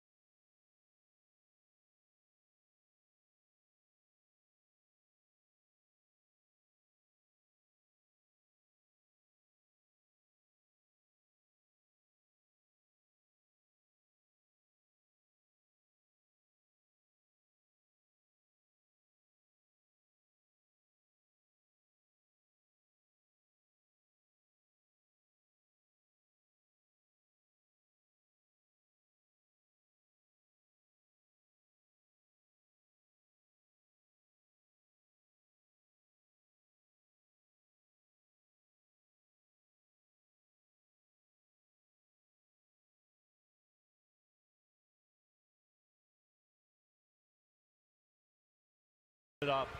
Weehaw could take over team fights, but this is not like your traditional carry type hero. Jakiro definitely someone who needs to get things done in the first like 10 to 15 minutes, whether it's liquid fire sieging, setting up team fights with the chrono and providing the damage. If you're just sitting back trading farm going late game against DC, while they do have other heroes that scale, the Jakiro's not the one who's going to take them there on his own. So excited to see what Weehaw can get done in the mid lane. Interested to see what the build will be. It's a very annoying harassment hero in general, though. Between liquid fire, lots of AoE damage. They may even want to bring the Dazzler Elder Titan in to help the Dusa out early on. You know, and this was the problem for DC. I felt like they didn't have enough damage, magical damage, to deal with EG's draft. You have a lot of, obviously, armor with the Weaved, with the Warcry coming out as well. And for the build for the Jakiro, I think beforehand we saw the Veil being picked up, and we might see it again. Right now he is the one null talisman. We'll wait and see. We will go for that Veil later on down the road. Good thing about this hero is that with Liquid Fire, it can be so annoying to lane against, even with Mana Shield for Sumail. So we'll see how they decide to lane this up. They may want to give him help early. I think Jakiro is one of the most irritating heroes in the game to lane against. Right up there with a Viper, Razor, if you're not a hero who naturally can keep their distance effectively. But we will see what DC look to get done. Not to mention, it's actually the forehead strat, because they also have the Ogre Magi, another equally annoying hero in his own right in the laning stage. It does feel like they just really want to pressure Sumail. Yeah, they're going to, like you said, with the Ogre, they can come in with the Ignite, and maybe get an Orb of Venom. If not, just hit him with the club and go from there. Obviously, stack the Liquid Fire up and... Oh, this could be devastating. Is he close enough? He's going to get this. He needs 2. Oh, they juked it to the north. That might be enough. It's going to get to the high ground. It looks like it might get away. Wow. He's still going for one. I don't think he's going to be able to catch up. But he does find Universe, who has abandoned the offlane straight to the jungle, whereas Moo top lane, although he takes some heavy harassment here, is trying to lane against the EG defensive tri-lane. So with nobody in the offlane, the DC supports, they're free to pressure mid, they're free to go and contest the Beastmaster. Universe going to try and dodge this as he heads down towards bottom, and Zai will now take over the lane as it's pushed in quite a bit. So I can still die here if he's not careful, gets pounced up, and they can rotate the supports. But all of the supports from DC are mid right now. Look how low Sumail is. He is going to be so tilted. This lane is just unwinnable between Misery and Weehaw, constantly harassing him. It is the early point in Liquid Fire for Weehaw. Often we do see it maxed on core Jakiro. Doesn't cost him any mana, so it's a nice spell to just constantly be able to spam. Overall, we'll see more and more of a clubbing. Yeah. I mean, Dusa is okay at catching up. The hero's not very mobile, can clear stacks, but the hate continues, Mont, unabated. EG have to get a lot out of these other lanes, and especially the Jungle Beastmaster to justify how hard the Dusa is being bullied. Only 3 CS so far. Feels like we're back a month ago when Jungle Beastmaster was the thing, and Universe now going with the Iron Talon. Should have plenty of farm. We see that early level 6 coming up, but now mid again. The dual breath, the Liquid Fire, it's on cooldown. The Mana Shield will come up though. That should keep him safe. Sumail was holding on to it for a long time. Doesn't want to waste any excess mana and try to stay alive as best as possible. And he ferried another salve out. Sumail just has to chew through 2 salves at this point already in this game. He is not even getting to see creeps at this point. Sumail already like almost a full level behind Weehaw here, at least 3/4 of one, and the pressure continues. PPD forced to rotate. This will free up the Void top though. Boy, now getting up to 7, last hit 6, last hits coming out. PPD healing up Sumail. Mystic Snake coming through, annoying Weehaw, taking some mana back as well. So Misery, not quite that free pressure that he was getting earlier, but Sumail will finally get a creep wave under his tower and should be able to CS this at the very least. But again, like you talked about, Universe. Even then, Weehaw still denying him. Oh man, this is brutal stuff in the mid lane. Constantly playing aggressive. The nice thing about running mid Jakiro, he's very difficult to gank, so you can play aggressively like this. Him and the Ogre, like look at their collective HP. They've got almost 1,600 between the two of them. There's really no threat of dying unless they tower dive, which they are trying for now, but DPD was ready. He has a double damage route as well. They're chasing Misery. That dual breath might deter them. Misery might stay alive. Weehaw has Liquid Fire as well. Looks like they'll both get away. They weren't expecting the DD Dazzle coming out from PPD, and Misery will deny himself as well. If that's not an Ogre and Jakiro, I think they give up 2 kills there. My god, these heroes are tanky. So with the rotation of the Dazzle towards the mid lane, Moo, he's freed up a lot top. The good news is Sven is quite difficult to lane against for any melee hero because the cleave damage constantly harass you a bit in lane, but the key thing for Moo is just getting experience, which currently he is. So he does a lot, and now that the creep wave's dead, he goes in on Fear, but has to time walk back. Nothing for Fear to cleave to at the current moment, but still, the Sven farming well. Sven not the strongest laning hero, but in this matchup, and once he's had a little help, he doesn't really need that much support in the lane. But Sumail mid. He's running low on mana, and Weehaw had another Liquid Fire. He could have gone for that, but still a long cooldown at level 2. 2 points into Dual Breath, 2 points into Liquid Fire at this point. And then with the Bloodlust on top of it, too, it's even more harass. They're putting so much focus on this hero. And he finds a regen rune to top it all off. Quite literally, he is now ready to go for round number 2. Sumail, even in the dual lane, still struggling a lot to farm 13 CS.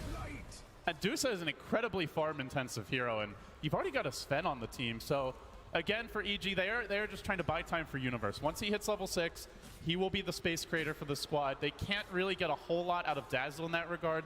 The hero doesn't rotate that effectively for offensive maneuvers.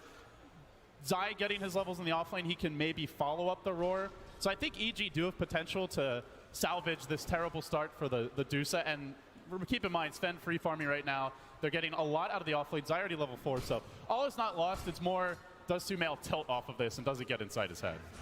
I don't think so. I mean, Sumail's such a good comeback player. If they can get some camps up, maybe stacked with, and he's gets with split shot, but he's already just taking down so low again without using that mana shield. Misery top lane. He's setting up for Fear right now. There's only 2 up here. I don't think they can bring Fear down. He's so tanky. They have an Observer Ward. They just got a glimpse of Misery. Yeah, they're going to see him now. He's going to have to try to get away. They have Stomp ready to go, I believe, but it's the Stormhammer first. Stomp's about to come out. There's going to be a lot of damage share between the Spirit as well as the physical Stomp coming through, and he will fall. No, the Chrono Spear, but PPD comes to finish the job. That is first blood. Now Fear, cast up. I don't think they can bring him down, though. That was not the ideal Chrono. Traps his ally in position for PPD to finish the job. No Radiant Vision towards the top side of the map, so they didn't know that PPD was rotating. He has been primarily parked mid to support Sumail. Not only does EG get the first blood, but DC wastes the Chrono, so now EG will feel a lot more confident elsewhere on the map. They don't have to be worried about his rotation. And here comes the bailout crew. Zai and PPD both coming mid as the DC tri-lane on the Dusa continues. They really want to help him out, but it's Misery they see first. They're going to stop him. He's going to get caught as well, yeah. They should have damage here, maybe not. He's very tanky. He's got 8 armor. You get the Maledict off on Zai. He's in the tree line. Dual Breath will hit him as well, but here comes Universe. Doesn't have Roar yet, but he's getting close. The Liquid Fire coming out, Wee getting chased down now. Even Sumail getting involved. Just a casual 7 hero clump up in the mid lane. All the while, Resolution says, I'm just going to hit Creep's bottom. He's now the leader in CS. He was down about 10 to Fear earlier, so he's done a good job at catching up. Fear having to rotate to find that kill in the jungle earlier. And he brings the tower low, but EG not going to give it up just yet. No Roar available. They just don't want to give this up for free. Looking for the tower deny. Will they get it? Poison touch to push him back. The Dark Pact, he will get it. That's big for Resolution now. They are chasing Saksa. The Boar almost can, if they can just get a stomp and the Boar gets in range. Oh, they got the Boar hit. The stomp coming through, but they are pretty far away. I think Sox is fine. We'll just sleep him for a little bit. I mean, all things considered, Sumail basically getting tri-laned at times here mid. I think he's doing okay, 23 CS, but Dusa takes a while to come online. The Stone Gaze does have a lot of natural synergy with their team. Already, they have the Dazzle, whose weave will help amplify the physical damage that EG bring to team fights. On top of that, the Sven, who's an incredibly hard hitter. So it's not like it's a one-core lineup where, oh, you shut down the enemy carry, they're just going to lose late game. Also, Elder Tightening here that scales very hard, so EG, I think they're handling this early pressure from DC well. The real question is going to be, can DC find that big team fight where they combine the Jakiro with the Faceless Void? A kill or two, you will take towers rapidly. Witch Doctor here to sustain the push. Liquid Fire to muscle the towers down, and tanky frontliners that can soak up tower hits in the Ogre and the Jakiro. So that is going to be the next maneuver for DC. Ideally a Chrono, but then you really want to push. You pick Twin Head, it is not just to sit back and farm all game. As Moo gets caught by the Roar. Oh, this could be bad. He does have a time walk with a stomp, perfectly timed.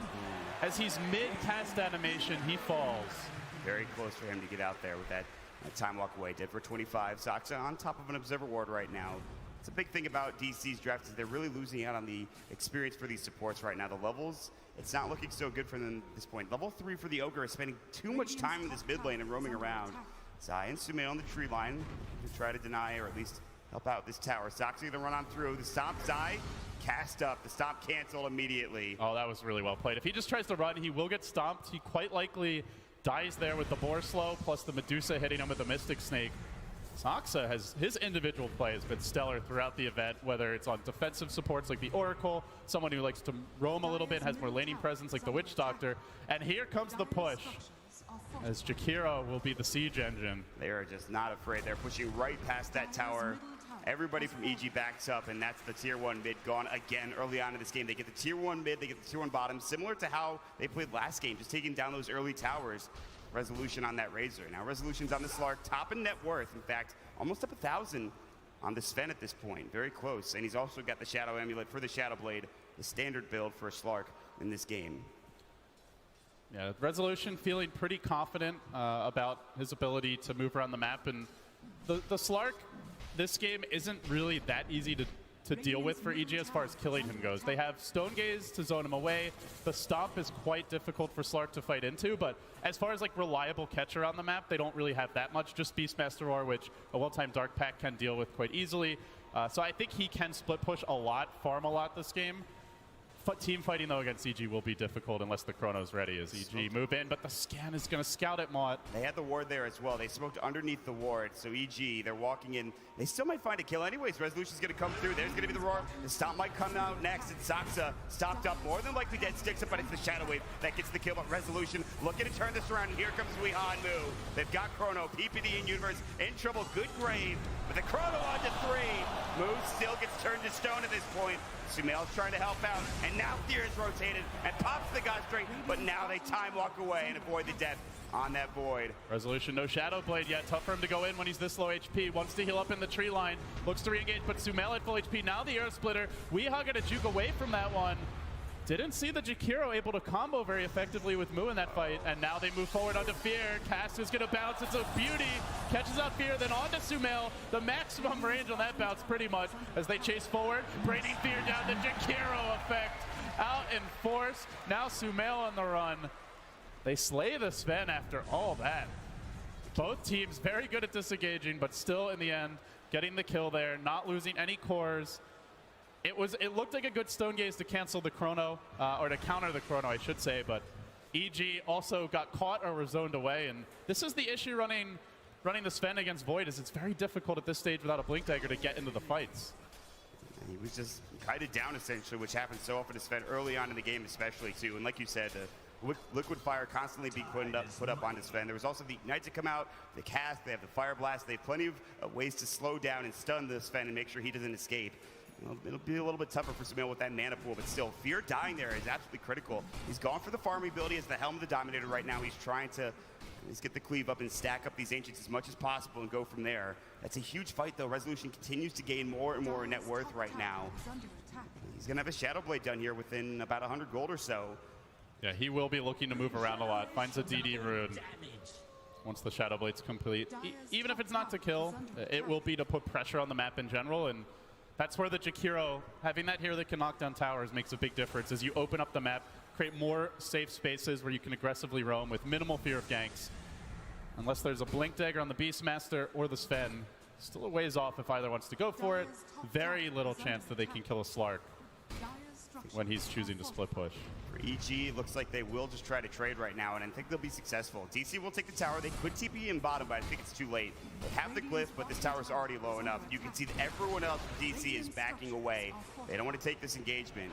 Here we'll grab the last hit on that tower. He is going to be going for what I think to be an Echo Saber. He's going to grab that early on, so he has the extra damage to go with as well. Yeah, Echo, great pickup on Sven. I would like to see DC look to contest the Ancient stacks, as this is where Sven's economy excels. We saw Wings yesterday did a really good job of that throughout their series. Something Fnatic also very effective with. You don't want to just let a Sven free farm, but it's tough to fight up the high ground into the Hawk. EG, it doesn't look like, whenever you see a Void, you're like, oh man, that team's team fight is ridiculous. But EG's team fight is also ridiculous in its own right. Elder Titan, Dusa, the combination of the Dusa and the Sven, and walking up high ground without vision against that lineup, you get caught by a Stomp, you could very quickly lose 2-3 heroes. So now that the Shadow Blade's out, Resolution gets more active, but the Hawk Sentry combo, I think they might see him here. He does run by the Sentry, so now they know Rezo has a Shadow Blade. EG can look to punish this. Potentially an early gem pickup for them. They're going to play together for now, knowing that Shadow Blade is probably up. Universe has picked up Vlad's, and look at some of the other heroes as well for EG. They're starting to come online. Sumail's gotten a little bit more time, but there is the mech up now for the Jakiro, so if they want to continue the pressure, they certainly can. There's not many towers left. The tier 2s are all that stands in their way for DC to take down. Those tier 2 towers with a lot of gold, and we'll see if they can push into them soon. See how much the Jakiro can actually do. This Weeha Jakiro, they pulled it out at the last second, and so far he's done a great job. Third in net worth, 1-0-1. He's got the mech ready to go. Bloodlust on top of that. Yeah, but Dusa's catching up. Considering how much emphasis they put on shutting her down, she's only 500 behind the Jakiro. I think EG are fine with this, and to me, DC need to be going for the next round of towers. They've gone for a mech on Weeha. He's not going for, you know, more of a damage or farming-oriented build, not an early Veil pickup. This is a 5-man item for DC. Make no mistake about it. This is, for the most part, a 4 protect 1 lineup. The Void, mostly just a setup hero. Jakiro a pusher, and only the Slark who really will scale hard into late game. The way DC are itemizing, they do want to take fights, and they look for one with this smoke. They're just going to get PPD. They don't want to use the Chronosphere for this. He is going to back away. He was underneath the tower. Yeah, they'll drop a ward down, though. A Chrono on a single support is okay if you get a tower off of it, but they're looking for more. TP in. They're going to time walk at the Chrono. The TP is canceled at the last second. It was Sumail, and he would have gotten caught there. They only get the single kill on the support. Maybe the tower. They'll start stacking up the liquid fire to go with it. But man, that would have been huge if they had killed Sumail there. He canceled that at the last possible second. Clearly had his camera right over the tower as he was TPing in. Sometimes players are checking elsewhere on the map. They're busy spending their gold, but he was on point. Fear gets the last hit on the tower on the back of that. So EG only losing a support here. More importantly, it's worth mentioning, it's very difficult to push into Elder Titan. Like the overall EG lineup, they have Mystic Snake, they have Axes, they have Elder Titan. That hero especially shuts down pushes. If you don't catch him when you go in, then it takes a while to bring the creep wave to the tower. It's quickly destroyed. DC overall, they can't really be happy only getting a support, not taking a tower, and they're going to back off to farm. But all the while, Dusa continues to keep the pace here. They have not shut down the Ancient farming, although that Observer Ward was planted. We've yet to see them make use of it. They do get a scan. They know where at least one of these heroes is for EG. They have the Medusa with the Dragonlance as well, so extra tankiness. It doesn't give you the stats for the mana shield, but still, it gives you that HP that you're going to need against this lineup. Universe making a move on the top lane. He finds Weeha, gets off the roar. There's no backup here for the Jakiro, who seems horribly out of position. Still has that mech. The rest of the team, it looked like they were coming for a moment, but they're going to leave him. Weeha's just going to go down as they try to push mid, but they're not really doing that much damage mid at this point. The stomp just narrowly avoided by Mu. He will be able to time walk away. I mean, Jakiro, this is not a Meepo. This is not an Invoker. The hero can kill buildings quickly, yes, but he's extremely immobile, especially with the build that Weeha's gone for. Needs to be with the team. Not sure if DC, if he was calling for the team to push there, or whose fault it was as far as the communication goes. But if you just leave that hero alone, EG will punish. Buys them more time to farm. Things are shaping up. Like, this pace of the game to me is favors EG overall. Not to say DC's lineup can't scale, but I just feel like DC were expecting to get more done at this point. Yeah, I mean, with the build they won on the Jakiro, they should have been pushing a lot more with that mech, but they just haven't found the kills they were looking for. Sure, they got PPD, but that's it. And you have the Medusa, as you've talked about, farming fine. And Resolution with the Shadowblade build, he hasn't found any kills either, right, so exactly. Sure, he keeps up his farm, but the lineup wants to either find kills with Slark and keep the carries down that way, or it wants to push towers, ideally both. So far, they've done neither. It's still a very close game. If you look at the cores right now for both teams, it's like all three of the cores for both sides are pretty even at this point. 6,000 roughly for the Jakiro as well as the Void, and for the Medusa and the Universe Beastmaster on top of that. So the Sven and as well as the Slark, they're going to be the go-getters in this game and see if they can get anything done with their items. There is a plan B for DC. Resolution Slark. We've seen him on a variety of carries this tournament, whether it's Naga, Morphling, Slark, one of the other big ones. He can take over games, but I just feel like it's a tough Slark game for him to fight directly into EG. Like, you're walking into Stone Gaze, that instantly forces Slark to turn and run away. The Elder Titan has a lot of zone control, so at that point he really counts on Mu to find good Chronos. Really their only reliable team fight setup is the Chronosphere. If he doesn't, he'll have to resort to split push primarily. A lot riding on Mu's shoulders. Also, the Void, probably the main hero that can deal well with Dusa late game. Chrono, with the Diffusal Blade Manta build, eventually can shut the Dusa down in team fights, but he's got a ways to go if he wants to farm that. Like it caught. He has no mana. He's going to be able to at least get the Mystic Snake, but now he's out of the Earth Splitter. They have to avoid the stop hits and the Earth Splitter. Now Resolution has to Shadow Dance away. Moo was just not there for the Chronosphere. And again, a little bit too quick on the draw, I think, for DC. They needed to wait for the rest of their team. And Sumail was able to get out just fine. And that would have been a huge pickup. Sorely missed. Yeah, they at least get in position to chip at the tower. Liquid Fire, roasting it, but it's just tough to kill EG's heroes. They're all extremely tanky. You've Mana Shield, Sven, who's a strength hero that has War Cry, so builds extremely tanky. Beastmaster, relatively high HP. They have the Dazzle to keep heroes alive longer.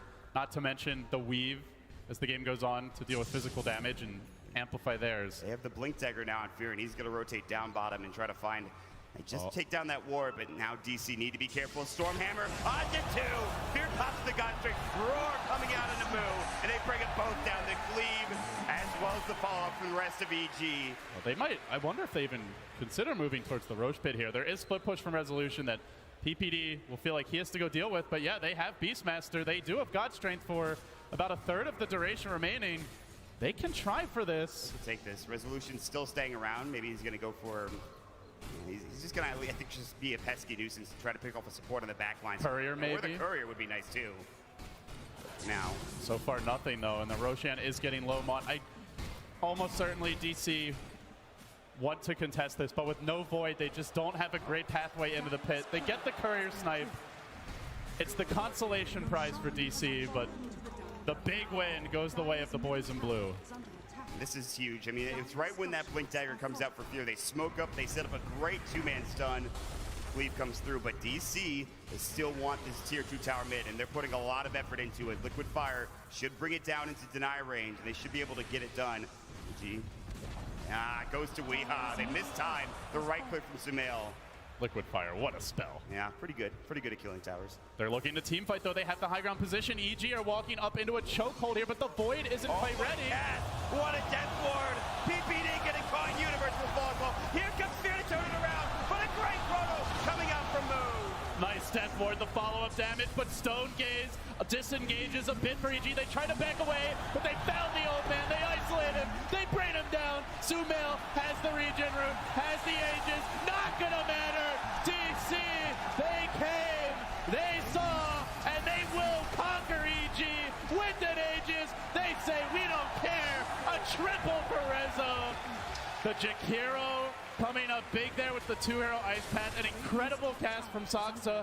A very late chrono, but late was good in that situation. It meant that DC had done enough damage that EG wanted to run, and then they were prevented from doing so. Well, watch this counter initiation. Zai gets off the stop. The Earth Splitter was coming through, and Fear was doing the work, but he gets a beautiful chrono, not just on Fear, but on Sumail as well. Sure, he did get caught out with the Stone Gaze, but he did his job in Fear, and everybody from EG fell. What a fight from DC. What confidence from this team. They see EG's team fight, and they say, you know what? If we have the positional advantage, we can still take a fight. EG are a bit weak when it comes to dealing with magic damage at this stage of the game. Haven't built BKBs yet, don't have a pipe picked up. They're extremely resilient against physical damage, but that's where the Jakiro pick comes in. And this is before a potential Veil. I would love to see one from him as the game moves along. That damage would be even more significant, but the BKB is being built for Fear. At least he has the Ogre Club. No one else, I don't believe, for EG at this point, so he's going to be the only one that can deal with the magic damage that is bursted out. Still, Resolution also did a lot of work that team fight. The Echo Saber, he's up to 4.4k gold, and he's already built that Orb of Venom, so it's going to be a Scotty for Resolution coming out next. Oh man, Misery, the Veil Bearer now. This is a big pickup. And I mean, it talked a lot about the Jakiro's magical burst. Ogre brings a lot to the table too. Still only a level 2 Fire Blast, so he's gone, of course, for the Bloodlust Ignite build, but offers quite a bit nonetheless. As DC muscle down another tower. Eye of Scotty is done for Resolution, I believe. He's got enough for it, and he's going to buy it right now. God, he's going to be so difficult to kill. And it's the kiting too also. The Scotty slow on this Fen, or even on the Deuce is nice to have. And he doesn't, like, Resolution doesn't feel that pressure this game. There's no Disruptor where you have to build into a BKB potentially to deal with him. They don't have an instant silence. All the initiation that EG has, even a Blink Stormbolt, you can see that coming. Just Dark Pact or Shadow Dance generally will be able to get out of there. Beastmaster Blink Roar has a windup, and he doesn't have a blink anyway. So there's no great catch. Resolution can play for the late game with the Slark build, can play a big reader with the items, and it's unlikely he dies unless he dives super aggressively into the EG lineup. So the matchup is good for Slark at this, with this build up and with the items EG have gone for. Got strength, I think, to clear out another ancient stack here for Fear and get him closer and closer to that BKB. What point for DC do you decide to fight again? They now have the Scotty, they have the Veil, as you talked about. I don't think they want to let EG continue to farm that much further. Again, we talked about EG's late game. It is significant. So where at this stage do you go for DC? It's just tough to push because of the Elder Titan pick more than anything. Right. So I don't think DC want to force it too much. I would really like to see them get a gem at this point. With no outer towers for EG aside from that one tier 2 bottom, you have a 3-tower advantage. You're Radiant. You know the next Roshan's coming up in the next couple minutes, and ideally want to be in position to contest it. So I think for DC, this is the point in the game where they look to establish map control. They don't need to end the game now. It's very tough to go high ground. But if you can starve EG, you're looking to be in great shape heading late. Thing is that DC doesn't have the gem. It's actually on Universe for EG, and they have the map control. Look at a couple of the dire jungle wards as well as one towards that Roche pit, and it looks like EG might know this is coming. Well, they've shown the Sven mid. There is a Dazzle behind him. Patient positioning from Moo here. He does have the Blink Dagger now on the Void. Will they find that pick? DC wants to go for too much here. They still have the Shadow Blade for Resolution. It's the Spirits that is going to come through and scout this out for... So much scouting potential from EG, whether it's the Spirit, the Hawk. They're doing a really good job at anticipating these DC movements, and there was only that one time in their jungle where they slipped up, and man, they got mega punished, so they know they need to stay disciplined and play cautiously, but in doing so, they are somewhat limiting their team's farm. Fear now going to go back to the jungle, but DC looking for the more important objective here, trying to take that last outer tower mod. They get up a nice high ground ward on the right side of the map. There's nobody here. They will get the tower. And next Roche gets a lot harder with this falling for EG. It's just that the map control that you have now for DC, taking that tower away, can't TP in, contesting is a lot harder. You can't get to that Roshan as quickly. And Roshan is back up. Expect to see a pick coming out from either team. So there is some pressure mid for PPD, but he's going to go up to the Ancients. He might get caught by Moo. Oh, yeah. PPD in trouble. Just wanted to ward. Now he's going to die for it. And the ward's going to get countered as well. Resolution painted out. He's like, they have vision of me over here. So they should have either a gem coming out or some sentries for DC to be able to take this down. That's the one of the big things that Slark brings to the table is that dewarding potential, where you can generally establish where the enemy wards are just because your Shadow Dance will be deactivated. So one of the few carries that brings a lot of vision prowess to the game, and DC able to take advantage of that as the game moves along. I mean, you need that because you, like you said, you're against the Hawk, you're against the Astral. You have to have that vision advantage. Like the Hawk obviously turning invisible, you'll know that either there's a Hawk or a ward there. Just counter it in some way, shape, or form. Maybe even pick up a gem for DC as well. Something that they needed. I think they should have done a couple minutes ago. They have plenty of gold on some of these heroes. Looks like Misery might want a Yules or a Force here. Saksa has already completed his own Force step. Nice items to kite a Sven. Even a Medusa. Sure, Medusa's a ranged hero, but she's in a mobile ranged hero. She has no mobility spells of any kind. Generally doesn't build mobility items, just wants to build tank and damage items. So Force stabs allow you to kite, but DC, they see an opening top. They're moving it on Sumail. This is a big pick. Rezo starts it off. He gets off the Stone Gaze. Cast comes through. They turn. Ice Path blocks the retreat. Great play by Weeha. Now they can go in with the Chrono. They're going to find Sumail, and they roast him inside the bubble. And the Desert Ward comes up with Fear, looking for the cleave. He's found one, he's found two, and Resolution barely lives. And Sumail somehow, I think he's alive. He does end up surviving a beautiful grave from PPD. Time walk out for Moo. They thought they had him, but they're going to lose a fourth. EG, they spring the trap. It's so hard to find kills when you have Grave to worry about, Deuce's Stone Gaze to fight through. I really love that Jakiro play, dropping the Ice Path to zone him and prevent him from retreating to the base, but he's just so damn tanky at this point. DC, no Diffusal Blade yet on the Void, no Manta. They don't have a Necro Bull carrier, or at least nobody's chosen to build one, so they lack reliable ways to get through the Spell Shield. If they could have stunned her before she Stone Gazed, that's an easy kill, but once she gets it off, they get punished. They will have a Basher for Resolution next. He's chosen to purchase that. It's flying out on the courier as we speak. We have some lockdown now, but there is that Scotty. for Sumail. So he's even tankier now with this item. Gets not only the HP, but the mana as well. The slow, which is, of course, you talked about kiting, not only the Sven, but the Dusa.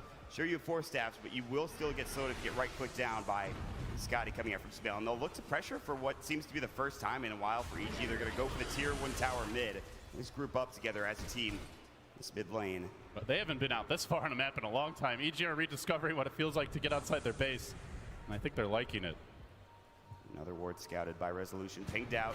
He'll drop down a sentry and clear it immediately, although Fear looks like he wants to go in on this, but he chose not to for a moment there. Going on the Slark is very difficult. Even if you catch him, reliably locking him down, tough to do. So they will contest. They don't actually claim the tower, but they buy themselves some farming time. Now Fear will go back to the stack.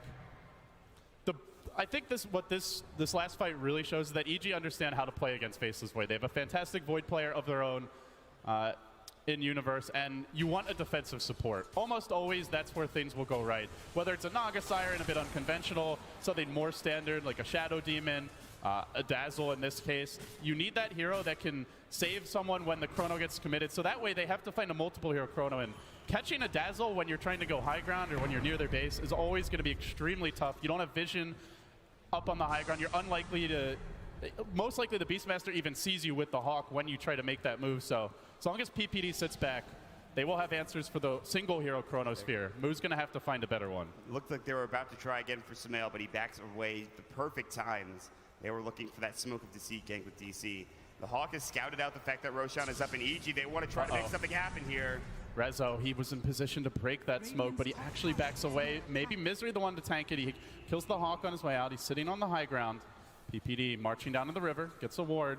So like you said, Mod, it's all about this next Roche. Everyone is so split up from DC. There's like 3 heroes bottom, then 2 mid. They're going to find Moo, it looks like. Stop, no, it's the Stormhammer. And look at that damage from Fear.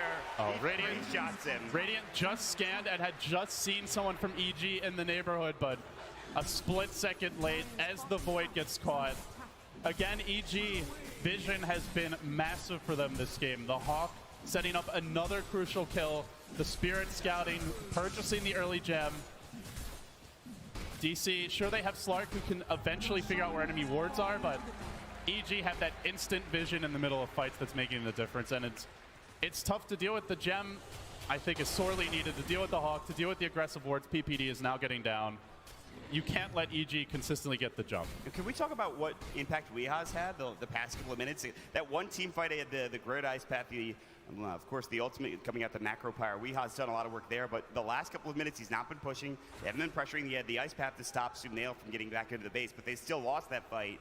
Feels like Weeha's starting to fall a little bit behind in his impact later on in the game. I mean, Jakiro does amazing magic damage in theory, but you have to be able to hold them in place. So unless you get a great Chronosphere, an amazing cask, which we have seen once this game, you can't count on the Jakiro to dish out damage. It's not a hero that has reliable scaling the way a Dusa or Sven does, where they can just go and be frontline tankers that hit buildings. You kind of rely on your team to allow you to make plays, and that's normally not the role we see Weeha in. More often than not, Weeha is on the playmaking hero for the team, the Invoker, the Meepo, but mid lane it's the old man who jumps in again. The Force Staff allows them to disengage. Ice Path will catch Fear, but good positioning. Look how far back EG's supporting line is. Universe, Zai, very far away, PPD as well. But Moo is coming from behind. He tries to sweep in, but there's a ward to scout this out. Slark, Invis, out of vision. They really need a chrono on these backline heroes, Mod. And everyone's back. That's a great chrono if he can find it. They're so low. The roar instead of resolution. There's the chrono, but it missed Sumail. The Earth Splitter coming out. PPD getting low, but not low enough. He can grab himself if need be. And now it's everyone DC. They need to run. They need to leave. Misery stunned. The chase continues. The old man moving in, hacking at Weeha, but he's very tanky with the plate mail. Not the easiest kill. Force Staff brings it back. This could be where Resolution turns the fight. No Stone Gaze to worry about. God's Strength is worn off. He hops up to the high ground. He's a bit scared. The Jakiro lives. The Twin Head stands. So damn tanky. And now the Death Ward. They do have a grave cooling down in 1 second. Will they get it off? Sumail about to die. Aegis round 2, but they do crack it. DC hold, and now EG will be very discouraged. They're going for a high ground push. They lay in the second time. Can they save him here? They really want to back off, waiting on the God Strength. It's been so long, it's almost cooled down. 5 seconds. That God strength is back up. Another great ice pad coming through. They still have that stop. And that's going to deter DC from coming through. Everyone low on man from DC. They have to back up. It's a goddamn Herculean effort just to kill the Aegis here. DC having to pull out all the stops, all the plays, just to kill the Dusa once. That was without the Grave as well. He even has the Talisman of Evasion, which is insane. Like, that's even more mitigation that you have going the way of Sumail. So, like you said, super tanky. Not to mention, they also have Warcry. There's a Glimmer Cape on Zai, Vlad's. Tons of ways to keep Lady Dusa in fighting shape. You do see, though, like, EG really struggled to lock down Resolution. They roared him at the start of the fight, but there was Chrono there to prevent EG from following it up, and he was at full HP for the majority of the fight, so keeping the Slark locked down continues to be a problem for EG and maybe lend some hope that late game Resolution can bait out those cooldowns and then look to take over. Also, in good news for DC, Mu working towards the Diffusal Blade, but the big thorn in DC's side has been that Weeha just hasn't been able to make huge plays here down the stretch, and generally when they've won, it's much like EG, where Sumail tends to step up.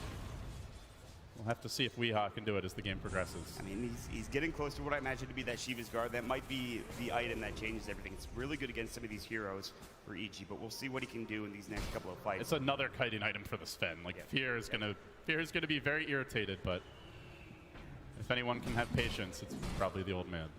And Fear, all he really needs to do is get that God Strength jump in and just get a couple of cleaves off, and then Sumail can maybe do the rest once he gets a bit more damage going his way, and he's getting there with that Butterfly being completed soon. In fact, he just needs the Eagle Song right now as he has the quarterstaff picked up on top of it. They'll move together down to the bottom jungle, bottom lane. They'll move in to try to push the tier 2 tower for the first times here in this game. They tried pushing that tier 2 mid, got low enough, but it didn't actually go down, so... You can see EG are getting more confident in their 5-man as the Butterfly, as you mentioned, nearly complete. The items being picked up by Fear. This is where their lineup excels. Elder Titan is a fantastic 5-man hero. So too the Beastmaster. Even Sven is in his own way because of the Warcry and his ability to siege buildings effectively. So EG, they knock down another Mott. It's a dead even game as far as gold goes. Experience only a minimal advantage for EG. But momentum-wise, it does feel like EG currently in the driver's seat. They're the team invading the enemy jungle. DC, they just want to farm. They want the Manta on Mu. They want Resolution to pick up his next item. He is the leader net worth. This is not really the time where they want to be fighting. When it comes to late game, DC still have at least some good heroes to deal with the Dusa. You talked about it, obviously. The Diffusal Blade and the Manta coming out for Mu. The Faceless Void getting good Chronosphere. He has the Blink Dagger. It's not even level 3 yet. He's almost 16, so he will have it soon. And Resolution can still grow a little bit. He just picked up the Abyssal Blade not too long ago. They also have Bloodlust. Don't forget about that. With a Slark stealing a bunch of damage, and now currently has a DD rune, speaking of damage, could be extremely impactful. So even a Witch Doctor. We've seen some really good death wards from Sox, so the tricky part for him is Warcry and AC is a pretty hard counter, but if somehow Fear isn't there for the fight or they kill him off prematurely, then Death Ward could be a difference maker. Even Weave, they have plenty of armor strategies here for EG. It's so they have armor so for days. Hard to get through any of these heroes, let alone Sumail or Fear on those two carries. It's so tough at this point. EG gonna group up mid. The bottom lane has been pushed in. They dropped an aggressive Observer ward here, so they've ascertained that DC likely on the northern side of the map. They stick behind Sumail. Butterfly now complete. While DC, more the team that wants to split push, the team that wants to defend high ground. A bit less confident in their ability to force the issue right now. We might be waiting until Roche before the next point of contention, although EG are very close to this tier 2 tower. I don't know if you defend this if you're DC. If they go high ground, then you have to TP back, but already at high ground is Weeha and the rest of DC. They want to force TPs. Already, though, EG have knocked down the tier 2 mid, even further limiting DC's Roshan access. You can see how long Resolution stays here. If there's something like a disruptor this game, he gets the hell out way sooner, but he has a lot of confidence in the matchup and knows that he can get those last couple of pokes in on the tower. He's going to go back in. I've seen this movie before, I feel like, and he's like, maybe not this time. Yeah, just potentially looking to force an EGTP or ultimate reaction of some kind, but not actually going to commit there. Oh, they do see him, though. The Hawk comes in. Rezo needs to get out. Fear coming in from the side. He's in Viz with that nice rune. He's got the Blink Stormhammer. Resolution doesn't know this. They don't have the gem. It's not up front. Yeah, they don't have the gems, so. Oh, he's actually going to pounce forward. Oh, Abyssal Blade is available. If you can force out a Grave early on Universe, could be a difference maker, but now Sumail moving in. He's chunking down the Ogre bit by bit. Pounce away as Fear leaps forward onto Misery. Wants to connect, but a nice Abyssal Blade by Resolution allows the disengage. Then the bubble connects on two. Found Sumail in Universe. No Stone Gaze for this one, but they're so damn tanky, Mott. Even the magic damage isn't doing anything. Universe finally getting low, but a two-man stun from Fear, and he immediately chops both those supports down. And Weehaw getting right click. The Roar even expected to get that kill. 3 dead for DC, and Moo has to time off and TP away. Resolution was long gone at that point, and EG are turning this around bit by bit, LD. They got the combo there. It just didn't matter. Dusa is so tanky at this point. Yeah, Resolution's not dying, Mod, but he's also not killing. He is really struggling to burst the Dusa down. I feel like we're seeing that without a super farm Void, they really don't have great tools. They got her without Stone Gaze even getting off. Like, that looks like the perfect initiation for DC. The follow-up damage simply isn't there. I think he almost got Fear in the Chronosphere as well, and maybe they could at least divert some of their attention to the rest of the heroes. But Fear was on the back lines, just going to work on the supports on some of those heroes. And now they're pushing with the Necro 3 up into the high ground. Weehaw is not there for 16. Resolution caught. It's now getting low. Of course, the Scotty coming out, slowing him down. Stormhammer will hit as well. And this melee Rax might fall. They know there's no Chrono for 30. EG, good time to punish, but only the tower so far. DC hanging onto the Rax for the time being. EG now almost losing their courier as it charged down mid. Very anxious to deliver PPD's Force Staff.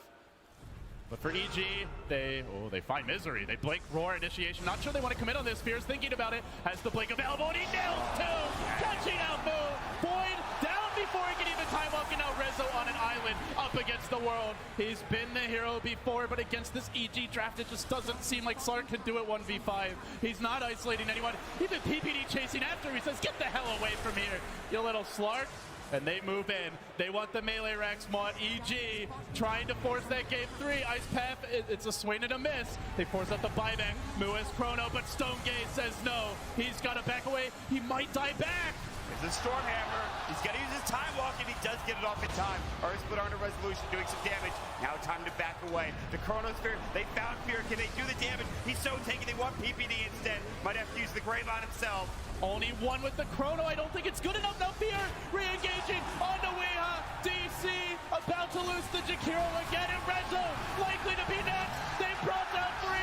A dieback potentially here from Moo. He barely manages to blink away. For now, still being chased. EG resilient on the big stage, still keeping the 2-time TI championship dream alive. Sumail, he doesn't care. He's going to try for the TP out, but Rezo can stop this one. He forces Sumail to walk it off, and now he's out of the Mana Shield. He may have overstayed his welcome. Stone Gaze, potentially enough here. Resolution getting slept, still backing off. They will bring down Sumail. Dead for 80. Does have the buyback, almost losing the Ogre here to the nuke damage, but when the dust settles, EG have dealt pretty critical damage to the DC base. Slark forced to buy back, Void forced to buy back, a massive net worth advantage now, with EG still yet to take Roshan. That net worth advantage just swings down so heavily, 15,000 in favor of EG. I mean, they got the kill on Sumail, but that's pretty much it, and if DC maybe can get Roshan, they have some room to work with, but right now, they need to get more. And the Astral Spirit will scout it out. The stop will come through. Dark Path was used in case he did get stopped, but they're going to go back to work. There's the Bloodlust. EG might look to contest this 4 versus 5. We'll see. Unless Dusa wants to buy back, they will have the power play here. There's no tower to TP to, so it's going to take Dusa a bit longer.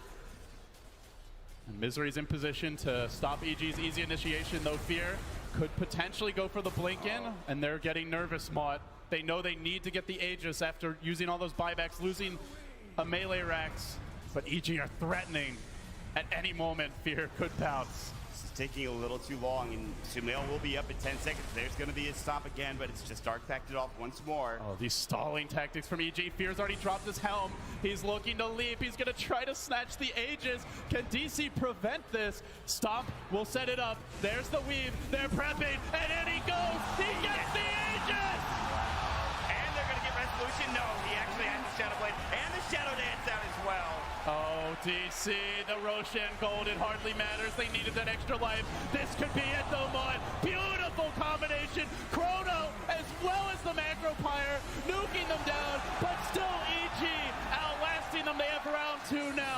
the chrono expended. Top lane pushing in. DC could be their last gasp in this game. A dieback for Moo. Out for 80. EG in full control of game 2 as they march down the bottom lane. That's a huge play from Fear. Jumping into the pit, 3 swipes, Roach is down, he gets the Aegis. Even with that great Chronosphere, Fear doesn't care, he just survives, gets that second life, and now they're ready to go again. And I don't know what you could do without that Chronosphere up for the Faceless Void. No Faceless Void for 56, now Fear has a heart. Oh dear. He's even tankier than before. He's going to be closing in on 4,000 HP with 50 plus armor, and that's not counting the weave, the medallion. And he's not even the main damage dealer necessarily. Sumail is an MKB in his own right. They quad laned this guy at point. Smart, it doesn't feel that way anymore. He has shown resilience here again. He did it at DAC when he first burst onto the scene. Gave up 3-4 kills, now gonna find Misery, and still came back in that Grand Finals versus VG, and it's again EG delivering the killing blow now. This props the GG, and we will go to a deciding game 3. It's not over yet. What play from Fear on that spend, and the resiliency from Sumail. You can just hear this crowd going crazy. EG are not out of it yet. And game 3 is coming, and I gotta say, for Fear and for Sumail to come back in that fashion, I mean, DC had a clear game plan. It felt like they wanted to push down towers, they wanted to get kills. They killed Sumail a couple of times. They make sure they would try to bring him down and just get him out of the lane as much as possible. Stop him from farming, and they did so, but he's still got too much room to work with, and eventually he becomes this monster raid boss at the end of the game. There were 2 things that game. One was the really bad team fight top, where it looked like they were going to be able to kill off the Dusa, and then after all by far the most interesting pick is Sumail on that Brewmaster and how much he can get done. This is like game. A taste of TI4, where we would see the super heavy 5-man lineups, the old EG style where they'd get like the Enigma Tidehunter, the Void Enigma, the Brewmaster, the big 5-man death ball type strategy. It's a different engine for the push though. The Terrorblade, something that wasn't seen nearly as much back then, but is equally fearsome in the 5-man in its own right. Even now, I think the Terrorblade is still fallen off in comparison to where he was at Manila and before Manila, or before TI as well, even in the group stages. I feel like Terrorblade, it's not seen the light of day for a period of time. It's a decent Terrorblade game though. Like the thing I liked about a potential Tinker pick is it gives them a really good way to do with the Illusion Swarm and just the general early 5-man, but they don't have the best Illusion clear. Like for DC to do well in this, sure Kunkka can potentially if he gets super farm, but realistically it's a 4-position Kunkka. You can't expect him to deal with the Illusions on his own. They have very little wave clear aside from that. Shadow Poison takes a while to stack up, isn't going to deal with the main TB. He's protected by a Dazzle. There's no counter for Grave this game, so I think it's like you said, that DC really do need to get something out of the Shadow Demon Kunkka. If not in the first couple minutes, then definitely with that first smoke rotation, those early movements. And already see Saksa is starting with one here. As the Battle of the Bruisers rages in mid. Sumail skills the clap early. Generally is the first ability you pick up, but it means there's no evasion chance here, so Mihawk can go in. They got it on Zai, and he's low already. The pounce will come through, leashing him up. Is this going to be first blood? Zai's low, not dead yet, and he will go down. That's huge. Last right click from Saksa that gets it done. Sumail grabbing the point now, Drunken Brawler. So this is where he can equalize things. With the Ursa, you have the attack speed slow of the Thunderclap. You have evasion from Drunken Brawler. Almost certainly expect to see at least 1 point Drunken Haze. And at that point, that early damage, the pressure that Weehaw was putting out, not going to be as easy to do. So important for DC to get kills in the other lanes. Really nice start here. Zai going for the early point in Astral Spirit. It's nice when there's 3 heroes to run it through, but the early point in Echo Stomp is the more defensive build, and it has allowed a lot of teams to get out of situations like that. So this bottom lane, again, they're kind of leashed here because there's an aggressive dual lane. Sumail, right clicks a bit more. Earth Shock, it does hit, I think, a little bit. They have the... He's going for this. Is there going to be evasion? No, sir. Weehaw gets it done. Level 2 Fury swipes. That's all that it takes, and like you said, no misses. And you're good. I mean, it's a 10% dodge. You cannot rely on the dodge at this stage. It's when you combine it with the Drunken Haze, but Sumail not level 3 yet. That's where the miss chance becomes very high. 45% chance to miss on top of the 10% evasion. He is going to skill up the level 2 clap. So still Weehaw can find openings here, especially if he gets a good rune. Well, bounty's but up the good rune goes to Zai as he does grab an invis. Yeah, Zai will be down bottom, ferreting up and looking for maybe more trouble. You can see that how far Saxa is. He's shadow poisoning, zoning out Universe, but he might be able to make a go on Saxa. He's a little too far up. The stomp, there it is. They've caught him. They bring him down in time. I don't think so. 2 stacks of shadow poison. This could go poorly for them. Torrent coming out, then the pounce forward onto Universe as Resolution engages, dropping him low, gets off the anchor smash, is going to lock him in place now. The follow-up damage isn't enough, though. A great 2-hero stop, and Misery needs this Torrent to connect. Universe going to juke it. There's no pounce to go through, and Misery trapped in the trees. No regen. Death to the club of the Elder Titan, and they're doing it 2v3. They don't have a point in Soul Catcher, and it's only a level 2 Shadow Demon, so they don't really have the burst damage. I think you really want to be going on the Elder Titan there rather than the Tidehunter, who already has 2 points in Kraken Shell, but until they get more levels on these supports, kills on the Tide are going to be hard to come by. It's just too tanky at this point, like you said, with the Kraken Shell, and even just with base HP as well. But they got him so low because the Anchor Smash hadn't gotten off, but once it got off, it was very difficult to continue damaging him. I like the rotation, though, to mid, as they're setting up for maybe a Torrent kill here onto Sumail, and another kill would be huge. They stopped him from farming before when he was playing that Dusa, bringing him down a second time, especially when the first time was a solo kill. But look at how well Zai is reading the map, already pinning out the likelihood that Misery has left the lane. They have a good observer ward in the enemy jungle. They don't actually see the Elder Titan, but they also don't see him pulling or in the area, so they get suspicious about his position. Instead, Misery will move all the way top here. Moo's not level 6. Difficult to set up a kill. Possible to run down the Terrorblade, but it's a Dazzle lane. There's still a skill point about to be available. He can grab the level 1 Grave if he'd like. He already torrented the creep wave, so it looks like they're not going for a kill. Meanwhile, bottom, Resolution, he's been left alone, and if you leave a Slark alone against Tidehunter, he is going to get bullied by Anchor Smash. He can get his level 6 and then at least can always heal up under the cover of Shadow Dance, but you can already see Rezo has to back away. If they're not getting kills elsewhere, Mod, this is not an effective move at all for DC. Like if that was an Ursa bottom or something, he would be fine, but given this matchup, he's really going to struggle. And the lane stabilized for EG, a free farming Terrorblade after the early pressure and success mid. Weeha now even, or close to even on CS with Sumail here as far as last hits go, but can he find a kill? Drunken Haze did come out, so that's the evasion that you were talking about. So Weeha will have a tougher time getting right clicks, but he's going again with the Earthshock, and he's got the Fury Swipes on. See if he can actually bring him low. I don't think he'll be able to get the kill even with another Earthshock. Overpower, and he gets it! The Shadow Wave, Poison Touch, Weeha enrages. The stop will come through, though. Another Shadow Wave will put him in a lot of trouble. He heads to the north, PPD. He gets juked. Ursa has high base move speed. He can turn this, He's baby. sounding up. He wants Zai as well. Now the Shadow Wave coming out, and he is about to fall. The Great comes out just in time. He's playing this fight so well, Mon. On the high ground, he might be able to make a move on PPD. Misery's coming in. Torrent to save him. Potentially doesn't actually cast it. He gets away. Weeha is just playing out of his mind this game. That was an incredible series of events. If he had gotten that second kill as well, oh my god, that would have been something. Zai barely limping away, going back to the base. He just played it perfectly there, using the Enrage right as EG was trying to finish the job, forcing them back by getting enough damage on the Elder Titan. If he just tries to run, he probably dies, but instead, the Elder Titan has to back, then it's only the Dazzle trying to focus him down. Good adjustment by Misery to come and assist him as he has managed to collect level 4. I think the slight worry here for DC is that Slark is getting pretty heavily outfarmed, and he's not a great hero against 5-man anyway, so you really don't want to be behind. But Sumail mid, barely getting off the split. They force it out. Nicely done by DC, as long as they can disengage. But Misery being hounded here. There's another boulder toss, likely to drop. He will go down. It looks like the last right clicks coming in. They lose the Kunkka support. They force out that ultimate, but EG, very happy with how that went. They almost had him. He was so low. Yeah, he really was. Meanwhile, bottom though, Rezo getting chased down. He pounces, but Universe blocks it. Good disruption here, so we can't get that follow-up Anchor Smash. And Saxa will save his carry. But the thing to note here isn't that he lived, but rather that he's being pressured out of the lane so heavily. Not a free farm Slark game. 5 stacks of the Shadow Poison, bringing that Tidehunter, who's very tanky, down pretty low, but Universe is still being aggressive. Resolution still doesn't have 6, so he doesn't have that Shadow Dance passive. He can't stay in lane. When you have that, you could maybe at least get a little bit more farm and be a bit more aggressive, but that's just not the case at this point. And again, you talked about it. The Terrorblade continues to free farm. A very good timing.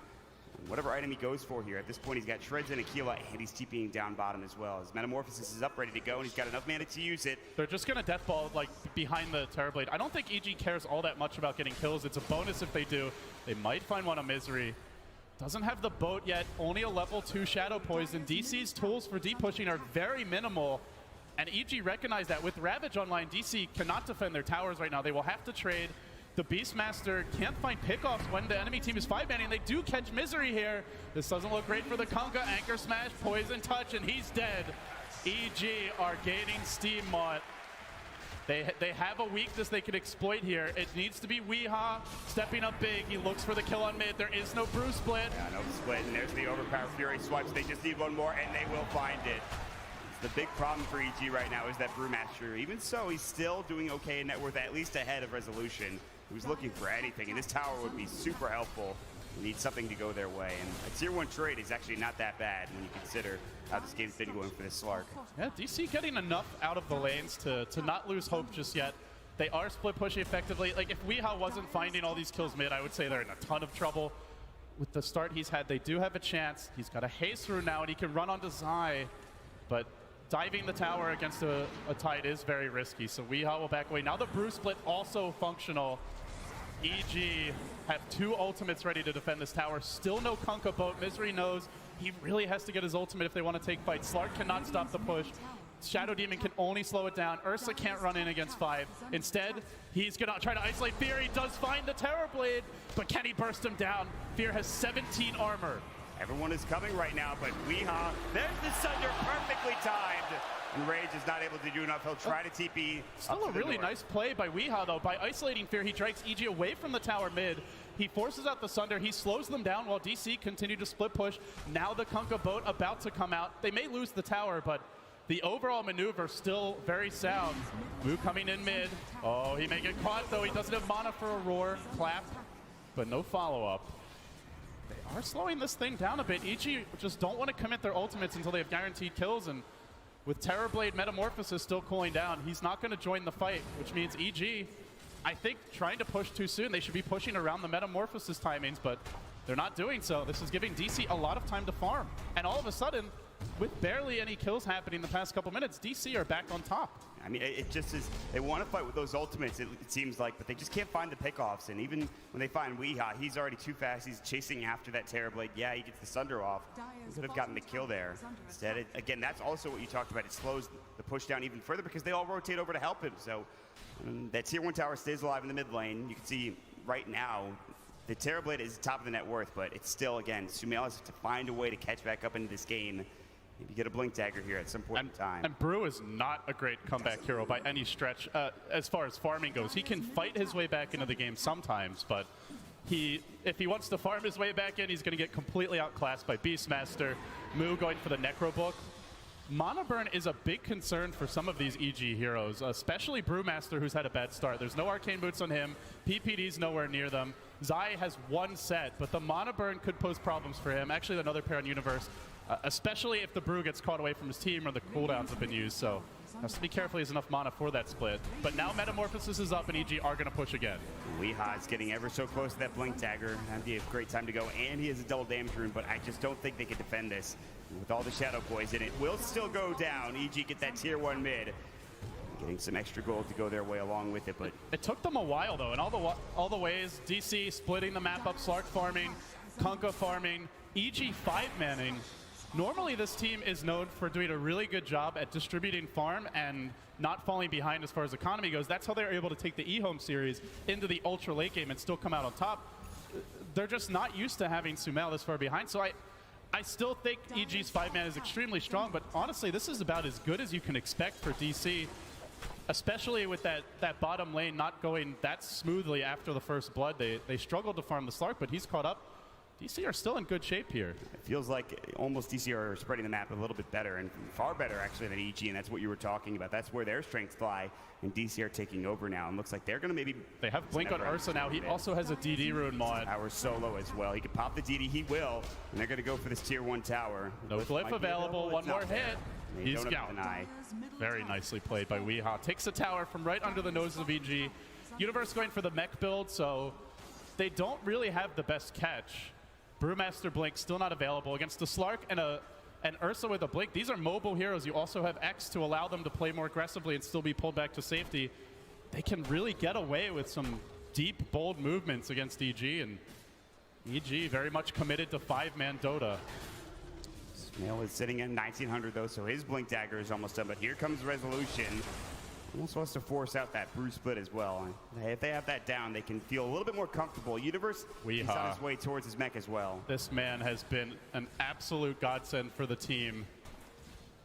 And now he's looking to make another play. His DD rune has worn off, but he's got an Invis mod. Fear very far behind the tower. Even Zai super far back, but somehow Weeha still finds him. Instant stop. He blinks out, almost dodging it. Does end up getting caught, but now the Purge onto Fear. They're going to keep him out of the fight and try to get their Ursa out safely. He has been caught by the clap. He's got the ultimate. Earth Splitter coming through. This one's going to hurt. Weeha will end up going down. A very deep dive. Can they counter this anywhere? Looks like they maybe try to set up on Universe, but Tide is just too tanky of a target. That was a huge kill. Insane reactions there from Zai. Seemed like they may have known that the Invis had been popped. So he was very quick to react. I have to say, though, while that was happening, they still do get that tower down bottom. Mu was split pushing, and he has his book 1 now as well. So they're getting items on other heroes. It's not just Weeha. Shuri goes down there, and it was a deep dive. I think she almost was able to blink away from that split, that stomp. That would have been so sick, because he has the move speed to run back in and kill him at that point with phase boots. Here's the smoke from Misery. And from Mu, they do see PPD. They have the Necro Book. They can quickly kill him with the Roar, but the stop is there. Again, it's Zai in position to save the day. The boat's going to hit, but PPD able to withstand this offense. And now they have to back. There's a Ravage ready. The Brew Blink, I don't think it's been scouted. He goes in for the initiation. He finds Soxa with the clap, but that's not the worst kill to give up. They even commit a split just for a Shadow Demon. Not terrible, all things considered for DC, but can they find more? They're chasing after Mu. A follow-up clap is there. Zai stomps him. Rezo on to Fear. Weeha retreating rapidly. He's far out of position to assist Mu. Fear wants to bring him down, but Wee tries to save him. The boulder toss not enough. The raindrop keeps him alive. Mu's still getting chased down by Illusions in Universe. Now bottling up on the north. There's going to be more fighting happening. And finally, Resolution about to fall. Looks like he will go down. 1 or 2 has more the right pounce, clicks. has the Shadow Blade, but he leaps into certain death. The prediction blink there by Sumail. I think he dies to the tower anyway, but DC overplaying their hand a bit. Ravage wasn't even used there. Mu will disconnect. Gives DC a chance to collect their thoughts. They were actually up by 2,500 gold prior to that fight. With EG holding the kill lead, they have done a very good job, and as far as the overall game plan goes, I think that's the important thing to highlight here is DC know their 5-man is just not as good. Even if you hit like a perfect boat torrent, you probably still don't take the fight at this stage of the game. They have spread EG out, but they're pushing it just a little bit too far. They have to be patient, continue to let the Slark farm. At some point, maybe the Ursa, the Beastmaster, can try to sneak towards the Roshan pit. With that tier 1 down bottom, and already you can see EG, they have their own ambitions. EG at this point, I mean, they're down a couple thousand, I think 2,000 in terms of net worth right now, but it's not that much, and especially with the terribly farming as he is. He has the Dragonlance. You can see already that kind of setting up, there is a lot of vision here in the jungle for the Radiant team. DC have some very good vision as well. So moving forward right now, I don't think you want to fight as DC until you maybe get a BKB on Ursa or the Necro 3 coming out for a Beastmaster. It's probably the most important item to have that mana drain to make sure you can actually, and the damage that it deals also is pretty insane as well. So, and the 5-man that you have from EG is just, there's too many ultimates. You have the Earth Splitter, you have the Ravage, Sunder, obviously Metamorphosis, and the Brew Split. There's just too much to deal with for DC at this point. Yeah, but they can play around the cooldowns, which so far they've done quite a good job of. I wonder what Weeha's going for here. Does grab the Belt of Giant Strength. Normally this would be a basher on Ursa, but generally you don't see that as the first item. I suppose a possible Sanj pickup. It's a bit unusual. More often it is the Ags build, BKB. Diffusal Blade is an occasional pickup. I know CTY really popularized that build as EG now need their own moment here. I'm just getting some It wouldn't be an Dota without a smiley face, Mont. I'm just waiting on or question pauses. Marks. One of those two things. We haven't gotten enough question marks for my taste, though, I have to tell you. This has been a very mannered international so far. Teams trying to keep things loose for themselves, but there is so much pressure. If DC were relaxed going into game 2, they have to be a little more nervous now. The tournament lives on the line. So too for EG. Sumail, another game where he's had a rough start. Almost always when EG have won this tournament, it has been with Sumail just taking over. But this game, it's a totally different strategic approach from EG, and he won't win the game solo. It's going to be a team effort for them. Sumail, he's picked up the gloves of haste, and I don't think he has the belt of strength, so he may very well go for a Midas. It might be a little bit of time, but we've seen that when Brewmasters have struggled in the past. Yeah. Midas is always a good choice to get back into the game. It's one of those heroes that works really well with it. And his ultimate scales very well. The duration increases, and the cooldown goes down substantially. So just getting levels on Brewmaster alone is quite important, so there's less downtime for your ultimate. You already have a lot of downtime just with Ravage alone, and it's going to be a very long time before Universe gets a refresher. Whereas DC, they're the lineup that can pretty much always fight. The boat has a 1-minute cooldown, even at level 1. Slark has very frequent uptime on all of his spells. Obviously, Ursa, Beastmaster. Basically every minute, DC have their full complement of spells. EG, the ones who need to fight around cooldown, so the levels do matter quite a bit here for Brewmaster. But DC, they'll take the tier 2 top. They probably realize that EG are in the Roche Pit, especially now that we just see Zai and Sumail confidently roaming around the river. They already saw a couple DC heroes top. They know DC is not coming to contest, but DC still getting significant trades as Misery looks to slow things down with the turret. Sumail trying to get on him. Doesn't want to commit a split just for him. There might be a boat. We could see a Aegis snipe potentially as Weehaw moves in. Misery is getting caught by Sumail, though, and he's going to get stunned up with a stomp. And Sumail's TPing home, it looks like, in fear. The Axe, though, he prevents the TP back. Sumail can't come to defend. Already this tier 3 top has almost fallen, Mott. DC are ratting this one out. Sunder comes through. Weehaw was looking for the engagement there. Now it looks like he's about to fall with the Enraged. Ravage was used top, and they actually will break down the Tide Hunter. Now they're going for the Rage Racks. DC are about to get a Rage Racks at 16 minutes in. They lose Weehaw, they lose their Conka, they give up an Aegis, but the Ravage committed. The Brewmaster split down. The top lane caved in.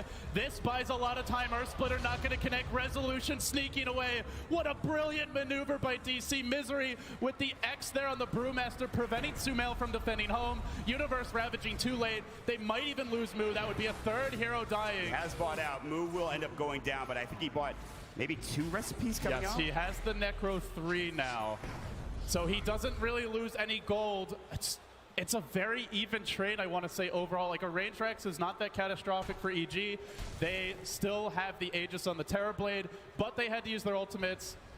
And even though they got 3 kills, Beastmaster doesn't lose any gold. It's a pretty back and forth exchange there. I think neither team, like, oh my god, we just crushed them in that fight. That's the killing blow by it. It's still up in the air, Mott, but this next round of action could determine a lot. Metamorphosis ready in 20 minutes, and now what the analyst talked about is going to come to pass. EG will sit behind the Terrorblade, ready with the Grave, and just constantly siege towers. But can DC hold? This time there's, again, like you said, no more ultimates. The Brewmaster should still be on cooldown for a period of time. 54 seconds for that, 66 for Ravage, so they still have some time before those ultimates are up. You don't really want to fight into Aegis, but you can definitely defend this tower, I think. He's saving Metamorphosis here.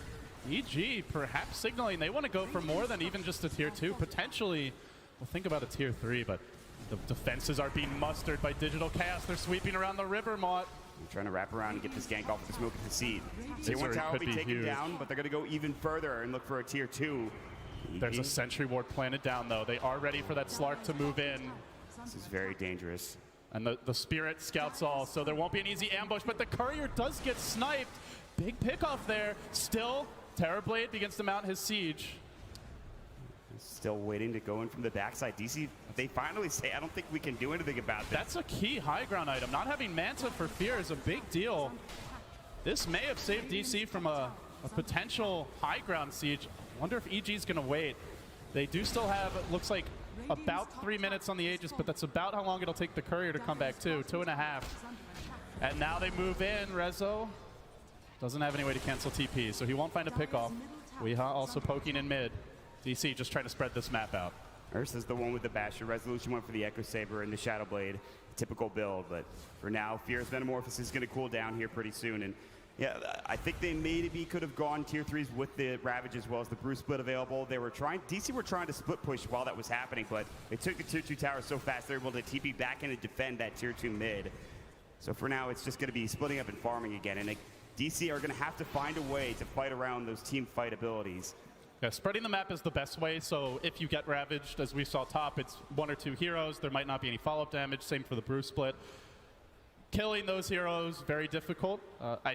It's 2 completely different styles. Either can work here. It really does just come down to execution, which is what you want out of a game 3. outdraft. Not necessarily the most exciting, but this really feels like both teams have their own game plan, and either can absolutely work. It feels like we're waiting for that one big fight for EG. For DC, they're just going to try to split up the map as best as possible, as you talked about. The tier 2 towers, though, are still up and available. And DC want to take those down so they have access to the other tier 3s. Not to mention that melee Rex top lane. And Zai about to get picked off. There it is. Stop. Is it going to come through? Doesn't matter. Mood jams it in. There is, however, a blink on Tide. Universe is coming in. Uh-oh, Fear. That is just the Aegis, though. Universe, he blinked in. Now looking for the, maybe a Ravage. The Gush is on Resolution, but he can't find any follow-up. Oh, that's so big for DC. Universe reveals the blink. They pop the Aegis. And now EG, even afraid to move forward despite having their ultimates. They want to wait for the Elder Titan to respawn. God, that takes a lot of momentum out of this EG 5-man push. Resolution continues to just Shadow Blade up on the sidelines and going to go again, looking to try to find another hero here. But these hit and run tactics, Mod, very impressive. It's difficult to execute this against a team as coordinated as EG. It's like guerrilla warfare from the tree line coming out from the Slark in almost every situation, but EG will move together again. It's that 5-man movement, or at least 4-man movement, as they will have the Zai Elder Titan respawn, and they're going to push out the top lane and together. the Hawk is just so good against this style of play from EG. Like, you always see when they're coming. Mood doing a good job at keeping vision. You can see another Hawk closer to the EG base. This is what enables their aggressive split push and aggressive spreading of the map, is the vision game.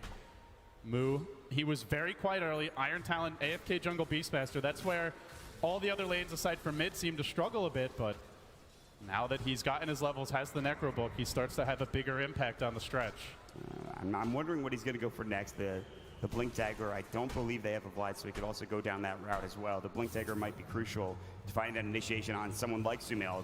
X marks Torrent's going to come in, no Ghost Ship to follow up, just showing that they have some spells to use, although does do minimal damage for Misery, and he'll back up. But poking away bottom lane, the irritant Resolution, a thorn in the side of EG, and they have to come defend again, and as they're doing that, well, Universe blinks in. Does he dare go in Rezo? There's a disruption by Soxa, and meanwhile, top lane, Beastmaster split push again. EG have to be careful not to get pushed in too hard in this lane. Fear isn't with them either. They're getting pulled around quite a bit. This is tough. And even if they get that Slark kill, it's obviously bad for DC. It's not a disaster by any means. Weeha's still farming, Beastmaster's still farming. Not to mention even the Kunkka of Misery keeping his own economy up. He's got 2,500 gold, Mod. We saw that Crystallis Bloodthorn for Misery yesterday. We might see it again, but top lane, it's Moo's been caught out here. Does Universe want to Ravage? Yeah. He says, hell yeah. That is one ultimate down. They still have plenty more to use, and that is a pretty big kill. Moo is split pushing like crazy, so I don't think DC should feel like there's an opening. Even with Ravage down, it's still something that you have to consider. The Bruce Split is up. All those other abilities for EG are ready to go. Oh, they're definitely more confident with Ravage down. You can see the way they're moving in, even though it's 4v5. Deep, aggressive plays by Resolution. Gets that quick little bash on Sumail. Hey, buddy, how you doing? And backs away. They're getting in the heads of EG, though. Like, EG is constantly reacting. Notice, like, they're not executing their game plan, which is sit behind Terrorblade, 5-man, have the Dazzle Grave ready. If DC dare contest, you just jump in with the big ultimates. They're the reactive team. This is not how EG want to be playing. EG, they would like to be, again, they have such a good 5-man push and team fight lineup, but they just can't find a way to split up and push these waves out, you know? You don't have that Naga Siren that can constantly use the Radiance Burn and the illusions. The Ghost Ship is coming in mid. It will hit Fear, but that's it. Just try to clear out the creep wave. And again, it's guerrilla tactics from DC to just clear out every wave they can. And Soxa's ratting it out bottom. This feels like the old Cloud9 almost. AOI 2000 not here at TI, but his spirit living on. I'm going to try to push mid finally. This tier 2 is about to get assaulted. They have popped the Metamorphosis. That's the difference makers. They have this fast push coming out, whereas DC, it's slow and steady. And here comes Resolution to the top lane again. And already TPs are coming through from EG. Anybody home? Anybody home? And he just leaps away. Still, tier 2 does fall. But also, tier 2 exchange for DC. They will take the bottom tower. It's not bad again. Like Rezo going in top again. He wants eye. He does get the bash here. Can he get the kill? He will do so. Beautiful pick from the Slark, and now they're chasing after PPD. Moo hot on his tail, but PPD able to force staff away.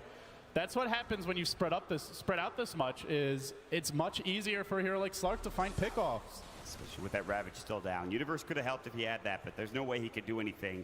All he could do is sit there and mech at that point in time, just try to keep Zai alive. Fortunately, he goes down. He's down for 15 seconds, and again, the waves are barely pushed out in this top lane.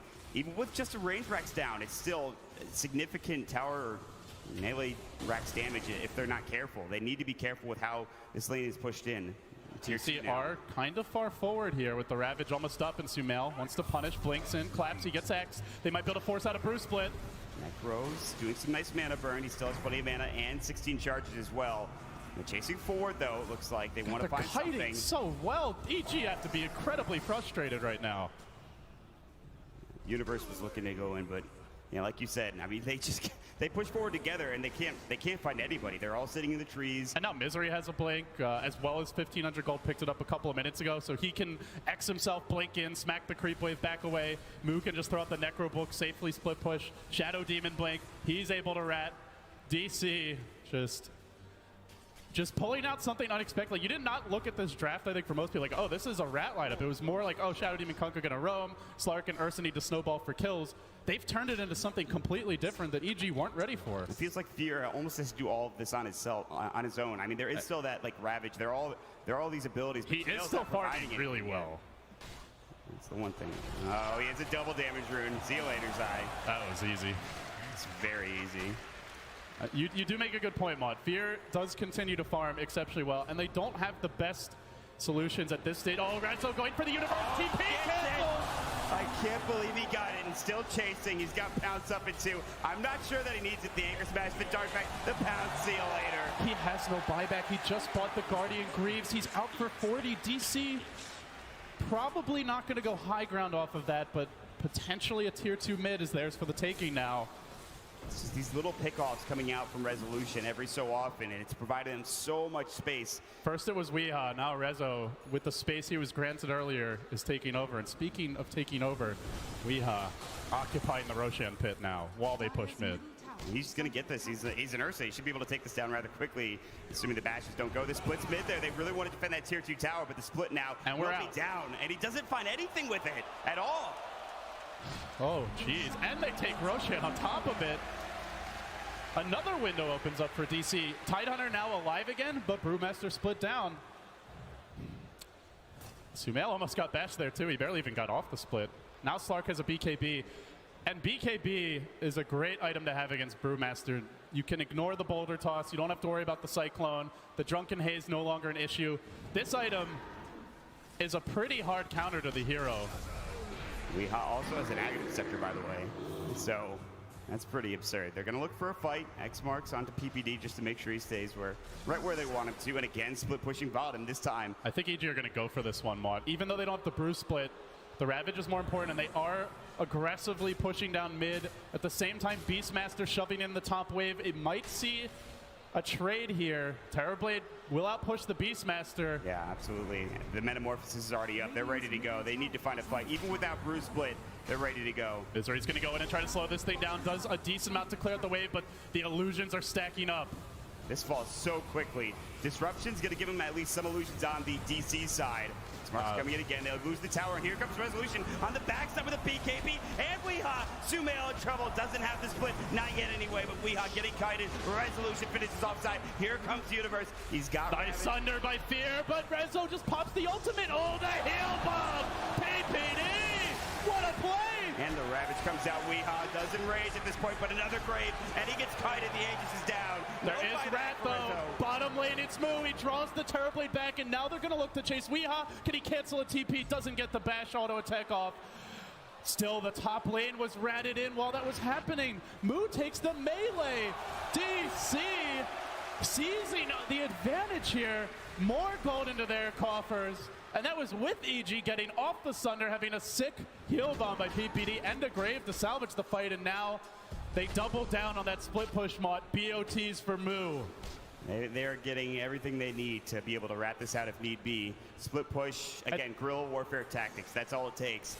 You can really see how strong the Slark is in the fight when he has BKB. Like, they could not do anything to him. Could have actually killed the Terrorblade potentially if he had realized how low the Shadow Demon would bring him. And that's the other thing is they have Shadow Demon versus Terrorblade. This is a great hero to limit his damage and even to create your own army that can mess him up with the Disruption, the Soul Catcher Purge. A lot of pure damage, ignores all that armor on the TB. DC not out of the woods yet, but they are really testing EG here, who are going to barrel down mid again. Moo's already begun his assault in the bottom lane, but instead of going mid, they're going to actually smoke up and set up a trap here. Moo seems to know something's up, and as well, Zoxa might be the one to catch them. In fact, he breaks the smoke and blinks away in time. TP out, can he make it? And he glimmers to ensure the retreat. Zoxa, the gentle giant, has a killer instinct here. It's a great high. Weeha's looking for a jump. He finds Fear. He gets off that first bash. He can force out the Sunder. He's got the ultimate available. Now, moving in. Rezo can pop ultimate, prevent there from being a Sunder target. Fear, not going to get it off. Locked down. Has to Sunder his teammate, and then DC look to walk away. Universe doesn't. No, it doesn't have Ravage. 30 seconds to go. And meanwhile, Moo bottom. He's going in again. He's got the Necros up. He's going. Sumail doesn't have enough mana for a split, and his wand only has one charge. And Rezo goes back in on top on Desai. Another great force down. EG being pushed to the limit here. He does have to beat KB on the way out. That lane of Rack's advantage is even further enabling the spreading of the map. Constantly shoving in a wave. EG, decent wave clear. They don't have an Ember, a Tinker, like that amazing mobile hero that can constantly push out waves with ease. You're EG, you think you should be pushing out the waves yourself. You don't expect to be back in your base against this type of lineup. It's just too much. With Misery getting involved. Misery almost has that Bloodthorn or Daedalus at this point. It's crazy the amount of damage he's gonna be able to pump out too, and look at that. And True Strike is really good against Brewmaster, mind you. So he can silence Sumail, and then there's no evasion. Sumail will be food in the next fight with that, or you can silence the Dazzle, prevent him from getting off a grave. Bloodthorn is actually really good this game for Misery. Still a ways away, but disruption on Moo bottom. Send some illusions in any way to make this easier for DC to try to get into the base and take that next set of racks, or even just a tier 3 tower. I mean, for EG, it only takes DC making one really big wrong move, not having buybacks. Terrorblade pushes that fast, but keeping an eye on buybacks. We can see 4 Radiant Heroes currently have it, and I imagine they will look to maintain it. It's the insurance policy in case they do screw up. It also is the counter to the big team fight ultimates. EG have to force 2 rounds of mistakes if they're going to easily walk towards high ground. It's just DC know that they're 5-man, just not yet. Still, even at this point, more than likely they can't stand up to EG, so DC splitting the map again. And EG, I think they've wanted to push and fight for the longest time. They've just not found the ability to do so. It's kind of been crazy. I mean, PPD buys a smoke, but just look at this Radiant Vision. They see everything. They see all of EG roaming around. All the lanes are pushing. As soon as you go for a smoke, maybe you get one hero. DC will just push the other 2 lanes, and possibly they just completely scout it out and dodge. Even a clever ward has been up on the right side of the map for some time. The vision game has been increasingly impressive by DC as this game moves along. And that is the biggest thing limiting EG, more so than even the split push. The split push is fueled by that vision, and EG unable to deny it. So Roshan was a long duration respawn, I believe. It's not going to be up for a little bit. So what do you do as EG until then? I guess you just have to keep the lanes pushed out, because that's all they're doing right now at this point. Like you said, because of the vision, they can't really get out of their base. You're banking on one big screw up by DC, and you definitely want the Aegis before you go high ground. You can't count on the Grave save for the Terrorblade necessarily, with a potential silence coming out, the Roar, all the bashes they now have. Missouri's still saving that gold. Curious what he ends up going for. I imagine it will be the Bloodthorn. EG are wrapping on mid, but there's nobody here yet for DC. Resolution could come through. Everyone's back at the base, though, it looks like, for DC. But top lane's already shoved all the way in. One Terrorblade illusion is not going to fully stop this wave, and Misery, the man out in front, has the X just for the safe return. He hits the wave once, then he jumps away, but they have caught him. That armlet looks like it might not save him this time. With the weave up on top, they will get the kill. He immediately buys back, and they know that this might be their best bet to take not only Rax, but the game. And here we go. There is a glam. Pushing in. Misery trying to slow things down here, keep DC going while the top lane pushes in, courtesy of the Slark, but Fear, he gets the first lane. Zoxa blinking in for the disruption, then Glimmers himself will purge Fear, keeps the old man at bay, while the creeps still going, they X him back, Bow comes through, good Sunder, but Weed's on the case, Grave is there, can they save the old man? Fear is so low, and he barely survives. The Cyclone coming out from the Brewmaster split, Fear getting chased out, he will fall. DC, they've won more, they've got the disruption on Universe, he blinks away, Rezo, can he fight him in the trees? Meanwhile, it's Moo to the rescue for DC, pushing that bottom lane in, forcing EG to buy back on the Terrorblade. They scout him with the stop, he walks away from this, but Fear corners him, corrals him, will bring him down. In the end, EG get only a ranged Rex. They lose their tier 3 bottom. They are forced to buy back on Terrorblade, trading that only for a Kunkka buyback. And they used all of their abilities. EG, Universe, no Ravage, no Brewmaster split. They used the Earth Splitter as well. Sunder just coming off cooldown. Pretty short cooldown for the Terrorblade. Metamorphosis is the longer one. And they'll be back up in 62 seconds. So DC's go time, I think it's right now, even with the heroes down. And those 35 seconds are going to be crucial. Resolution getting gushed up as well as the Spirit following him. Needs to get away and looks like he will be successful in doing so. And the Shadow Demon is just giving Fear absolute fits this game. Now even as a butterfly, but that only makes his own illusion scarier to deal with as well. And Saksa doing such a good job at initiating. When he goes in, he Glimmer Capes himself first so that EG, who have a gem on Universe, but he isn't always in front, can more safely get that disruption off. You see the pressure mounting on Resolution though. Reflection forcing him back. The lanes are in a decent position for EG right now. No Roshan respawn just yet, but Saksa gonna scout out this latest movement. Top lane always gonna be a thorn in their side. Until they gets to tier 4s, it's still gonna be okay. It's done a little bit of damage to the tier 4 back at the base, but it's really minimal at this point. So now a Slark Butterfly. Gonna start to run into slot issues here for Terrorblade. Fear has farmed very well this entire game, but he'll need an MKB at this point. Ideally, you would love a Satanic, potentially a BKB when that Bloodthorn's out, as you only have the Manta to remove the silence, and you really need to make sure you get off Sunder. We've seen even when he gets it off, DC can nuke him down pretty quickly. Well, the problem with Misery and that Bloodthorn is that he did have to buy back. Yeah. Bloodthorn being the most expensive item in the game is kind of, or second most expensive item in the game is kind of troublesome at this point. Yeah, it may delay the item. We'll see if he even ends up going for it. Buyback always going to be paramount. But the game will settle down now, and the next clash, the next likely tension point is going to be when the Roshan respawns.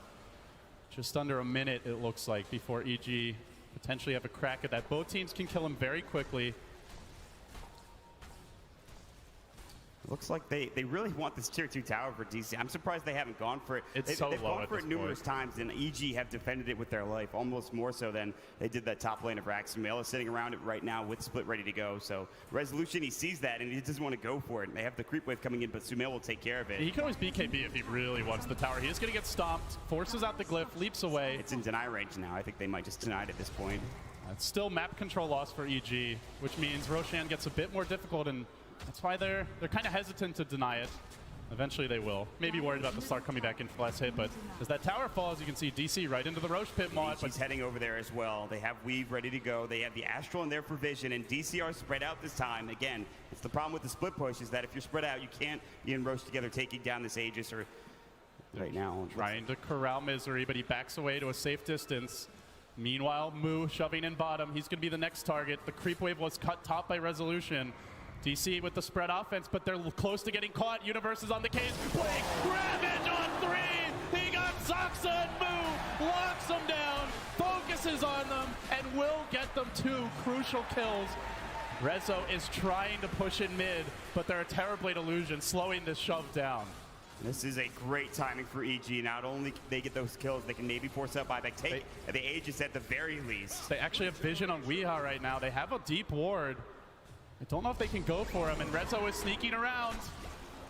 Now, Rezo is going to find PPD, who's graved up. Universe is there as well. Sumail blinks to the north instead of dealing with Weeha. It's Fear's job at this point. 12 Essence Shift stacks, though. He has evasion. If he can heal up in this fight, it would be trouble, but Fear just clotheslines Weeha, crushes the Ursa. They're not split pushing Mod. EG are starting to get the momentum they need to take that Roche. That's 3 kills for them. DC, no objectives this time. This is very tense. There's nobody split pushing in like you talked about. They're not really getting those objectives, and they were trying to just... Rezo, what you doing? I don't know if that's the play. He should have Shadow Dance and BKB. He's being very aggressive here. No Ravage. They do not want Fear getting an Aegis here, Maud. But I think they may have to accept it's going to be his. Saksa, perhaps they'll risk a support life to try and steal this. Scouting with the poison, but the pain's aplenty from PPD. And they will grab the Aegis here, the cheese as well.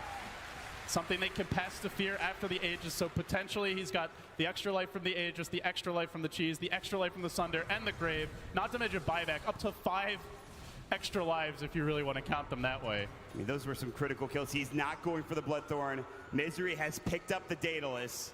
It's that one Tidebringer proc that might be able to swing things their way. Somewhere Sing Sing is smiling. It's been a while since I've seen a Daedalus. Or perhaps attacker nowadays. They're looking for a move. The Astral heads the wrong direction. His boots of travel were cooling down. We'll be able to TP out now, though. And Resolution, again, continues to just hunt. They're trying to find these pickoffs, but EG are being, I think, a bit more diligent about getting caught out of the base. They want to push together. They want to find another kill before I think they head anywhere else. So as for EG, next round of items, what's it going to be here? BOTs for Fear, very important pickup, so that he can deal with the waves and also push a lane out, come join his team, or get a lane of Rax, TP home to defend. Kunkka's X could be very big to cancel TPs, and on that note, DC R-Smoke, the Courier, completes an Aghanim Scepter for Brew, but Moo might be able to snipe it. Yeah, they got it. That's a full Ags down the drain and more, but here we go. Sumail jumps in, he wants Misery. And Torrent's gonna be there, Ravage comes out as well. The Universe is looking for more, but here comes Weehaw. Universe is getting chopped down, but so too is Misery. PPD, Graves himself, they're looking for more. Resolution about to find Universe, he gets forced away. He's got the pounce, he gets the angle, he gets the kill. Do they split push or do they dare fight? The Metamorph committed. They are gonna reassemble here. Universe, a rare whiff from him. They do Cyclone the little Slark. They try to surround him, but he BKBs. He now looks to run. Oh, look at that Just damage. gets chunked down. He has the Shadow Blade. Is there detection right now? It doesn't look like it. Nothing on EG. He will make it out. This wave's not pushed up enough bottom. I think they'll be able to take care of this, and the Necro units are going to go down soon as well. Resolution able to heal back up with the Shadow Dance after getting assaulted by Fear. It's a 2-for-2 engagement. Man, that Brewmaster not having his Aghanim Scepter, Sumail actually didn't even have close to buyback when the Courier died, and he just went in. I don't think DC realized there had a chance to click on the Courier, see whose item it was necessarily, but Sumail at this point is very close to it. So EG dodges a bit of a bullet, potential bullet there. Now a Hurricane Pike for Fear, so a nice kiting item to have against the Slark, against the Ursa. You want to keep your distance against the 2 Bash Lords, and this is an item that will let you do it. Game number 3, MKB picked up for the Slark, and Wings is waiting with bated breath at this point to determine who they're going to play up against. Right now, 1 lane of Rax down on one side, a half lane on the other, and here comes Misery with the X marks, clearing out some of the creep wave, and Resolution Shadow Blading up, looking for a target. He's walking by a Sentry. He does have BKB. As long as the BKB is up, I don't know if they can kill him, even if they know he's there, but they can definitely force it out. Oh, I think Moo's been spotted. I think he might be able to get out. No, Fear gets to the force There's reflection. no Ravage, no Maw, and here comes the flank. This could be huge. They do find Sumail. They lock onto him. They bash him. They blow him up. He can't get off the split. Dead for 80. No buyback for 60 gold, and PPD now trapped in the trees. They get the disruption too, and all the while it's Misery hitting on the tier 3 mid. They're going to be able to find more. Not just that, they will get the kill onto PPD, but maybe not. Resolution taking an Earth Splitter, has the Shadow Dance. Fear blocking him in with the illusions. On the other side, Universe does take Soxa down, and Weehaw gets stomped up. But like you said, that mid lane, Misery still going to work. He canceled his ITP. He can't come home, but the Terrorblade army is angry, and it does manage to bring down Fuzzy Wuzzy. Universe committing the Ravage, but the Dark Pact from Rezo, he gets out scot-free. Tier 3 down, Catapult just planking away slowly but surely at the ranged Rax. Now 2 exposed lanes for EG, and perhaps more importantly, DC have stalled through almost the entire duration of the Aegis Maw, and if EG want to push, they're going to have to wait about 20 seconds here, and they do so without the Ravage. And they use the cheese on Universe as well, so both of those Roche items now down, or at least down soon for that Aegis coming out for EG. They do lose 3 heroes for DC, one of them being a support. Moo going down, obviously. The biggest pick is Weehaw, down for 29 seconds. I thought they could have gotten more done. Sumail, he did end up actually having buyback at the tail end of his respawn timer. Just doesn't feel like Universe has been able to have his customary impact in the offlane. Ravage, so difficult to use reliably against double BKB carries, one of whom can Dark Pact it off, the other of whom can just enrage and walk away. You look back and you wonder, would a Void have done anything different here? And not the best 5-man high ground hero, as he doesn't generally build into a mech or those types of items, but they would sure love to have a Chrono now. Not something EG can look back on, but Normally when this team does well at TI, it is with Universe. See Resolution just creeping. It's backdoor protected, so if he goes in, He wants a kill. He wants a kill. He might get killed. Resolution, BKB, he wants Universe, gets 1, 2 bashes, but now he's caught by everyone. He has to Shadow Dance and get away. The Ghost Ship's coming in. It will miss, it looks like, for the most part. X marks Misery. Now he's caught. The Glimmer Cape not going to save him this time. He will fall. He does a buyback and instantly Saksa. He wants to cut the wave mid. So too does Resolution. But Zai scouted this with the ward. He knows where the Slark is, and Rezo knows he's spotted as the Shadow Dance is currently deactivated. This is a big opening for EG. Fear has Metamorphosis. Ravage is up in 30. Split already at the ready. Buyback from the Kunkka. I'm almost starting to wonder, will EG consider trying to throw it at some point rather than just taking Rax? But they work on the melee here with Illusions. Blip is now down after this. How far do they want to go? Misery just cleaves out the wave. Wow. Oh, dearie me. And the disruption as well. They might get the mid-racks, but that's gonna be all they get, I think, at this point. They're backing up together. X, bottom lane pushing in the meanwhile, Moo wants this rat opportunity. Bruce Blake committed. Huge stuff from Zai. They're going for more, and they blow up Saksa. He's got buyback. Misery's low as well. There's the Ravage in Misery. Will fall. Doesn't have buyback. Weehaw getting kited. BKB not saving him. Fear is thinking about the throne now. He's hitting tier 4s. Meanwhile, Beastmaster going for Megas. Who's going to take it? EG on the offense. DC just want to stall it out. Can they do it? Weehaw going in. Universe is down. They hold the line. They have to deal with Fear. These Illusions, and Resolution is doing his best to kill the backline. Sure, the tier 4s are gone. He's got no more Metamorphosis. Rezo lives. Fear getting locked down. Roared up. He's forced away. He's got to survive. EG all in now. Best though. Sunder was up, and now here comes Resolution one more time. In range from Weehaw. He stays on. The Royal Summit. They'll take him down. The stop saves him. He's going for the throne, Mon. He's all in now. The old man wants it. Gets pushed away. He's back. He's dead. He immediately buys back, and they're trying to get in. They defend the ancient. They get Megas. Who's got buyback? Mon Slark has it. Beastmaster has it. No buybacks for EG. No Ravage for 80. That gold change. It's 6,000 negative gold going the way of EG. They've lost 6,000 after that fight. I think DC can just walk right down mid. They've got Mega Creeps. Fear from Fear. Fear is going all in. Can he pull out in the clutch? There's no Ravage here. There is an Earth Splitter to stall. The stomp could be huge. Already Zai slowing things down. But I don't think Fear can really just go for the throne. There's nothing to TP to right now. He's going to have to win a fight. The lanes are too pushed out as well. He has to go through buyback if he's going to TP in or try to get into the base. He will have Metamorphosis, though. They bought that much time. Slark Rapier purchased. He still has buyback. Here come the Megas straight down mid, and Resolution as well joining them. And EG are sitting behind their tier 4 towers. They know that's the last bastion of hope they have. Sumela's up in 32 seconds. Still no buyback. Saksa, he's found an illusion. He's won. He wants more. But they're building an army, Mon.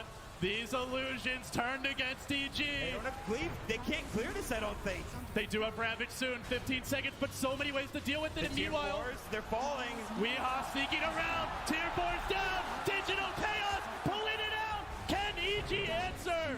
It's all on Uni now. The glyph is down. Universe, Ravage, BKB perfectly from Resolution. And Weehaw straight for the jugular onto the throne, but they stop Rezo. They hold for now. Fear's coming out with the vengeance. Throne low, not dead. It's gonna do it. It's DC. They take game 3.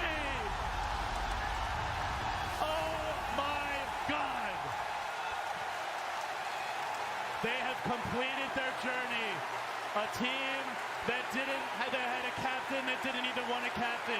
Players who are booted after winning Shanghai. Misery and Weehaw have proved the haters wrong. This team has done it. They go now to face Wings, and there will not be a 2-time repeat champion at TI6. That was an unbelievable. Casters, it's Toby1 and Merlini. Greetings, everybody. This is the greatest game in the Dota 2 year, the International Grand Final. I'm Toby1 here with Merlini. Not only have we got 2 amazing teams, we've also got one kick-ass draft to kick us off. Yeah, they're not afraid to go outside the box. Pudge, core Skywrath, we haven't seen any of this throughout the main stage. All of it got thrown to the wayside, but we were expecting random. Like, everyone's been describing Wings as this all-random team. You never know how to play against them because you never know what they're going to pick. But Digital Chaos, also one of these teams heavily respected for their drafting throughout the tournament. Let's hop into the game, see what's going on there. That's right. This is the place where we ask the questions. How does it all unfold? The Weeha on the Skywrath, the Moo moving to the Timbersaw. It is going to be classics in some ways, but also the curveballs in the other. You saw that grin on Misery. He seems to be very, very confident coming into this tournament. I know they have to be riding that high after taking down EG, and I haven't seen a core Sky in ages. I've seen him play it on stream a couple times, though. He really likes that hero. I think it's one of his favorite heroes. Is this when you actually go to what something like EG, like PPD said about the old TI5 final? You pick up heroes which are just the comfort zones, where you know you're going to have a really good game because it's just your style of hero. I guess we believes this is it. He had other options. He had a lot of options. I also think you need to take Wings out of their comfort zone. They always seem to be able to know exactly what you're going to do, what lanes you're going to throw at them. And Weeha won't stop it. He is clucking like a hen at the moment as that Skywrath mage. The battle will begin in 15 seconds when the runes will spawn. Digital Chaos, they're grouping up heavily to contest this top rune, but so are Wings. And it looks like they're actually going to try and aggro over here. Wait for it. Wait for it. Here they come. They're coming down into the river. Who's going to get that first rune? It does go. Both go the way of Wings. Weeha taking a lot of damage early on, but the Illuminate, it hits on 4. Blink is so low. DC's almost got first blood. Resolution. Time looking into the first blood, but it's Weeha on the Skywrath throwing the orbs from range. That will bring down Blink. Man, this early Observer Ward set up by a DC too. They had vision of all those heroes, and Wings, they did not see that Illuminate coming. The Wisp came in, got chucked by that Illuminate. Early first blood goes the way of Wii. And again, we see DC turn to this Misery Ogre mid-lane zoner, trying to keep the Storm Spirit out, while Weeha taunts the Storm Spirit back to his tier 1 tower. But the top lane's going to be a bit of a rough run here for Resolution, as Ice, he has leveled up Rot level 1, he'll have Innocence to back him up, but they're trying to create a little bit of space here for Shadow. Resolution is not alone. Zoxa is up here to help him as that Keeper of the Light. Early salve already coming out on the Skywrath Mage, but he's doing very well in terms of CS, limiting the Storm to 0-0 with the aid of Misery. And Misery is just making life an absolute living hell. A Storm Spirit with no progression. That's got to be a dangerous thing. How can Wings change this up? How do you change the balance of these lanes? You do have one of the best rotating surprises of the game, and that's in the Pudge of Wings. But you can't need level 2 on him until he's got a hook. It's also the Wisp. The Wisp comes in when you overcommit to a lane. But they have really good vision inside. Well, now that Io's arrived in mid, Misery has rotated to the top lane. Ice is still not level 2 yet, but okay, with the Observer Ward behind the tower from Zoxa, he's able to see Ice moving around. So now the Pudge rotations. The second he leaves that top lane, DC's going to know about it. And that Sentry Ward is a little bit out of range. And Wings have a lot of trouble in this early game. They want to get stacks up with a Wisp, especially when you have a Storm Spirit. They need some levels on the Pudge so he can actually hook this Keeper of the Light. Well, that's why Misery's moved over. Shadow going to cut through the tree line. Ice needs to get in range to make that Rot work, but that's also an Ogre, an insanely tanky style hero. Not even the core is able to zone this out in this one position. Silencer not really having any love, even with that pull. Same time, DC do the same and keep the equilibrium their way. Even if the early game's going poorly for Wings, they can still make it up in the team fight. It's going to be a long time until they can build Greaves, Lotuses, BKBs, the counters to Global Silence. So come 15-20 minutes, I think Wings can start flexing their lineup. Bottom lane Faith dropping very, very low. We haven't even really had a close talk about this bottom lane. The Slaughter versus the Timber. Right now, things seem to be pretty even on the CS board, but how's this lane meant to progress? We actually see Timbersaw not going for a Quelling Blade here, and this is why Slardar is able to actually overcome him in CS. It's very low on regen on the Slardar, but you expect it to go slightly Timbersaw favored. Well, if Moo can have that, he's going to have a really great transition to that mid game. Maybe be online by the time Wings are ready to fight. One of the best runes for a Skywrath Mage, the Regeneration. That's definitely gonna win the lane for him. Yeah, that's just gonna spam out the Storm Spirit, and he needs a second option. At least Storm, I don't know if he really wants to start farming up inside of his own jungle. There's actually a couple of stacks prepared, so maybe that's his catch-up, use the Remnants. Yeah, they also need to get levels on the Wisp. Wisp might need to help them out with like a bottle refill to deal with this constant spam from Skywrath Mage. Well, the lanes are settled down after that first blood in the river. We've had 3.5 minutes of peace. But on bottom lane, the first big rotation, it's actually going to be, well, I say big, as Innocence coming down to help. To gank up Moo, he's got 1 point up in Timber Chain, so he's got a way to get away from this, but then the movement speed, Crush off cooldown in 2 seconds time. No support coming in from DC. The Crush will connect, but Moo, 10 reactive armor charges. He's so tanky, the body block, it's not enough. Where's your bash there? Almost! The chain away! They're under the tower! There's no mana on Moo, but Faith, he might be in a little bit too deep here. He needs a way out. Crush is available. Where's that tether? It's off cooldown, but the Crush is going to miss. In comes your tether. Moo's looking for an opening. Remember, he's got no mana, no mango. And that means he can't find the kill. Faith dives deep, but does not kill the Moo. I really like how Moo baited out that Crush there, just ran right outside of the range. And Wings trying to make something happen in the other lane. And no TPs, even from the supports. So they're comfortable in Moo being sacrificed down there. I'm wondering if he asked for anything, and DC's just like, I'm sorry, man. We got to hold this top tower. You survived that gank, and DC gets so much more. The top 3 CS is on the board. The lanes are looking fantastic for DC to start with. They have a small advantage, as now they might find a bigger one. Ice Ice caught out. Rot denial, not possible. Misery gets the last club in. One bright side for Wings there is that they did drop 2 sentry wards on the top lane at the same time. A little bit of miscommunication from them. And they won't be able to get that D-ward on that Ops. So Wings, is this repair zone now for them, or are they still comfortable with the progression in the first 5 minutes? You don't want to lose the lanes this badly. Look at Sky's CS compared to the Storms. 29 versus 11. They were neck and neck at one point.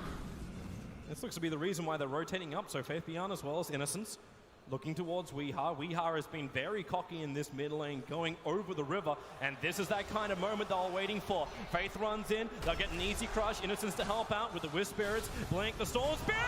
The Mystic Fire! Weehaw! He burnt the Retina out of Blink! And now it's a 1-1 trade-off, but that was a heavy rotation from Wings. The time committed for that, and it's still a 1-1, the mid for mid. And the Ogre staying there in the middle lane, really taking its toll on the Storm Spirit. He's not even close to level 6 at this point. Would really like that before they make that rotation. At least they finally get a kill. Innocence is back on the stacks. And you're already seeing the TP coming over, and Blink, yeah, he doesn't want to go anywhere near that mid lane for now. They have to clean up these stacks inside the Dire jungle in a bit. But as we say that, DC is already moving into that area, although it will be under the eyes of the observer. Ice Ice is pinging out. He feels like he's got an opening here. While Resolution was farming the camp, the Dire Observer was still sees quite nicely. The Radiant Obs and Sentry is too far away. Now Ice Ice moves over. Oh, wafts the hook. Actually threads the DC needle, and they have to turn with a rod. Ice Ice stunned up. He'll deny himself with a rod. Saksa, he's away. Back behind the T1 tower. Still a couple of stick charges up his sleeve. Resolution also with Time Walk and stick charges. They'll back up as far as they can. But Resolution, the ball slap under the tree line. And the glaive is not enough damage. But it is! The last word was had by Wings. Misery's coming up for some deep revenge. He needs to find him in the tree lines. Shadow starts his TP out. Innocence does not have the man to do so. Misery gonna loop around the tree line, try and lock him in, but then the tether away the creep wave, avoiding the Luminate as well. He gets out at the same time. Weehaw went for a crazy dive behind the tier 1 tower and lost his life. Wow, with that outplay from the Wisps too, they're having a lot of trouble keeping track of him. He doesn't even have boots at the moment, opting for the raindrops instead. Might have even lived from that short charge Illuminate. And now TP on the top, bottle refill on Io, and they're doing well in this early game now. Yeah. Off the back of the rotation of the Wisp, they really need some more hooks from Ice Ice. However. You know, it's that same thing we saw from the Wings part just previously. Never really felt his big influence inside the game. He normally was just that fear which allowed his other supports to have space, but this silencer can't really make the most out of that. Yeah, DC have to make sure not to overstay their welcome in the safe lane, in Wings' safe lane, that is. A lot of times you'll see the 3 heroes just stay there way too long. They get cleaned up by heavy rotation from the mid laner. But Storm did not have a good time. He's also not gotten any kill runes. Last 2 runes, haste, double damage, going to their way to Skywrath Mage. 8-minute rune will be a bounty for Storm. So again, no joy on the rune. There is a lot of joy to be had in that bottom lane. DC, Moo is just having a great time as he comes in close over on the Slider. 2 points up in Timber Chain is available, but he's not going to play that game as on top lane. Oh, Keeper of the Light gets caught out. Finally one of those hooks. Yeah, it's about to be that time where they need to maybe ditch this or reinforce it with the help of the Moo Timber. Sora forced to help out the other lanes, and that's why you see the Timber out of control on CS. Well, they had to find a way to completely shut him down at some point, or else Moo's going to do what Moo's done before. Huge win rate on that Timbersaw. Man, the 8-minute rune was there for quite a long time. Haste for Sky. Nice thing for Weehar if he wants to get aggressive. Also, nice way to chase a Storm Spirit who's only got maybe 1/4 of his mana, the seal. Weehar gonna miss the Mystic Flare. So some decent damage to the Storm Spirit. Wow, okay, doing more than decent. It was amplified by the seal to start with. But Blink, this is just not his game. Yeah, they got rid of a lot of the raindrop charges. Moo going in deep on bottom. Yeah, Faith so low, but confident enough to stand next to his own tier 2 tower. Doesn't want to back up completely. Wants to make Moo a little bit more fearful of being between a tier 1 and a tier 2 tower before even the 10-minute mark. But because he's doing this with a creep skip, it guarantees the early tier 1. And the help comes in from Coddle. As we say that, Blink and Io. Well, can they jump this? Moo still with the amplification. Faith comes in. There's your first jump. The crush to start with. No Vortex with a damage output. It may be enough for the back, but then the Timbersaw chains up the Shark Trap damage. It's almost going to kill Inz if he's not careful. But they find the kill before he pulls it in. Wow, Soxa just ditched him right there. I think with an Illuminate, they might have been able to get a triple kill right there. But Moo, dead to rights, tried to do what he could. He almost managed to get himself, as he said, a triple kill. He just needed more time. But it wasn't available. Resolution, walking right next to Shadow in the tree lines. He doesn't know. He came so close, you could probably smell him. Unless he goes around the corner of that tree, he still doesn't know. Shadow. Cloak and dagger stuff, but he'll need help if they want to defend this. Innocent still doesn't have level 6, so there's no help coming there, and there it is. They just back out, get TP of the Shadow back to base. All that time wasted actually could have been done to the damage done to the tower. It's at 300 HP and need a little bit of help from Faceless Void. Also Shadow going for a little bit of a different build. Arcane Curse would have been potentially pretty good versus spammy heroes like the Faceless Void, the Sky, and the Timber, but opting to prioritize the last word so that Timber can't run away, Faceless Void can't cast Chrono, and just overall a little bit better synergy for their team fight. Little extra control also arriving for Wings as Dismember arrives, the first tome being used on the Pudge. Really trying to make up for those levels he couldn't achieve on the top because he just had to hug the silencer so close. But DC have had so much control over Wings' jungle with another deep Observer Ward as they finish the T1 on top. Wisp just closing in on level 6, should get it after this camp. And starting to eye where those relocate ganks will happen as Ice perches in the bottom lane. Yeah, he's waiting to prepare on Moo. With the amplification, he knows he's going to get the hit, the chain up. Ice still waits his time out. They're hooking up the stuff. Goodness, a creep in the way. Oh no. And not enough mana for a Hook Dismember, especially with a level 3 chain on the Timbersaw. But Y and Blink are ready, waiting for the opportunity. It could be on top if he uses a defensive Global Silence. That's where DC is headed at the moment with a 3-man smoke maneuver. As we'll have ourselves, just a quick pause.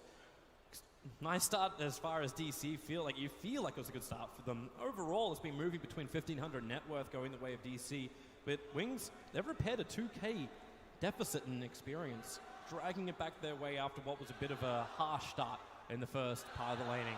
Can't believe that guy got Mark Henry. Who'd you vote for, Toby? Io, who else? He's the man. Well, we can go again as the pause is over. And Shadow has to be prepared for this. The Chronosphere out with the Mystic Flare. It's the old school combo and the Illuminate. The damage, it's not enough for the one charges. He will still die. We hired an extra Arcane Orb up his sleeve. Well, Skyrat's actually so fast with the Bloodlust. He's moving like 412 move speed. Bloodlust just ran off him, but he's very farm, close again on the Atos, and one of your main concerns about running a core Sky is that he's going to fall off similar to perhaps a core Jakiro that they ran earlier, but when he's this far ahead of the Storm Spirit, looks to be a pretty good game for him, but it's a slippery slope. It is, but Wings still finding space while that gank was going on, so Silencer not the happiest time of all. Still going to be happy, that's his first death in 12.5 minutes. Do you believe in the taunt curse, Toby? I believe in the cockiness curse, yeah. Yeah, don't go too deep. I think Weehar already got that a little bit when he died behind the tier 1 tower. Needs to do the dirty bird a few more times. Top lane, Moo's going to come over. Resolution waiting in the trees. No Chronosphere available for DC. They're just baiting it out at the moment, just waiting. I'm surprised Faith comes to... Okay, that's the reason, yeah. He's already got that early Blink Dagger. With Tranquils, it's a little bit raw. No early stat items over on Faith Beyond. And that Observer Ward will not catch wind of the Slardar nor the IO. So they are still blind. Although, you know, Silencer farming out alone with threat of relocate. The ping actually came out. They think there's something going up here. DC's rotating supports, but it might be too late. Misery taking heavy damage. The multicast not enough to save his life. And now Resolution has to time walk back to the tier 1 tower. Wings did such a good job of evading vision of that Observer Ward, but without Chronosphere up, not sure if DC can fight here. They're forcing it.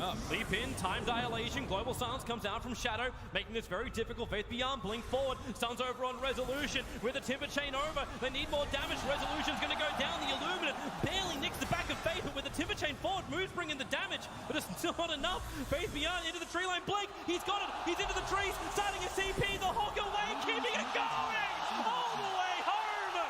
It's Fountain Hawking TA6 style. You're still brought back with a relocate, so Innocence will have to give up his life here. He lost a whopping 4 gold from that, already purchasing his earn right before, and I don't know how Wings managed to make it out of that one, but that was a very fast Global Silence from Shadow right as Moo went in. As we can see, like, DC can't do anything during the Global Silence, not as of yet. Faces Void going for an early Vlads, it seems. The Diffusal Blade is normally the build, maybe a little bit later on for the Faces Void if you want to counter the Global Silence. Timbersaw still has a long way to go until his Bloodstone, then maybe a Yules or a Lotus to deal with it. We see now how DC love to push. Second Global Silence goes down. They know they've got the advantage. They've got Chronosphere up as well, so they attack into the tier 1 tower. They can keep going unless Wings wants to try and fight them.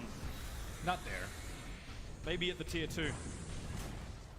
DC, are they going to keep going? They need to take it easy during the Chronosphere, and Pudge has to be really quick with his hook during the Chronosphere because Skywrath ult does insane amounts of damage, especially with how high level Wii is. He doesn't have level 2 ulti quite yet, but the response time has to come within half a second. Nice deep ward down by Zuxa. Looking deeper in, Shadow. Well, easy TP out of the top lane too. Moo can't cancel that. No stuns. No Yule Scepters for this Timbersaw. They use a dire scan near the top rune, so they know that everyone's down here. Well, that's one way to... No, he even missed the denial. It's one way to deny a catapult. But look at where they're setting up. Global Silence coming off cooldown in just 10 seconds time. We in very deep. Faith doesn't have vision of him. Now he will. Blink Crush. Storm Spirit jumps forward. Skywrath Mage. No real defensive abilities. Resolution. He time walked in like he was about to go for the Chronosphere and then pulled out. I have to applaud Wings again for taking all these fights outside of DC's vision. They do have a ward in this mid lane, coming over. That Observer Ward sees Faith. Ice still on the back lines, ready to be that saving grace. Blink, Crush, Misery now hooked down. Does he have enough damage? Resolution, no mana for a Chrono, and the Global Silence. They can't respond now, DC. Literally, mute button's been pressed. Wings, they will be forced out. As Moo is on the front lines, they go back up to the hillside of the Radiant jungle. But they're still surrounding that mid-tier 1 town, but not for long. Such a tricky place for DC. They want to fight because they're right outside their T1 and they have vision, but their Skywrath has been down, and as soon as we respawn, Wings are out of there. Notice too where Wee's TPing. He goes straight down to bot lane. He'll walk up and find the Storm Spirit with that Rod of Atos. The hook out again. The Rod of Atos slow. It cannot hold people inside that Mystic Flare, and it's still a level 1. It wasn't enough damage to get through Blink anyway. They really want to take a fight with the Chronosphere up here. No Global Silence on Wings, and they know they have to get out of here right now. Yeah, no global, no relocate, so you don't even have that saving grace when one of your cords gets caught in the Chrono. But the battle of the cooldown and the ultimates are going to Wings at the moment. Global Silence, 130 seconds. Chronosphere, same, 130, but they haven't been able to use it. And if this keeps going like this, Wings are just going to continue to get a lot of farm on the Storm Spirit, who had a terrible early game. He was maybe 1,500 below the Skywrath, but now they're caught up. DC with an aggressive maneuver, smoking down near Roche. You wonder if it's one of those lanes again. Like, Jakira's really great up against Medusa, but what happens after you hit the 15-minute mark? Like, how does this Skywrath Mage keep doing work? They want kills. Like, ideally, it's just with the Ogre, so you don't have to blow the Chronosphere, but Shadow, he, I believe, was scouted out as he headed into there, but if the smoke popped, they're going to think it's because of the tower, so they can't head over there. Radiant has used Scan, thinking that Shadow's in the trees. It will light up green, and we will have to find another person to kill.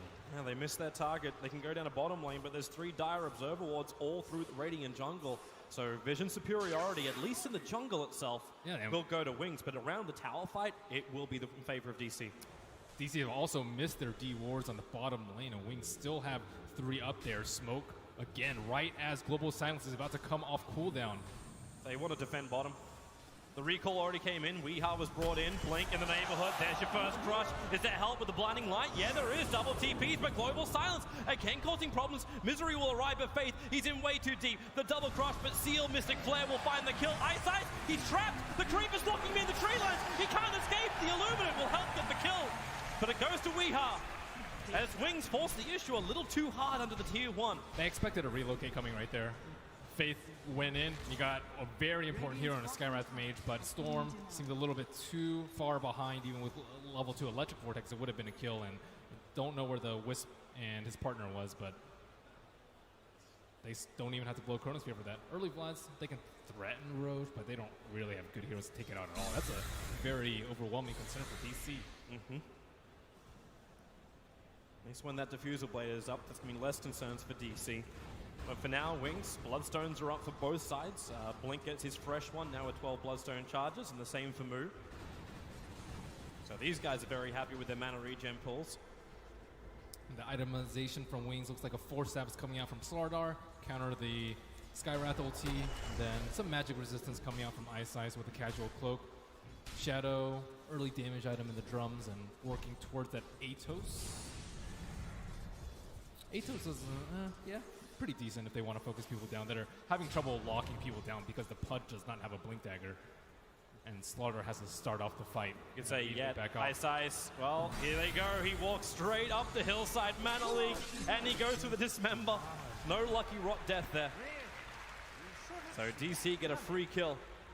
3 unanswered kills by them, but Misery looks to be a little bit vulnerable in the mid lane and instantly reinforced by Wii. Well, that's a nice rune for Shadow to have if he can force a fight while it's still up. That Arcane rune lowering the cooldown, or maybe no, they're actually going to give it over to Blink. They have that Observer Ward. DC know exactly what's going on. Well, that's why they've already moved to the Dire side of the river. They need to set up wards over here. And this T2 tower is going to go down unless Wings come over there, but no one's in sight. Well, they still have a relocate, but Io is probably the closest of any of these heroes. Like, he can drag Shadow up. And that's all. Chronosphere now on Faith. TPs begin. Global Silence once again making this difficult for DC to get the instant kill. But now the Timber Chain forward. Faith just explodes. They're going to have more damage once Weehaw can get that ulti down, but he can't. Now he can, but it's all being chained up. Wings together, holding hands. But they may die together. Just as they fought, Nu is low. Once he's the tower, chains away. Wings by buyback on Faith. They need a good crush out from him. Blink is off cooldown. He'll find Sasuke over in the tree line, so he will take a fall too. I will grab that with a denial of the tower. Still a costly fight for Wings.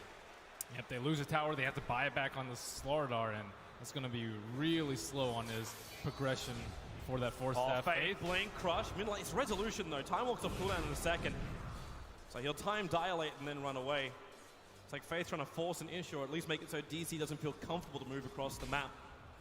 They had a lot of trouble bursting down Wii, and it's going to be even more troublesome as he picks up his Yule Scepter. He managed to get his Mystic Flare off very early on into the fight. And he doesn't have any armor. He should be taken down a little bit more easily, but they don't really have too much physical damage to complement the Amplify. What is any kind of armor item that Skywrath Mage will want to pick up? We see Veil pretty commonly on Skywrath, probably the best of the worlds, but Yule's is likely much, much better to help him out against the Storm Spirit in an instant cast so he can get out of a Pudge Hook potentially. The smoke. Wings had Knobs ward up. Ice will break it. Do they want to go on him? Roshan's not dead yet. They put the Timbersaw on the front lines. Digital Chaos trying to find that quick opening. Shadows nearby. There is no Global Silence in trouble. Blink is down. He'll commit suicide with a Bloodstone. He'll be back in 10 seconds, but 10 seconds may be too long. Shadow will go down. Innocent's attempted relocate will fail. He didn't get him out in time. They can hook out the Wisp, though. They can hook out the Wisp. That's the only play that I think they have to perhaps save him. Ice standing too far away. Now he's going to come down close enough to it. Innocence, the stun's there. Ice holds the hook. Instead, they may try and contest Roshan. Storm Spirit very easy to jump in, but the Observer Wards up for both Dire and Radiant on the cliff sides of Roshan. Here comes your first hook. They drag Moo up. They know the Graves in a 3-man corridor. Resolution. He hit the money low right here. Chain forward. Wings, where's your extra damage? Resolution will keep chasing down after him. The Yules are up, keeping Faith out of it. And Moo still wants Ice. They're going to go on Faith first. He'll drop down, and they get them all. Wings, they had 5 feet. Time to buy 210 in the grave. What a godly Chronosphere from Resolution. Wings thought they had that advantage with a high gun Observer Ward, but DC, they sneak an Observer Ward from inside the pit. Wings think they're safe over there. They think they're under the cover of fog, but I also really like the positioning of the melee heroes from DC. Resolution was standing to the north side of the Wisp in case Pudge threw out the hook. He could just turn around with the Chronosphere, and Moo's positioning over there too, getting hooked instead so that Faceless Void can do what he does best. Well, they give the Immortal over to Weeha. As they can look to the tier 2 tower. A lot going their way. Global Silence is back up for Wings, so they do have that strength in the team fight. 50 seconds for Resolution before Chrono is up. You have to remember still, DC want to fight around the timings of these big ultimates. And Wings, they want to make sure if that Chrono is down, they have Global Silence up there looking for kills too. Something which we haven't seen from Ice. This Pudge has been more like a get out jail free card. If you can stay in the right position. They've been 5-manning a lot. They haven't really been in a vulnerable position for Wings to gank them with a relocate. Ice, he's found Moo. Relocates on the way. They got extra help, but Moo's going to pop. Could not deny himself. Wee's actually in the neighborhood. Might try and find a revenge kill. It was a relocate in, so he knows there's only going to be one hero left. And it looks like Ice, the man without a single point up in Flesh Heap, will die to the magical damage of Wee. Inside the Dire jungle, while on bottom lane, Global Silence helps kill a Void. So tit for tat between DC and Wings. DC have to be careful not to give out too many kills. They actually gave the Aegis of the Immortal to the Skywrath instead. Maybe thinking that Faceless Void not terribly useful after his Chronosphere is done. Wee being the biggest damage dealer on their side. They might still be really concerned that Wee could just pop way too easily. Don't have him there, so hey, give him a second life. I think you're more worried about the Faceless Void dying first in the fights. Timbersaw has enough Bloodstone charges to be almost instantly recalled into the fight. Faceless Void, if you don't have Chronosphere, you're actually pretty likely to lose the fight. No to his item build on the Faceless Void. He went for Manta style as opposed to finishing up a Diffusal Blade. That's fine. Both of them get out of Global Silence one to the other. It's also really good to counter the Pudge Hook. As soon as you get Pudge Hook, you Manta style, and the cast time on the Time Walk is not instantaneous. So it's an easy way to get out without having to rely on your team to back you up. Moo's also bringing some damage of his own, going for that Eul Scepter we're talking about. And Storm also picks up a Eul Scepter, more likely than not to counter the Skywrath, Silence, and Ultimate. Give him some way to jump in and out, some time to regenerate, some time to think about the fight. For now, DC, they're the ones holding the advantage. They're coming in towards the mid lane, towards the tier 2 tower. Chrono is up. Basically, everything apart from Global Silence is up. That's 42 seconds still on cooldown for Wings. Faithfully has some momentum on the bottom lane. Might make DC think twice about going to the tier 3s. And that's exactly what happens. They're going to back out. New items from DC. We going for a very early game style build. Atos, Euls, and now a Blink Dagger on the Skywrath. You can get on the back line and kill that Storm Spirit, or sorry, kill the Silencer. He doesn't have a way out of the Silence right now. He is the easiest target to kill. If he gets the Ancient Seal on him before he can pop his Global, I think Wings lose that fight tragically. So you need Silencer to have some kind of way out. Or just good positioning too. We initially thought it was going to be a support Silencer, but core Silencer, very vulnerable without PKB. Sometimes we see Shadowblade come out from him, but might be a Force Staff at the moment. And everyone's getting Eul Scepters. Faith just finished his.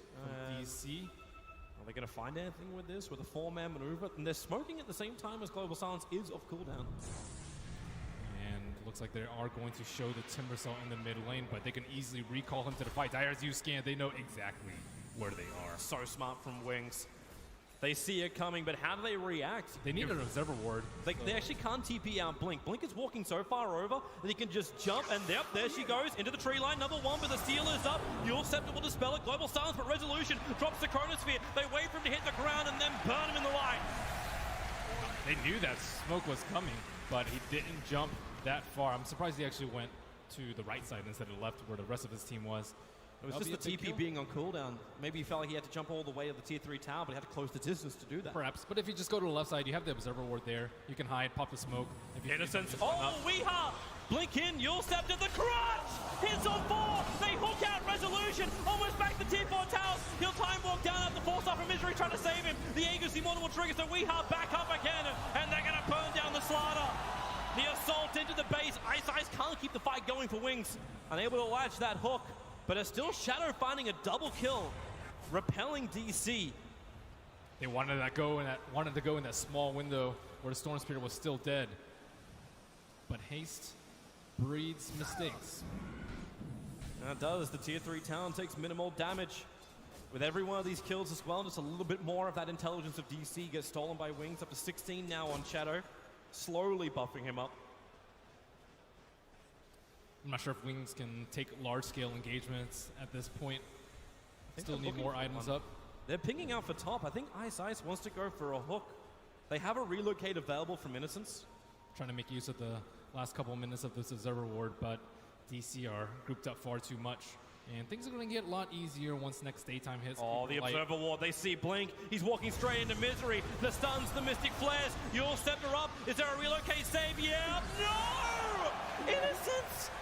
It's like he grabbed onto him, but not strong enough to pull him through the void. And now he's coming back in 3, 2, 1, and goodbye, Innocence.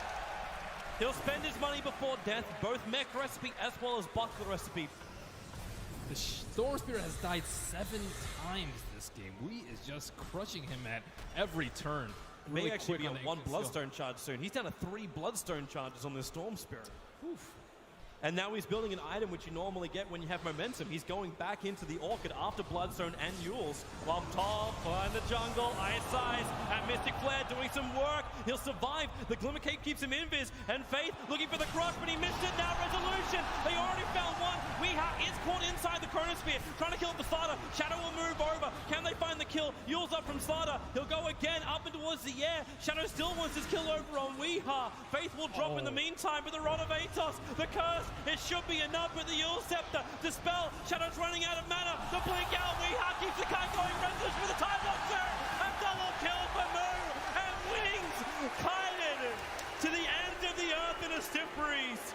Another phenomenal play coming out from Wee, and such an unlucky miss uphill as Silencer was going for the finishing blow with the amp damage still on Sky, but he is styling on them. Now they look for more.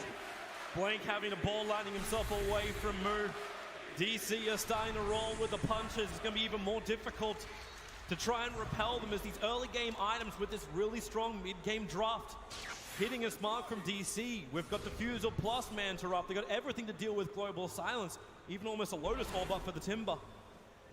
Yeah, their items are coming out way too quickly. They really need maybe an Aegis on the Storm Spirit to get back in this game, but DC is showing no signs of halting. Skywrath almost has as many kills as Wings' entire team.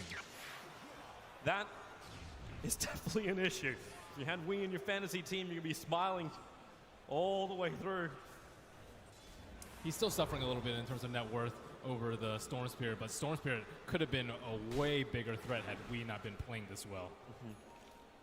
But it's something too which Wings was probably expecting. Like we've seen it, like the panel was guessing. Black said maybe it wasn't the greatest time to pick up an Ogre, but DC have done it time and time again. They get that early balance their way when that Ogre rotates into mid, plus having an early game help, like the Skywrath Mage Orbs.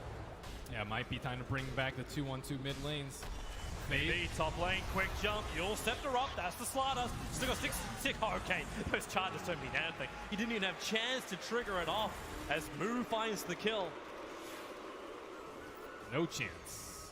Yeah, no chance, definitely chant though. It's not a boo you're hearing if you're listening back at home. That is all for the Moo, as now the Hulk. Ice. Unable to hit that reactive armor. Misery still needs to be recalled if they want to make this a 5-man push. Where's your fight? Oh, he has Scepter. This is going to be insanely difficult for Wings to hold. Especially during the daytime. Extra heal, Blink gonna jump himself in. The time block! Ultimate, the Global Silence. They'll actually pull Blink away. with the hook, but now DC, no global silence to fight up against. They know they got the advantage, they got Chrono, they got everything their heart desires. All they want is the racks. DC, everyone was pinging Wings to try and win this grand final. The favor is to do it for DC. They will be the first to claim the full set of racks on top. Fortification from Wings is slowing this fight down. Ice still looking for a good angle. Blink jumps in. They don't have the opening just yet to smoke the hog. It actually drags the Slaughter out of his crush. They still know they got more than multicast. Blink forced up down outside the Chrono. Silence are caught in time of innocence. He can't pull him out in time. They'll have to hold in. They have to back up under the tier 4 towers. DC, they're rampaging on from them for objective-based gaming with GG. Wings will call it. DC take game number 1 of the TI6 Grand Final against Wings. The boys that went all the way through the winner's bracket. Jeez. We is insane on that Skywrath Mage. And again, the early Iron Talon laning strat this game on Wings. Yay! They still won with it. Just the mind game. I'm just going to throw that one out there, that even though we're sitting there going, we don't understand why this isn't working. Actually, no, we understand why it isn't working, but they still take the game. Yeah, I'm interested to see the timing of resolution. I also like the Clinks a lot because it gives them Roshan potential. I think they had a lot of issues with that in the prior game. Are you still concerned about what the Oracle can bring? We've seen Oracle working beautifully with Death Prophet in the past. Now you've also got potential saving from, from Kunkka, from Void Chronos. That's an interesting timing for a smoke too. It's just really great versus the Mirana because it's really difficult to stop her Ag's timing, and this way you don't really have to worry about it so much. A double Starstorm, if you get the Fate's Edict out on time, it's not going to do any damage. This movement from Wings, they smoked up underneath the tower as the Foghorn was going. They're going to make a break for the side shot. Now, a lot of the time, actually, Misery, he's walking over towards this. He's going to reveal the smoke. So they start with the Fortune's End. Eyesight is there. He's waiting for the Fortune's End to connect. Now they go into the torrent. Misery up into the air. Fire Strike's available. Goes up into the tree line. There's a small path to get out, and Fate's trying to block it. He's actually got himself a stun available. Resolution turns on the damage. Misery will escape. Saskia does actually have his defensive Cold Embrace. Another torrent will fly in. Resolution. Fortune's End will connect. Misery lining up for another Fire Strike. Double stun on that one. Faith dropping down very, very low. Misery doesn't have the damage, and he also doesn't have the life to stay on the front lines. They look for another torrent. Nope, Ice just started the animation that he didn't follow through. So Wings trying to get aggressive and contest this safe lane until they TP their support quickly down to bottom lane. This is something that we see out of the team's lot. Just don't give them an easy lane up top, and Soxa and Resolution are having a very difficult time dealing with that helps. Double melee. Moo just got time locked on the bottom lane. Combine that with the Fortune's End. Moo's going to go down. First blood, it goes to Wings. And on the top lane, yeah, Misery's rotating around. Faith so low. Resolution lower. Cold Embrace is still available. Now Misery will arrive. Ice. Burrow Strike is just going for the last swing, trying to find Resolution, but these searing arrows doing the early damage the DC required. That arrow fly down. There she is. Resolution will find himself a kill. And all three of these heroes are very, very low. They're going to have to come in a lot of resources unless they want a suicide. Misery will spill blood to the Centaur. That he will, and he looks for movement speed. Windlace and TP scroll, he'll come straight back out to the lane. Look for another rotation to fight. Wings like doing this. They like it looks bad because they both die, but they have to expend so many resources, so much HP. Moo's going to be careful. They're going to go again on him. He walks over. Such a simple combo. Fortune's End into Torrent. We saw it on the top lane. Now bottom lane, he has reactive armor this time around, but still no Timber Chain available. So Moo, poor man's shield will not save you from that. He thought he was in a one-on-one situation, and then he skilled up for this one-on-one build with the level 1 Whirling Death, the Whirling level 1 reactive armor. In a very defensive situation, you want to max your Timber Chain, but with that, might be time to think about that Iron Talon. Now this has been a heavy rotation early game, only 2 minutes into it. We've seen multiple lane switches. The one lane which hasn't really had anything happen in it is that mid lane. It's the Weehaw versus Blink lane. The Mirana on Death Prophet. Misery smoked up behind, looking for a stun into an arrow. It's only a level 1 stun though, but Blink's so far out with no Spirit Siphon. And you still got the Starfall available too. So Weehaw connects on this. Now into that Starfall, the Torrent! The secondary star! It connected on Blink. So he does fall down. And he does have his bottle, but he needs someone to pull him a TP scroll if he wants to get back to the mid lane. He also had to waste a Fairy Fire for that. And Misery is not giving up on this mid. It's a little bit different though when he runs an Ogre. Ogre is a lot tankier than the SK, so They'll give some extra respect as Ice comes into mid. Nice Torrent, Weeha. He's got Leap available, pounces himself away. Will bottle and salve up quickly as Misery's rotated to the top looking for Faith Beyond. And in the meanwhile, Timbersaw finally gets the space in the bottom lane, going for 2 reactive. Screw the Timber Chain, he says. I can just tank up. I'm wondering if this is one of the other reasons why you're seeing rotations heavily into mid. They're trying to pull the attention of Wings off that bottom lane to give Mood the space he needs. And Moose still has a lot of regen. I don't know if they're going to be able to harass him down. No clarities on the Oracle, and he's only level 2. They got to help though. Ice looks to come in from the rear. I still don't think they have enough damage. Do you like this build coming out from the Conquer, going the early point up in Tidebringer as opposed to X marks the spot? We see this a fair amount when the Kunkkas want to go armlet first and farm up. It's just a good way to keep up your farm so that you're not heavily reliant on the X-Torn combo to get kills and accelerate your farm. But I think they have enough setup. I really dislike it if you don't have any setup, but with Nick Stun, Chronosphere, Oracle, Fortune's End, should be pretty easy for him to land with the Torrent. Misery's coming back down to the mid. There's still no Observer Wars this season, but Ice sitting on the high ground. He'll definitely see Misery. Now he puts down his own ops. It's not something he needs to see Misery anymore. He'll hit him with a Torrent. And over they come. Spirit Siphon, Burrow Strike available. He'll actually get a double stun thanks to the arrow also connecting on Blink. With the combined up Starfall, Misery will back out. Trigger his salve.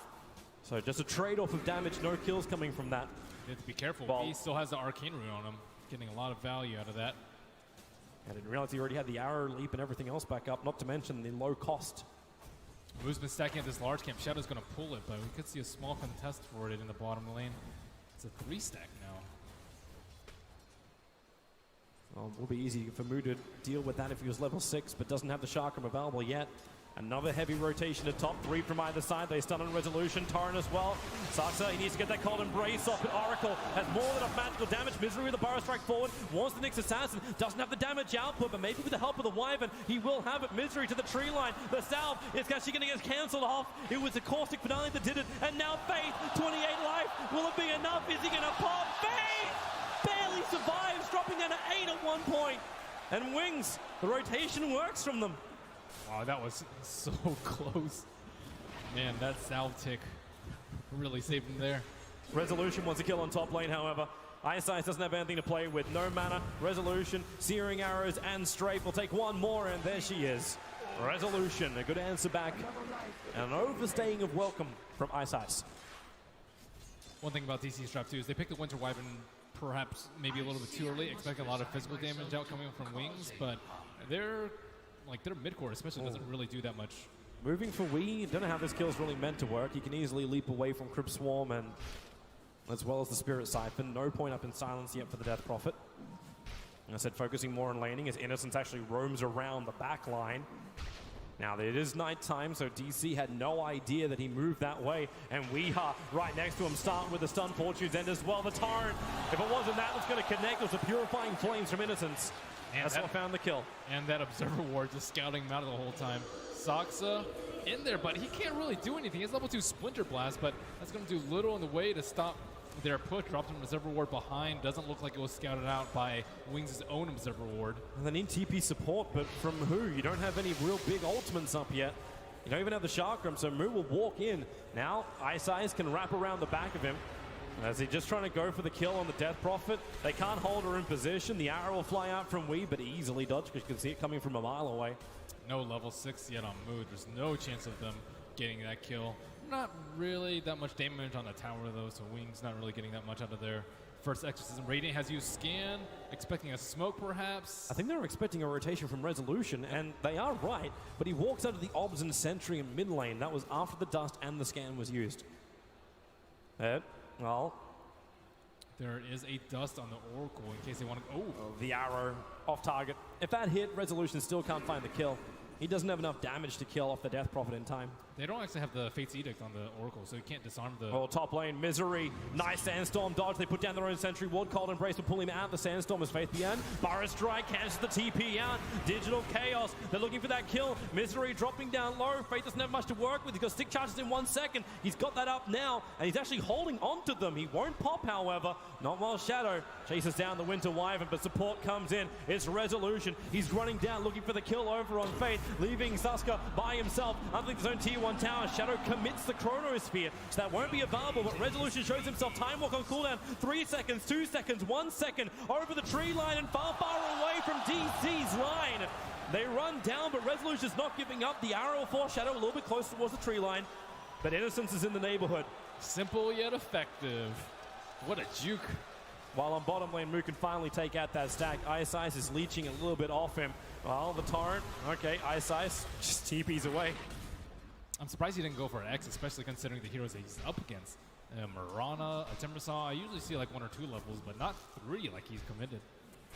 But it's nice damage. Maybe they just want to be able to burst people down during Chronosphere combo with that torrent boat later.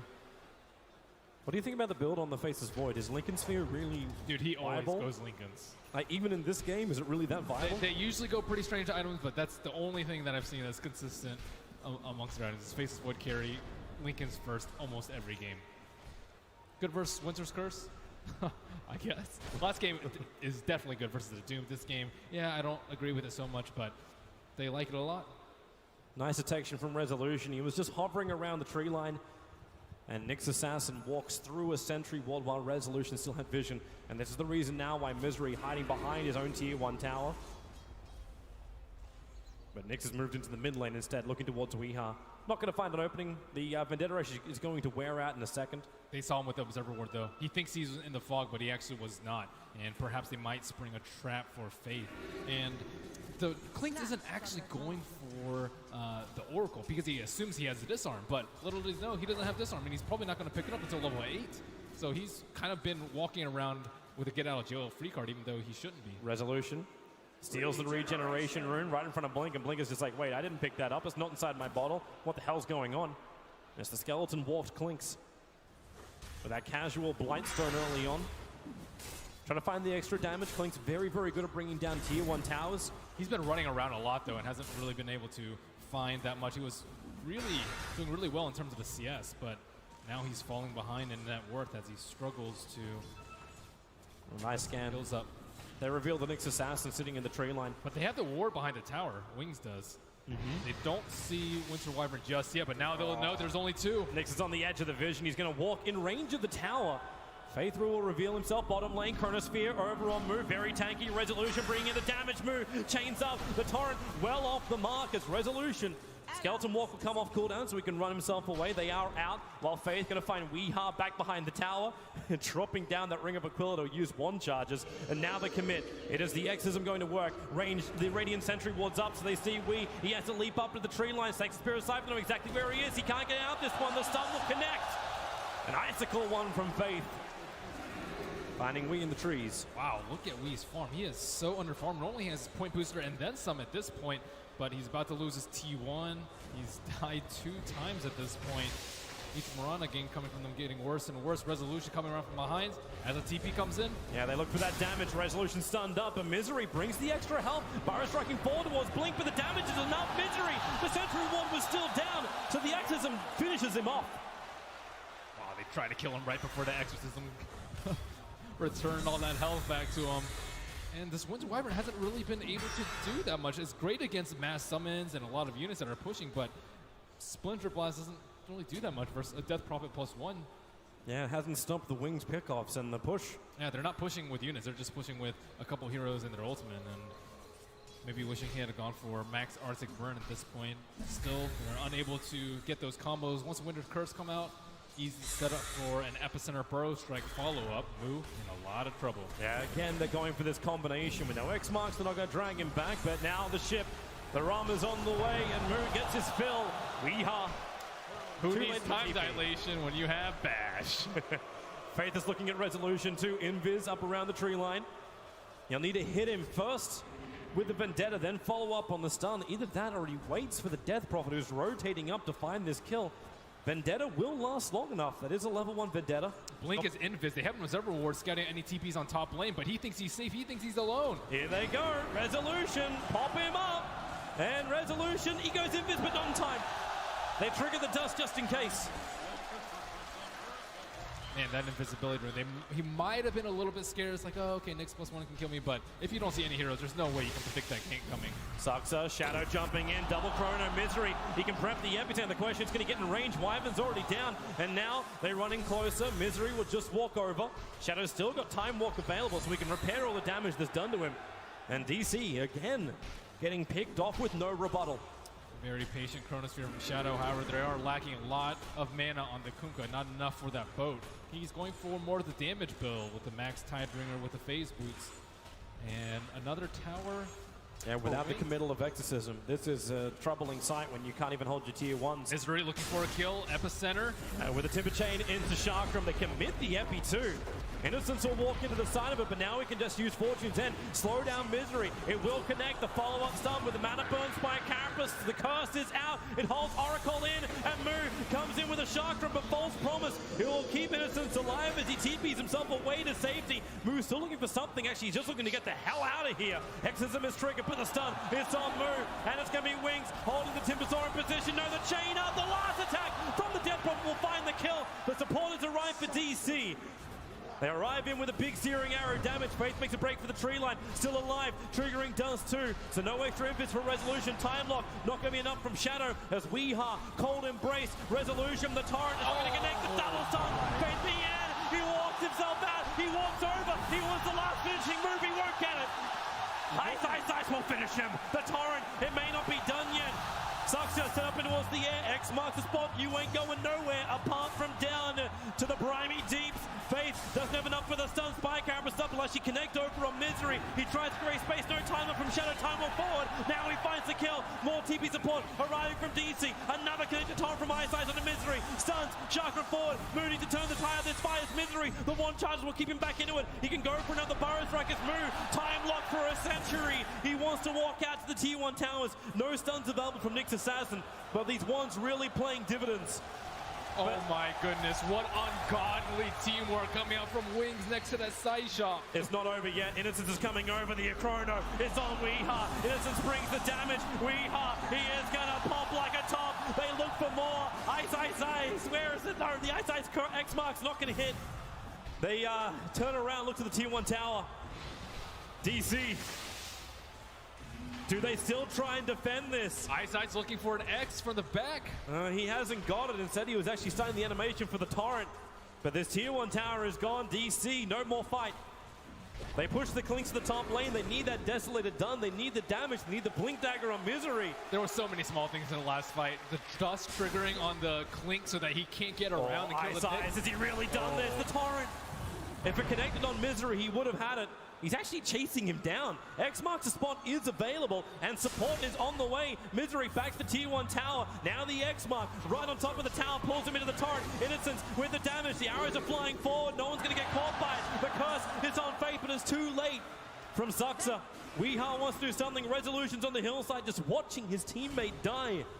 This is without Faceless Void. He's just up there happily farming top while DC have all 5 mid.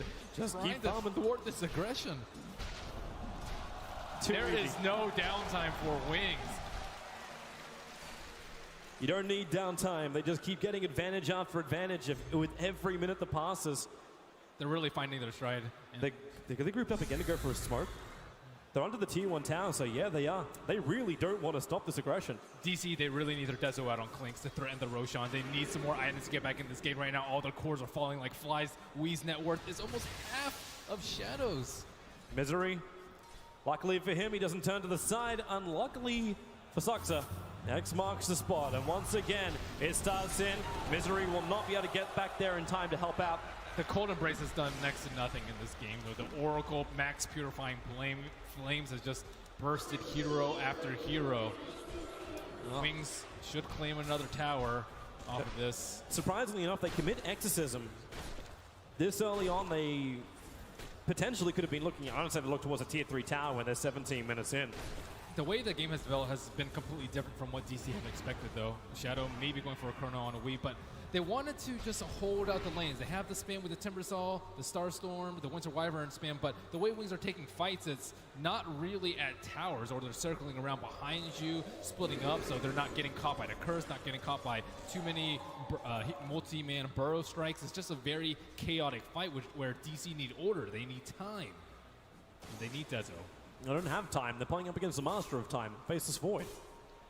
They keep getting controlled. His time dilations have been really spot on. I was like, man, that thing's only level 1. It just seems like it lasts forever. It seems like Wings always know. The Oracle did tell them how to play up against DC.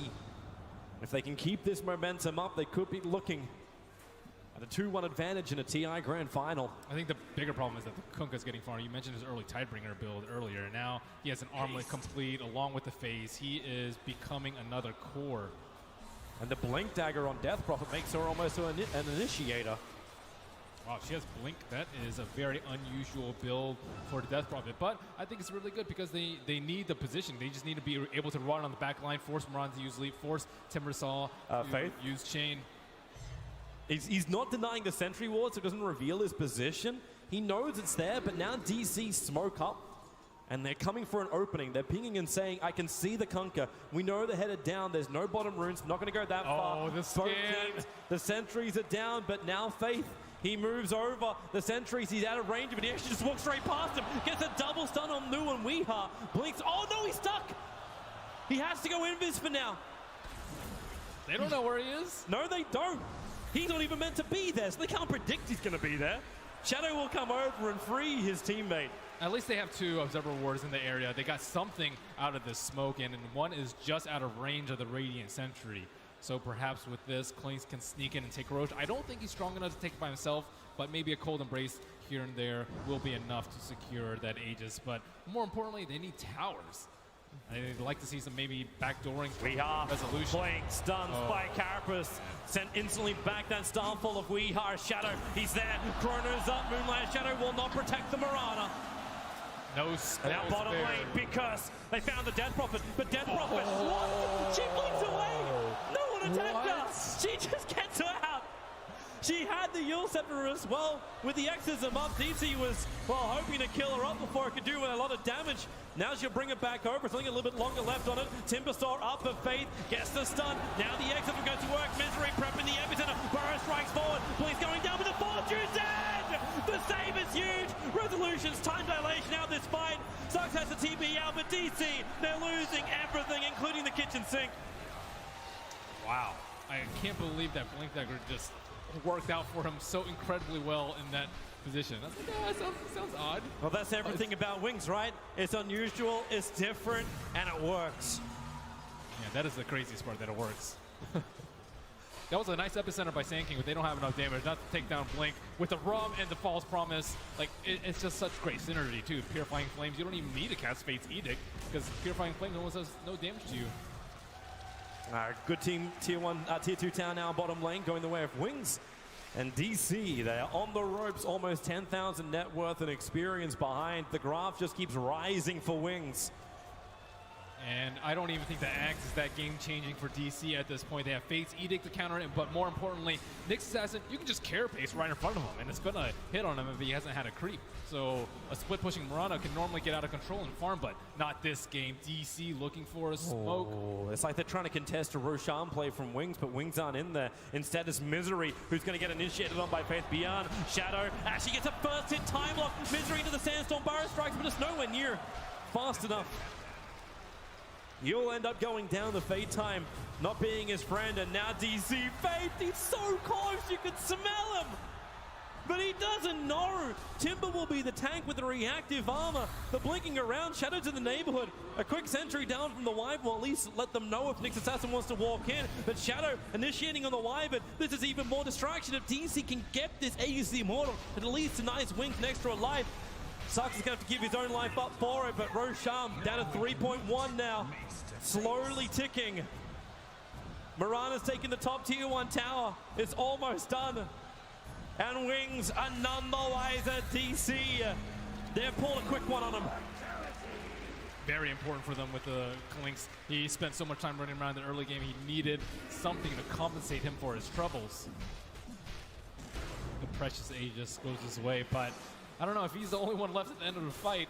I'm still not sure about DC's chances coming up in a team fight. They just need to keep on split pushing, get some more towers to equalize this net worth. It's becoming close to uncontrollable with a 12,000 net worth lead for Wings. Well, they need some other key items as well. Like the fact you've had no proper initiation from DC, Mirana arrows don't connect, and until that Blink Dagger is over on Misery, he also has no joy. Resolution can jump in through the backlines, maybe that's going to be his fun key, but he's going a BKB build next, so he doesn't have an Orchid to control up the Oracle, which may have been his better chance. If either that or you force a false promise on Innocence. And now, here they come, bottom lane. Innocence, they see him behind the trees, no shadows on the lane. And there goes your first one. False promise, Innocence has to use on himself. Shadow, he can time walk off the damage. Chrono is still available. And Resolution, he's actually got no mana to work with. But Clinks, the damage is still enough. Thanks to False Promise wearing off. Misery, get the hell out of top lane. The fresh Blink Dagger will get him away from Faith, who has a blink and ether lens of his own. And now the Clinks can start doing what we are caught by Chrono, start the siphon or actually wait for it. The cold embrace, Weeha staying alive a fair amount of time, but then, okay, Exorcism committal is real. They're looking for more, and they're going to find it. Yule Scepter up, Timber hits the ground, starts with a Timber Chain over, Shadow taking heavy damage, and now Resolution wants to help out, but he put himself in harm's way. In comes your Epicenter from Misery. He'll Burrow Strike through. It'll slow him down, do a little bit of damage, but not enough. The curse is big on the Faceless Void. Resolution's back alive. Give him some space. Saxa caught on a cliffside. His Arctic Burn wore off at a very, very bad time. The Rum's wearing off. They have to back off now, and finally they get a Winter's Curse, which is especially difficult with the Lincoln Sphere on Faceless Void, but no heroes die on Wings yet again. DC get nothing. A penny for your troubles. And a penny will not fuel a war. They have to find some kind of better opening. The Aghanim Scepter is now done on Weeha, but it's cost them a lot to give him that much space to get it. Clinks will also have his BKB, so 2 critical items arriving for DC. In fact, you can still say 3 after Misery picked up that Blink Dagger.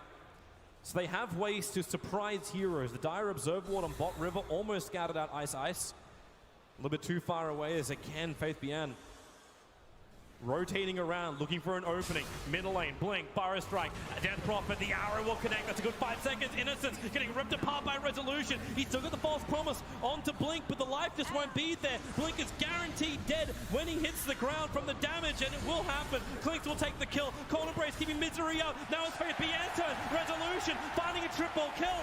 Digital Chaos have just pulled out the team fight of their life. It may give them some way to quell the bleeding that Wings have been doing to them. Finally, they kill the Death Prophet, even though the Oracle has been ever so vigilant, sitting behind them. And they got caught without the Faceless Void. He has a very greedy build without a TP score on his inventory. Is he thinking about going in? He will. He'll Chrono over on Resolution. Hard to find the kill. Cold Embrace available. So is the Curse. They're teaming up actually really, really close together. And now Blink Burrow Strike. Misery tries to create more space. Resolution needs to wait for Ice Ice to hit the ground after the Yules, and he will do so. Armor toggling his way out, but not enough. Mirana was still there.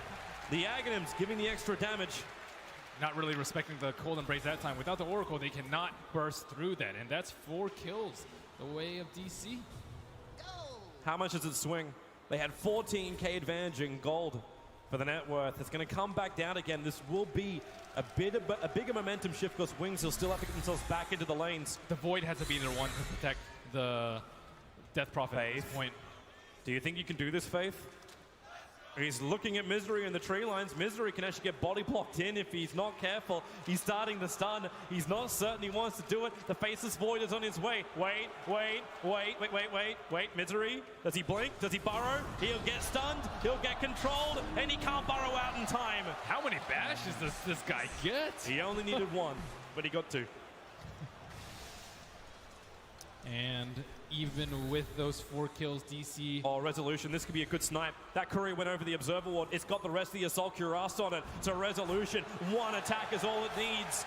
3,000 and a bit to spare. Net worth hitting the deck. I'm surprised that Innocence hasn't gone for a Ghost Scepter with how farmed Resolution is. He is the biggest threat. They have a Sentry Ward, so they know he's in between the mid T1 and that's why Ice Ice is scared to death. He thought he was running down through the Ancients. Resolution will move up. He'll find Ice Ice, but you can't want to battle it. It's way too much fog for a Clinks without Blink to jump in. And Faceless Void, Chronosphere coming off cooldown very, very soon. We see the first Ghost Scepter, possibly many, coming up on a Death Prophet.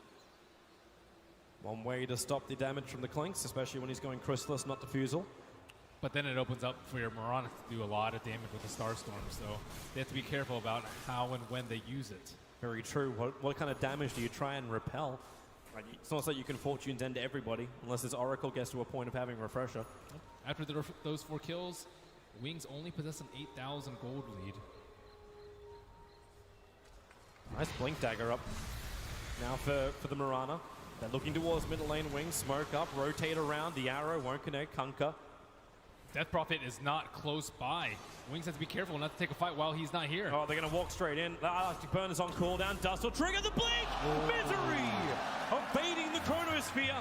He's fast enough for it. X marks the spot. Try and drag Resolution back in again. The arrows will fly forward. With the BKB on him and no Chrono up, this is not the fight for Wings unless they pull them You're back. under a Sentry Resolution, but now he's not. He's back far enough. Right behind Innocence. Starts attacking. Oh! Burn! And now Timber Chain forward. Moo once more. Blink Burrow. They found Ice Ice. Resolution. Putting that Chrysalis to work. He'll need 1, maybe 2 hits. They'll hold him up. It's the cost.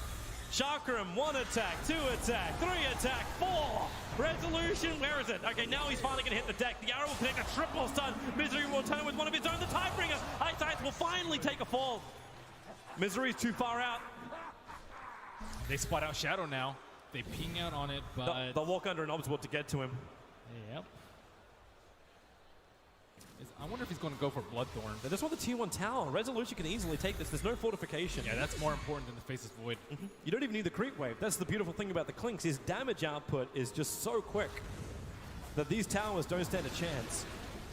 And finally, the supports of DC getting some items. Shadow. Too close. Time walks up. They're on the chase. Weeha.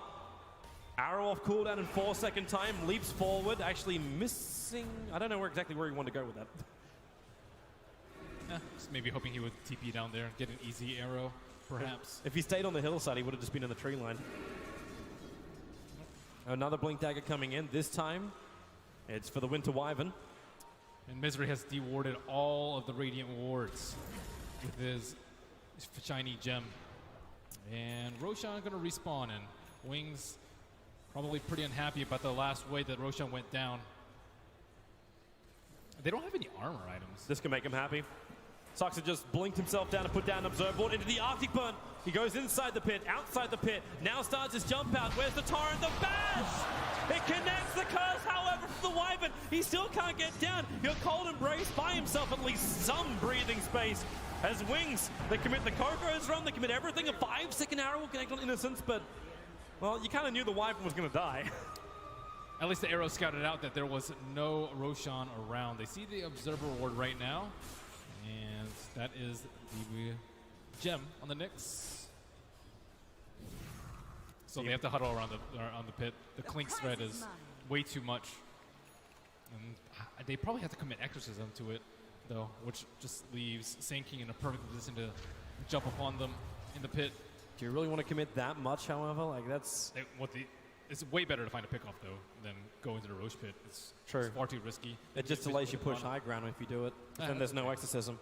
They are not really in a rush to take high ground, not with Kunkka. Oh, this will be nice. They find Misery. Misery, reaction, blink up. Still got Fire Strike available. Gonna dodge even under the Sentry Wall. The Chronosphere! This is the gem of DC. Resolution wants to help out. The Nyx Assassin caught in the edge of the Chrono. He'll have to tank up the false promises. Resolution gets bashed up.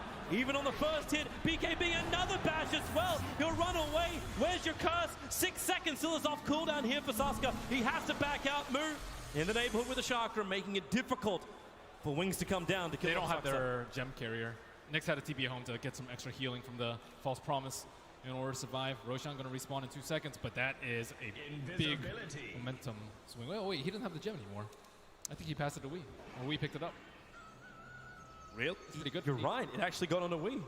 Yeah, I thought it was on Misery. I think, yeah, that's why he used a Chronosphere on him. Nice pickup. And that was fast. Now it's DC. They still have a slight advantage, obviously being Dire side with Roshan being up. And their ultimates are up. Sand-King, Epicenter still up, Winter's Curse not expended in the last fight. So they are ready. Chronosphere is still down for 40. I think this might be a time for DC to say, hey, come at us and Roche. Nice new item as well for the Timbersaw, picking up a Yule Scepter before this fight, so he's got some kind of escape or control against Wings. And time dilation counter. Much cheaper than Lotus.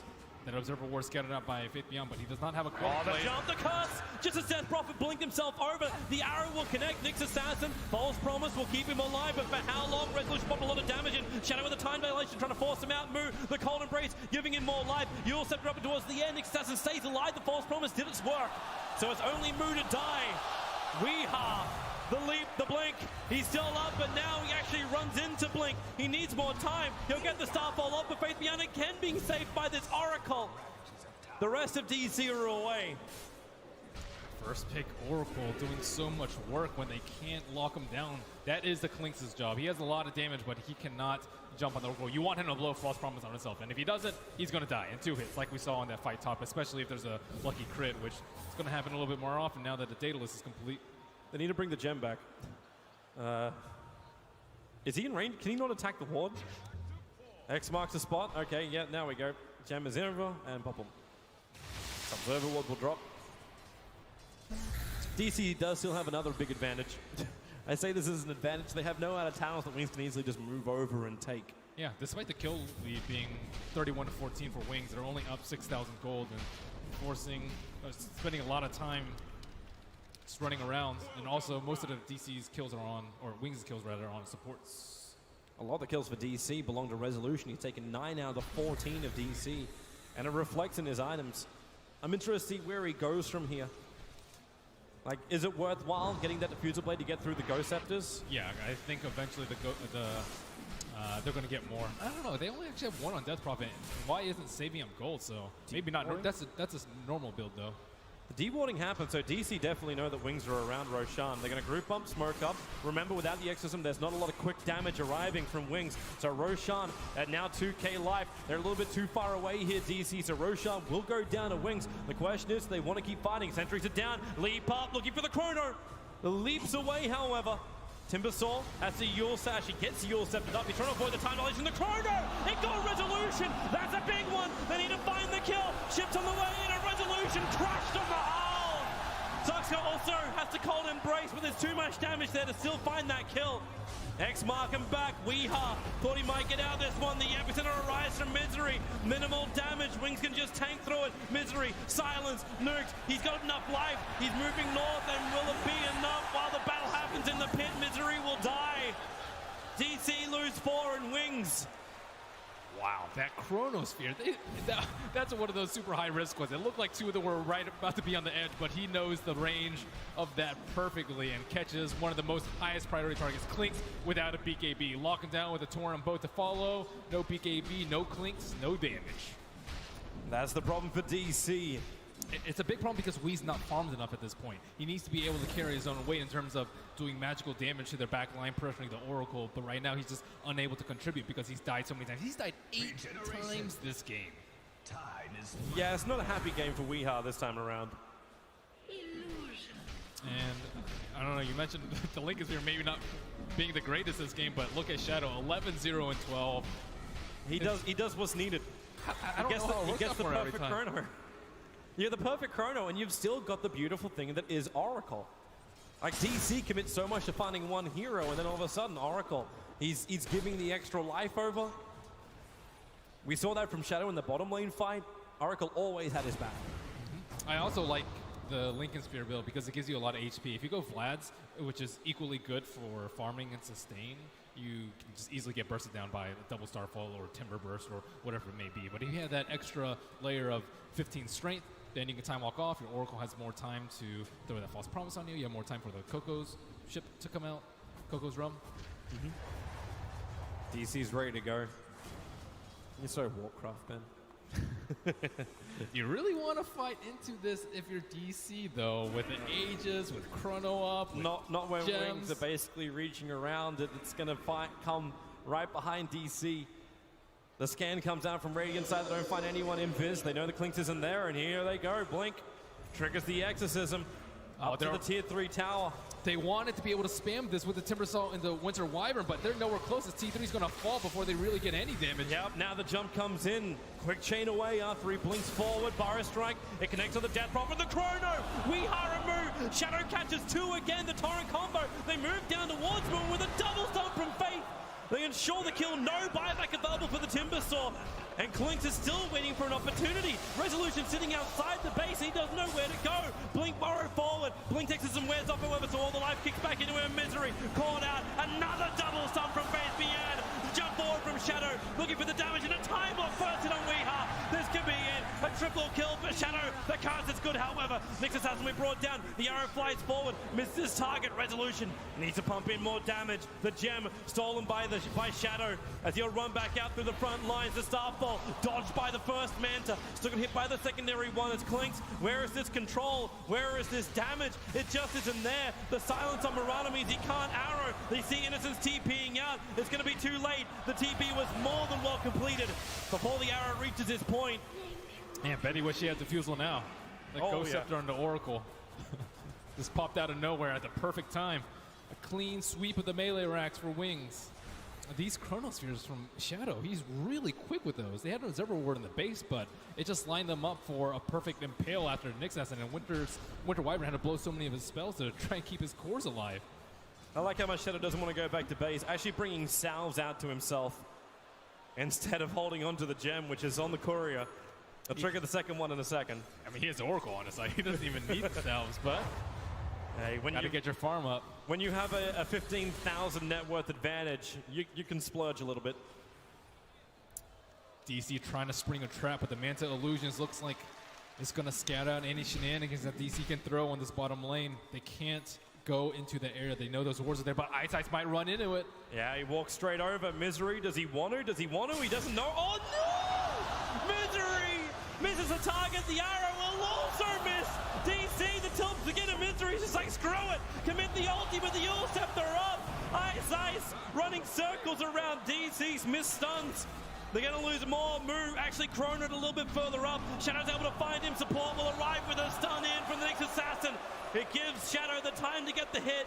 Weeha, as well as Misery. Misery doesn't actually have a TP scroll. He'll Burrow Strike forward. Weeha, no arrow available, so they're looking to kill off Innocence. But now the arrow will fly forward, but it's well off target again.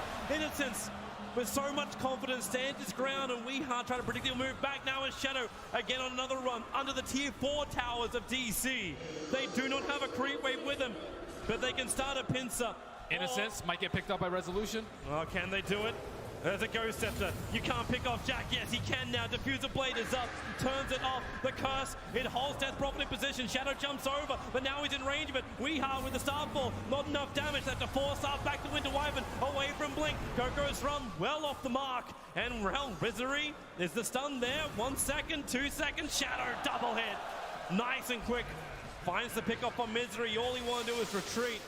Still alive and healthy on the side of Wings, and with no BKB on Cleeks, they're going to have to hope for a miracle here. Exorcism is down, however. A miracle's been eliminated. Move. There goes your Chakram forward. Arrow flies in off target. Nice hit from Weeha, but the better hit from Faith Beyond. He has been godlike this game. Another big stun. Resolution. He'll finally bring down Blink. There is a Spike Carapace available. Resolution, no BKB charge, so he'll stun up himself. Chakram, or you can just Timber Chain into Whirling Death. Gem can be recovered as Moo, hot on the tails of Ice. Does he have the damage? Whirling Death, one punch, there it is. Moo gets a double kill, but the damage has been done. A full Raxing on mid and bottom lane done by Wings. I think it's rapier time for Clinks. I think he needs it. Moo, this will be godlike if he can get it, but the Chrono, how much life has he got? Nowhere near enough. Shadow ripping him apart. Woo. There is no white flag on the door from DC. They continue to fight. Wings thought they could end the game with a refresher up on the Death Prophet, but he didn't Yules himself in time. That's actually what killed him. The Clinks was just beating on him. It was very close to the Exorcism being returned, but didn't Yules, and then once she dies, everyone else dies around her. Luckily, they have a backup gem, I think, on the chicken. Yeah, it's on the chicken along with the rest of almost the entire Shivas for the Death Prophet. Invisibility. Resolution, I want to see that 6,200 gold. He needs something. Yeah. The Relic is picked up on Resolution. He needs any kind of damage he can get at the moment. Yeah, you want to be able to like 1 or 2 shot the Oracle, because the Oracle, he usually doesn't actually have the camera on himself. It's usually on his cores, and he doesn't have a blink dagger, so he's especially vulnerable to the Clinks. With Resolution, he'll still have multiple problems, aka he's down to 4 diffusal charges, so by the time he can buy up the Rapier, he may not actually have any diffusal charges left. Yeah, I don't think you can sell an item at this point too to get the Rapier. You just have to farm out your 2,000. Yeah, he needs to screw hold on to buyback. Everything he can get. As an Orchid build out from the Void, it's actually, well, one of the most expensive items in the game. The Bloodthorn is arriving for the Faceless Void. Yeah, you can Yules off the time dilation, but then you're just going to get silenced up. And then the Mirana has no solution really to the Bloodthorn. And even that, like you get an Aghanim Scepter on the Nyx Assassin bottom lane. They initiate Ice Ice, they want the kill. The stun is there on Misery as Yulset protects Ice Ice again. Misery forced up now. The double ones. DC, they just need to bail out here, but Misery pulled back. Cold Embrace will keep him alive a little bit longer. Burrow strikes up for him as the Chrono on the back lines. They found Resolution. It's a big kill. Mooney to turn the damage around. Innocence, he'll be ripped apart by the Chakram, and he will go down. The curse is too late to take the attention away from Wings, and now Epicenter. Misery will also jump in. Mirana dies on the left. Misery, 4-star down. Shadow, hot on the tails. Remember, this is DC trying to defend when they got 2 lanes of Megas up. Moo has to buy back, but there's no buyback for Wii or Resolution. So a hard fight now in front of DC. Exorcism will wear off. That's one upside for them. And Wings will back out. Even with the 2 cores, they're not going to push the envelope too far. They have the refresher orb on Blink, so you have a second Exorcism if you want to push, but without all 5 heroes, it's just not worth it. There's a gem just sitting on the ground. I wonder if they're going to try and pick it up with the chicken, but very close to DC's side. And Clinks cannot get caught out like that. Like, if they can recover the gem, I think it's more so like Shadow always finding the right targets with the Chronosphere. He knows that the Clinks is the only one that can really do damage to them. Mirana's countered by the Fate's Edict. That courier has traveled the whole earth. What is he waiting? Drop the TP scroll. Now the courier, the silence, Yules will dispel. Support's coming over. It's there from the Winter Wyvern, but with the blood, it'll be enough. The Bloodthorn, Timbersaw, he's not going to pop. They force up him out. Mr. Timber Chainer, they pop him. The gems on the ground, and there's no buyback. 80 seconds without the Timbersaw. DC, they're scrambling away. Suxa needs some help. Misery's there, but again with the silence. 4-star up. Nice arrow from Wii. Hitting Blink on the backlines. They burrow strike forward. Blink is low with a splinter. It's not enough damage. Shadow the Chronosphere. Resolution! He walked into it. The damage is there from Shadow. Resolution is gone. And with him, maybe the hopes of the game. GG! Wings will take game number 2. What a god on this Faceless Void. 20 kills, 0 deaths, perfect Chronospheres. Resolution tried to all in with the Rapier at the end, but no death packs, walking in a Chrono. Just a lot of mistakes from DC as they crumble in game number 3. Yeah, the big story is that bottom lane missing of stun after stun. You can see how DC, the smile turns quickly upside down as Wings have a flawless game, and you gotta say it. It's the way you do it, non-Melk style. 20 for 0 on the Faceless Void. The anti-Melk. It's the Shadow Award. A perfect Faceless Void game from him. A great game from Wings. And this puts them 1 victory away from taking TI6. The Aegis of the Immortal could be soon in their hands. It's quite possible, but DC, they put up one hell of a fight. The crowd here is still behind them. That's not a boo, that's a moo. Can't wait to see what happens in game. But there's a war right behind us as the DC fans battle up against the Wings fans. It's a problem when you have English casters right next to the Chinese casters, but this type of grand final, the fans will clash. So let's see what lanes DC are trying to get right now. And they just placed an Observer Ward on the bottom. Will be scouted out by Wings' own Observer Ward. Looks like they're gonna do safe lane move. Off-lane Resolution, and the off-lane Mirana. Are they going to really leave it at that? Like, it's usually Mirana +1, but she's not going to get anything, and you can't leap out because of mana leak. And Wings, let's see how they're going to deal with this lane. Now they see Moo going to the bottom lane. They can put, I guess, I know you got a lot of confidence, man, but yeah, he at least forces out the early storm from Ice Ice. So now they know that Timber's solo on bottom, and let's see how they do the lanes. It'll be Shadow plus Keeper, the matchup that they want to make this Timbersaw very underfarmed. Top lane will be the Vengeful Spirit and the Mirana, paired versus Blink. This Axe on Slark mid lane, so Weeha. See how much you enjoy this when you get that early spin up on Axe and the Stout Shield. That is such a tough matchup for Wee. And we should know, he loves that Axe. Remember him back on Balkan Bears. He played that hero all the time. And giving us a history lesson, Melini. Welcome to the also. Moo hates it. Moon hates it just as much. It's the Mana Leak level 1 from Innocence. Oh my god, look at Wee's HP. I don't know how you fight against this. All you could do is try and taunt the Axe away from your lane, drag the creep wave back, and just stay on top of CS. Ellie's going to have a good time once he hits level 6. In the meantime, DC need good rotation. So Ice, they already sentry ward to unblock the camp. We already see a Mana Leak coming out on Moo, and he's going to get his levels down here because it's in a safe lane, but they are actually able to use a pull already, denying almost a full wave from the Timbersaw top lane. Ice being cancelled. That's 4 sticky napalm charges on the Vengeful Spirit. She can't get away from this. There's no extra help.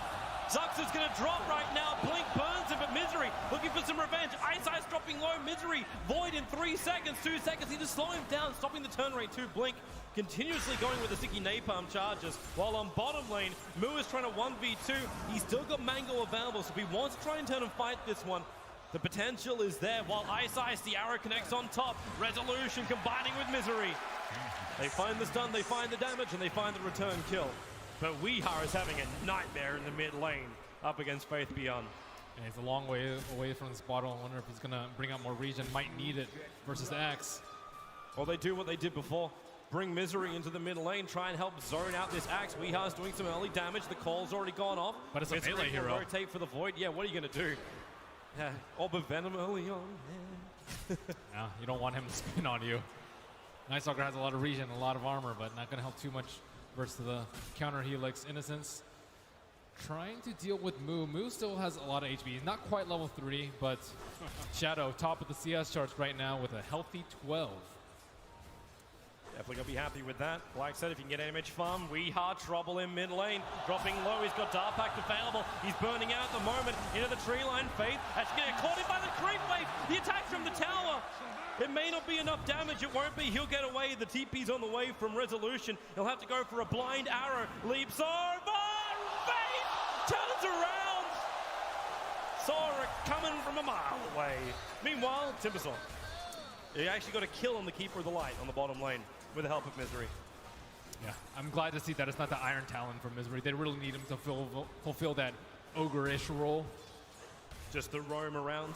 Yeah. How do you build it from there? Like, are you looking for phase boosts? You look to use your spells as the damage with arcanes? As Night Stalker? I think you want to play him as a vision counter. The draft panel mentioned it. You want to limit the Bat Rider initiation abilities. You want to keep the Keeper of Light during Ags. Don't want him to be able to see anything, especially that flying vision. So eventually they might need an Iron Talon on him, also because it's really good with the gem. But they need to secure the lanes first. And I think Timbersaw had like 2 CS not that long ago. Now he's up to 6, but nothing compared to Shadows. You don't want this AM to be free farming like this. Well, Moo's got to rely on basic attacks to get the kills. Can't use Whirling Death. Already burnt the Mango. And Shadow keeps burning him dry. Even with only 1 point up in the mana break, it was still enough to drag him down in combination with the Mana Leak. And they moved Resolution to the mid lane. The Slark versus Axe matchup was just a disaster to begin with, and they have to get Wii some farm. Yeah, this seems to be a lot better having Weeha up against the Bat Rider. It's kind of what you wanted to have, but now Ice actually takes up the lane because Blink's gone jungle. This actually isn't a bad time for Wings because this is when they wanted to send the Bat Rider into the jungle. A little bit unlucky with the golem spawns. I wonder what build he's going to go for this game. Typically versus the Avenge, we see drums. Moo's in a lot of trouble. Mana Leak gives you an instant stun. Shadow can keep attacking him. There's no Mana Void available to kill off Moo, so no advantage for that on Shadow. But it does keep Moo out of the lane. Like, you know, it's a sad day when also like Moo has to go for the early Sage's Mask on the Timber. Just to have some level of regen. So now Night Stalker can start doing his thing. It's nighttime. The Observer Ward in mid just fell, and Misery's just looking for any easy junglers. Luckily for Wings, Blink's already back in base. Misery will not find an easy kill. Also just scouting for stacks. Timberzal can take that very easily once he hits level 6. Blink will show himself in top lane a bit, but it's the mid lane where Misery is running in. The arrow well off target from Resolution. Too early, didn't use the Void, so the call will arrive from Faith, giving him a lot of armor. And Misery, the spins are hurting. The Culling Blade comes down onto the head of the Night Stalker. Looks like they have a solution to the Misery roam in the mid lane, at least if it's with a melee hero. No chance of killing that Axe. Saksa perhaps trying to get a kill. He does have the infused raindrop though, very difficult to burst down. Just seemed a little overconfident to think you can go with 2 melees to kill off that mid-axe after the amount of farm that he's got. Yeah. You'd have to leap in, but I don't think you want to leap in versus that. Yeah. And he's over-leveled right now, level 7 on that axe. Well, Sux is moving over. Ice Ice in a vulnerable position. Can get actually sandwiched 3 ways, but he'll take the 4th way. Okay, the arrow flies just out of range of the regeneration rune, which Resolution will take. Ice Ice killed by the Starfall. Resolution wasting no mana with that, had the regen rune going the whole time. So DC finally catch a break, killing off the roaming ET, but they still have that problem. Faith Beyond's going to get really big on this axe. And Anti-Mage, they're keeping the supports busy, which is really important for them. Night Stalker, not enough levels in Crippling Spear, but he will try and pick up some as he go for Blink. Top lane. Firefly was just used. Yep, and they know it. They're waiting for it to wear off. They also know that Weehaw can shadow dance himself into this fight. Now the smoke's going to break Blink. He's still got another 2 seconds left on that Firefly. He'll hit the ground now, but he gets back in range of his tier 1 tower. So much wasted time for DC. That's a better part of nighttime already down. Moo's going to get stunned up. He's yeah, it's a level 1 mana void. And against raindrops. But Faith is in from behind. They have a Soul Ring in case he wants a Soul Ring TP out. They revealed themselves. They came in too close to the creep wave. So the surprise is blown. Misery is chasing down Blink up in the dire jungle. Just trying to keep him out of the lane. He's still got that extra nighttime movement speed for the moment. It's only 1 hour left of nighttime. Sorry, 3 hours left of Dota 2 nighttime. Depending on how you want to clock it. What's the conversion here, Toby? In that case, they have 40 seconds-ish. And then it's over. And that's when Wings is prepping for mid lane. Faith's already started up with a call. Innocence moves over. Mana Leak, that's a level 2 Mana Leak as well on Innocence. Resolution will just hold his ground. Now they're finally getting some farm on Wii and Resolution both, so that's decent. However, Misery's reign is going to end as nighttime comes to a halt. That's a really nice observer ward. That might let Resolution have enough information that he can just throw this up, connects perfectly onto Blink, and Weehaw, the damage output's there, even though he's under the Firefly. He'll walk out of range of Dire Vision, and he'll regen up pretty quickly. So good kill for Digital Chaos. Nice, that was with the tail end of nighttime. Blink not really being too careful, but he is building a drums for him, so no loss in gold as he purchases the remainder of his bracer. It's the rotations which came after that from Wings. Shadow is still having a fantastic time as the Anti-Mage on bottom lane, almost at the same net worth as Resolution is at the moment. But it's the fact that Moo can farm underneath the bottom tier 1 tower. Yeah, they need to get the Blink up on Axe, and then they can start involving the Bat Rider along. Actually rotate the Anti-Mage to the top lane. Magic Miss Mile, and Wave of Terror gets away. Looks like they're smoked up. They do have vision of the Bat Rider, so they probably won't expect this.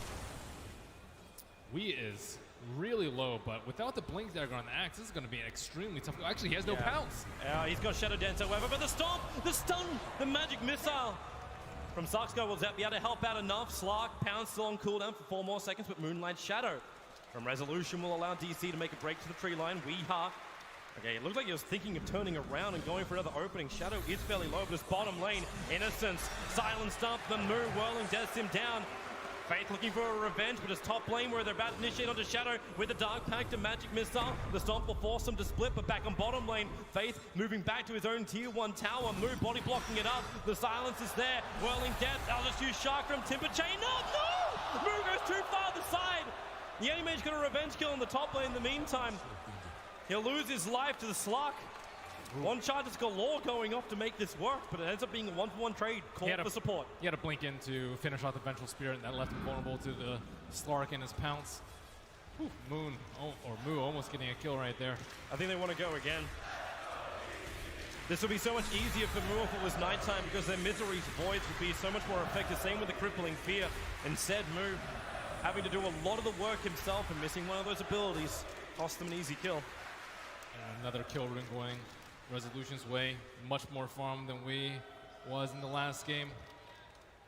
This is around the same time as Mu normally likes to creep, skip it out. But that's why Resolution with an Invis room smokes him behind the tower. So it won't be that obvious to Wings if Mu does get him behind the tower. He's got 4 points up in reactive armor, so he's very happy sitting back here. 36 HP a second coming back into him. They're expecting the Keeper to be here, but he is nowhere to be found. They really need the Blink Dagger on Axe. Still working on it, 200 gold away. And just, they need so much time in the jungle because of the Batrider and the Axe. Slark getting close to his mobility item. Let's see, Blink and Shadowblade both pretty good this game. I like Shadowblade a little bit more so he can scout out the Keeper Light, but maybe he doesn't need it because he has Night Stalker to give him vision. Might also be a little bit scared once Blink picks up 1, the Blink, and 2, the Gem. With the Flying Vision, Shadowblade may not be the greatest item for him. Moves away. Wings probably expecting that they have that Obzord. I was just pointing it out right there. How did he see me? A little too deep. Just taking it easy until nighttime. They can even park Darkness right now if they want to. So It's kind of funny, like you're taking it easy on DC, but there's still, like, they repaired all the damage that Wings did early on. It was a 2k deficit in golden experience, and now that's changed around. Is that enough, though? Against Faith, the Blink gets a call on Resolution. Culling Blade's available with the lasso. Resolution will die here. No way survival. No! Leaps! Can he TP out? No, he's locked in the tree line. They can see him. He will take a fall. He had a little bit more time to buy an item. But that Culling Blade, fraction of a second too early thanks to the stick charges. Or too late. Those creeps helping out. Mirana there not getting sent. But she did buy her blade, so halfway to her axe. Not a big deal. And that was a Blink reveal for Faith. Oh, bottom lane, Ice. They were looking for a small opening. Suxo as well as Mu together. But they couldn't find one on Ice. He was back far enough behind the tower. Oh, wow. We already has a Shadow Blade. That's very good timing considering how poor the early game was. Misery. Yeah, they found him out. They push him back. And Misery will burn, or will he? He can't get to the other side of the tree line. But maybe with Batrider caught out, the ET split is coming in. DC need to split. Arrow is not available for the moment. Chakram doesn't actually reach up to Wings, but Weehar is in, and he's looking for the Batrider. The perfect leash. Batrider comes down to the ground. The Firefly will wear off. And so with all of his live faith, a little bit too deep himself, the Chakra flies out, and now it's just fight after fight. Maybe going the way here for DC. Mu goes in deep. Reactive armor charges don't exist for him. And his mana pool is also quite low. Yeah, they have to be careful for the AM rotation. If Mu, he's actually really low on mana. He's 700 deficit right now. Radiant's top tower is under But some good pickoffs from DC. Originally, like, you thought, well, Misery goes down, there's going to be no trade-off, but DC brought everybody so quickly to that tier 1. And Wings also, they didn't have a reliable way to keep people asleep during an Echo Stomp. The Firefly woke them up. One really nice play that I liked from Wings yesterday is they turned off Split Shot during the Echo Stomp so that no one woke up. Winter mentioned that to me yesterday, but this time you can't stop a Firefly. Resolution trying to play for some kind of execution on the mid lane, but he's right underneath an Observer Ward, and then Coddle does his thing. A Coddle who bypasses his ultimate in order to get 3 points up in mana leak. But it does such a good job against both Mirana and Timber. Even Night Stalker. Very low mana pool. Always like to have high movement speed. Weehar staring down the Anti-Mage. He moves out. Really wants this creep. One level of Crippling Fear should be more than enough to kill him. He's so close to his battle, yeah. Nope, now they see Soxa. They know something's up. And Soxa wanted to place an Observer Ward right there, but maybe a little bit too obvious with that movement. Looks like Wee's rotating. Nope, he's actually just going to pick up the rune and head back to mid lane, so DC. We looking for a weak support like the Keeper of Light. He is scouted out. Yeah, where is that target? Instead he finds, well, not the targets he wants. He found ET. Cole pulls him back out of it, but the Chakra flies forward. ET, not enough damage to kill him until the Timber Chain from Mu connects. ET Splitter well off the mark. And they look for more. The Courier into the tree lines. Blink kept out by Resolution as he's finally rotated up from the mid, but Wings finding back behind the T1 tower. Still another 15 seconds till he's up. That arrow flies. 5 seconds on the Axe. Pounces over the trees and in comes Moo! They have the damage. Wings into their own tier 1 tower will be slaughtered. Shadow has his blink available. They need more stuns and the damage. Shadow blinks out, but the iron is killing him off. Shadow will die here. Nothing will stop this. Even the flame break can't buy the space. Huge fight for DC. Wee is dissecting them with the Shadow Blade. They cannot feel safe anywhere. Keeper Light just like to stand there, defend towers, but when you wrap around behind like that with no vision, it is impossible to defend that. And this is when you still have the super fragile Anti-Mage. He was so close to his Battle Fury. Arrow connects on Fate Beyond. That's the word go for Timbersaw. And not only will this set the Anti-Mage back with his Battle Fury, it also makes his jungle a little bit riskier to be in. They've already been committing mass amounts of observers and sentries, Wings, to protect their jungle, but it's just not the dream for him, and now Wee's going to find another target down to Ice. He's still got Nolan. Okay, the Stolen Essence needs a little bit more. Dark Pact into the Shadow Dance. Ice puts the Spirit down, but now Misery comes over and also Moo! From left field he arrives. The bigger they are, the harder they chop. As Blink, making a break for his tier 2 tower, supports the neighborhood in the form of Innocence. But yet again, another kill going the way of DC. They now hold 3 out of the top 4 net worths in the field.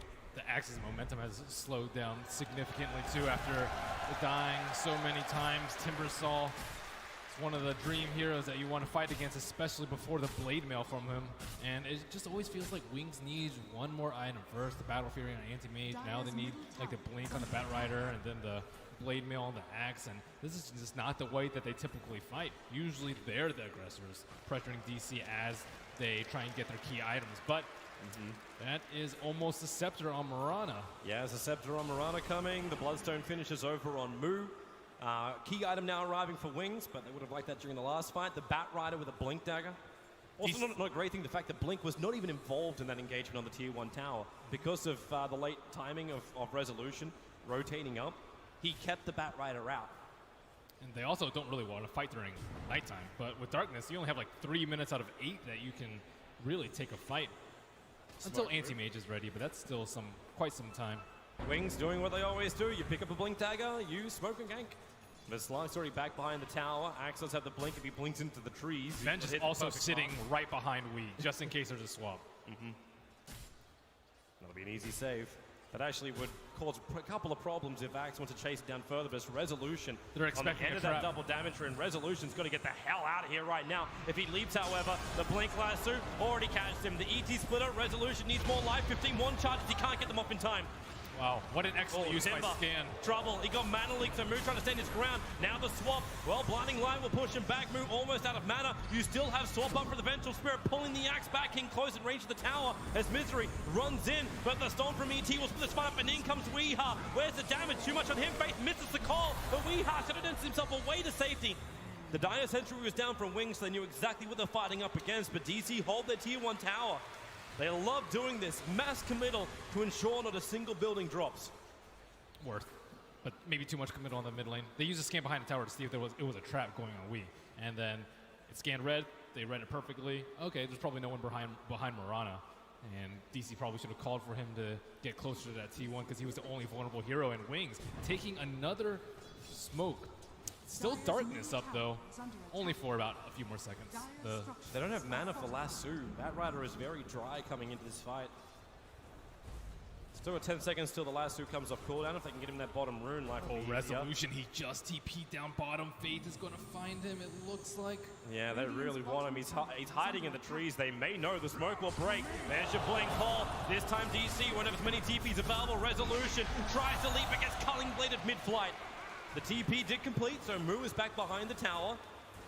This is not a great position for him. That Mana Leak lasts forever, allowing Faith to blink and call again. Moo, highest reactive armor charges are kicking up, but Assault's coming too late. So he has to commit suicide underneath the tier 1 tower. Wow, so much for Resolution getting his axe at a timely clip. 2 consecutive deaths with the swift movement from Wings. That's just not what you expect. It's like, oh, it's nighttime darkness. They're not going to smoke. They're not going to fight into us. And now they will lose control of their jungle, and Shadow is free up to farm up some more. Yeah, this actually opens up the Radiant jungle if he wants to go into that. He also has a couple of Ancient stacks prepared. But love is Vlad before he does it, and that's what's coming on the courier. They need to do Roche, I think, before Night Stalker gets his Ags. He's only 1,100 gold away, but it's a really nice stack for Shadow. And with this movement out, it's a Black Dragon. It actually moves out far enough. Faith they're also had to smoking. stop this move. They pinged out. They want to go over there. Well, the Observer Ward, it doesn't fully see this. It just knows that they're there. The line being drawn out by Misery is a one to go straight down mid lane. So unless they want to flank around, this isn't really going to work for them. And the Axe, now Slark runs in. There is a Sentry Ward. The attack comes on the Axe and the call. Maybe with the lasso, Moon gets control, but Faith BN already down. Weeha, able to jump away of the splitter, not finding a kill. Not to mention, Blink very, very low on life. He might try and go in again as Misery. They move forward to Ice, stomps a Balvel. Mana Leak with the blinding light, forcing back DC a little bit. Elder Titan can't get the stomp off. Moo is there for the double kill.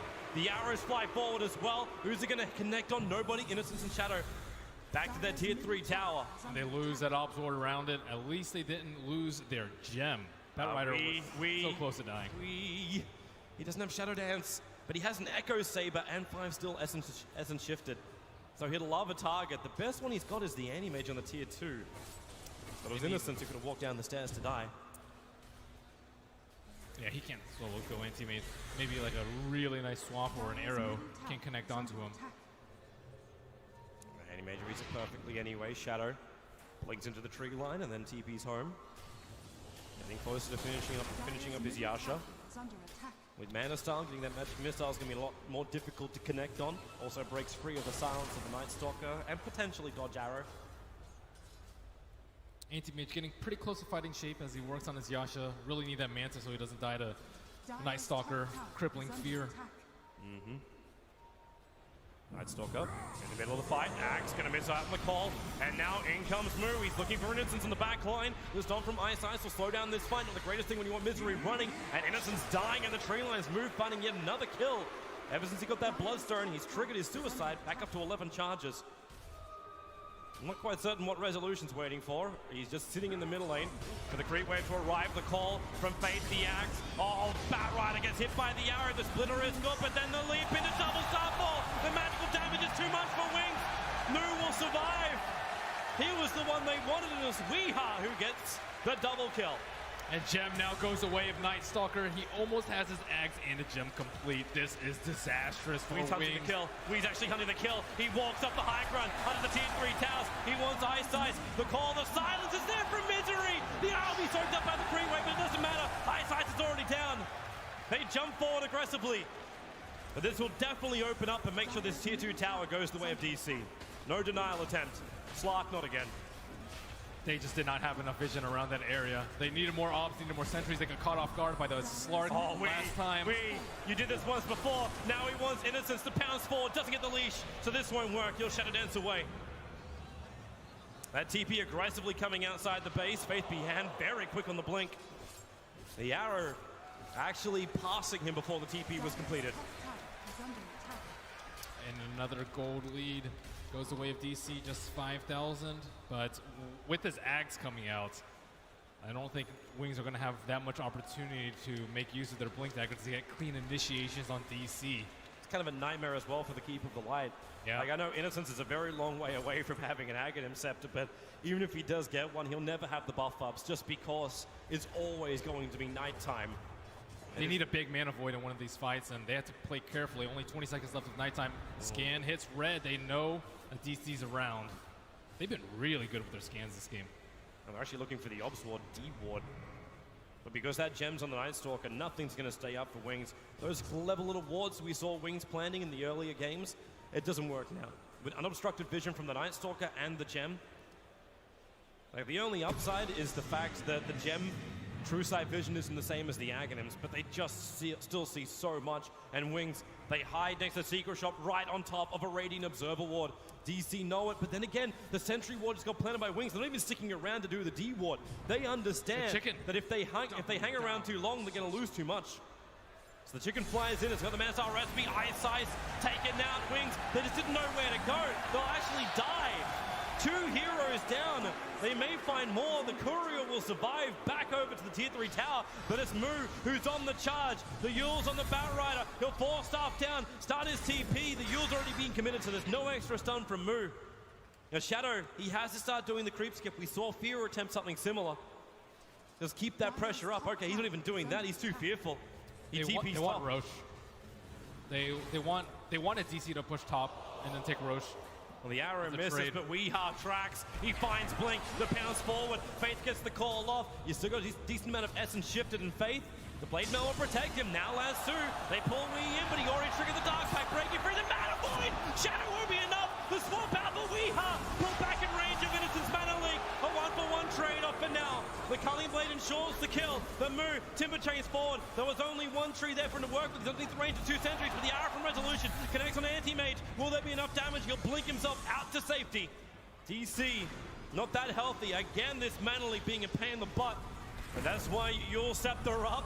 Timber Chain cancels, a very short one anyway, but Misery moves over. No nighttime available. He's also got the gem. Wings, they'll follow this one to the ends of the earth. The Spirit's on top. The Split of Misery's got nowhere to go. Stunned up by the Mana Leak. He'll give the gem over to actually no Resolution. I thought they might have done a handoff. Doesn't happen. A Mu dying to Wings. The blink. Oh, he gets interrupted. You'll Scepter. He had to take off the burn effect of that flame break up to the trees, but he knows he's dead. Great chase by Wings. What a flame break right there. Winter was skeptical that they could pull it off. Well, this still hasn't right happened yet. DC is still leading. Even though their graph is going to start to dip down, they were over 8,000 advantage in golden experience. Oh, I was just talking about the flame break on the Timber Chain. It's a pretty hard one to pull off. All right, Manda is finally in for Shadow. It's only during daytime.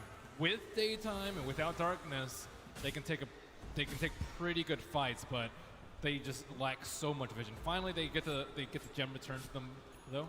The rightful owner on the Bat Rider. So he has that good flying vision. Wings, they're attempting this, but it's a little obvious when that Observer Ward from DC. They have to use darkness, though, to see Roche, and as soon as darkness pops, they're going to back out. But is Wee strong enough to take down Roche? I don't think so. Not without a Scotty. He needs that extra life.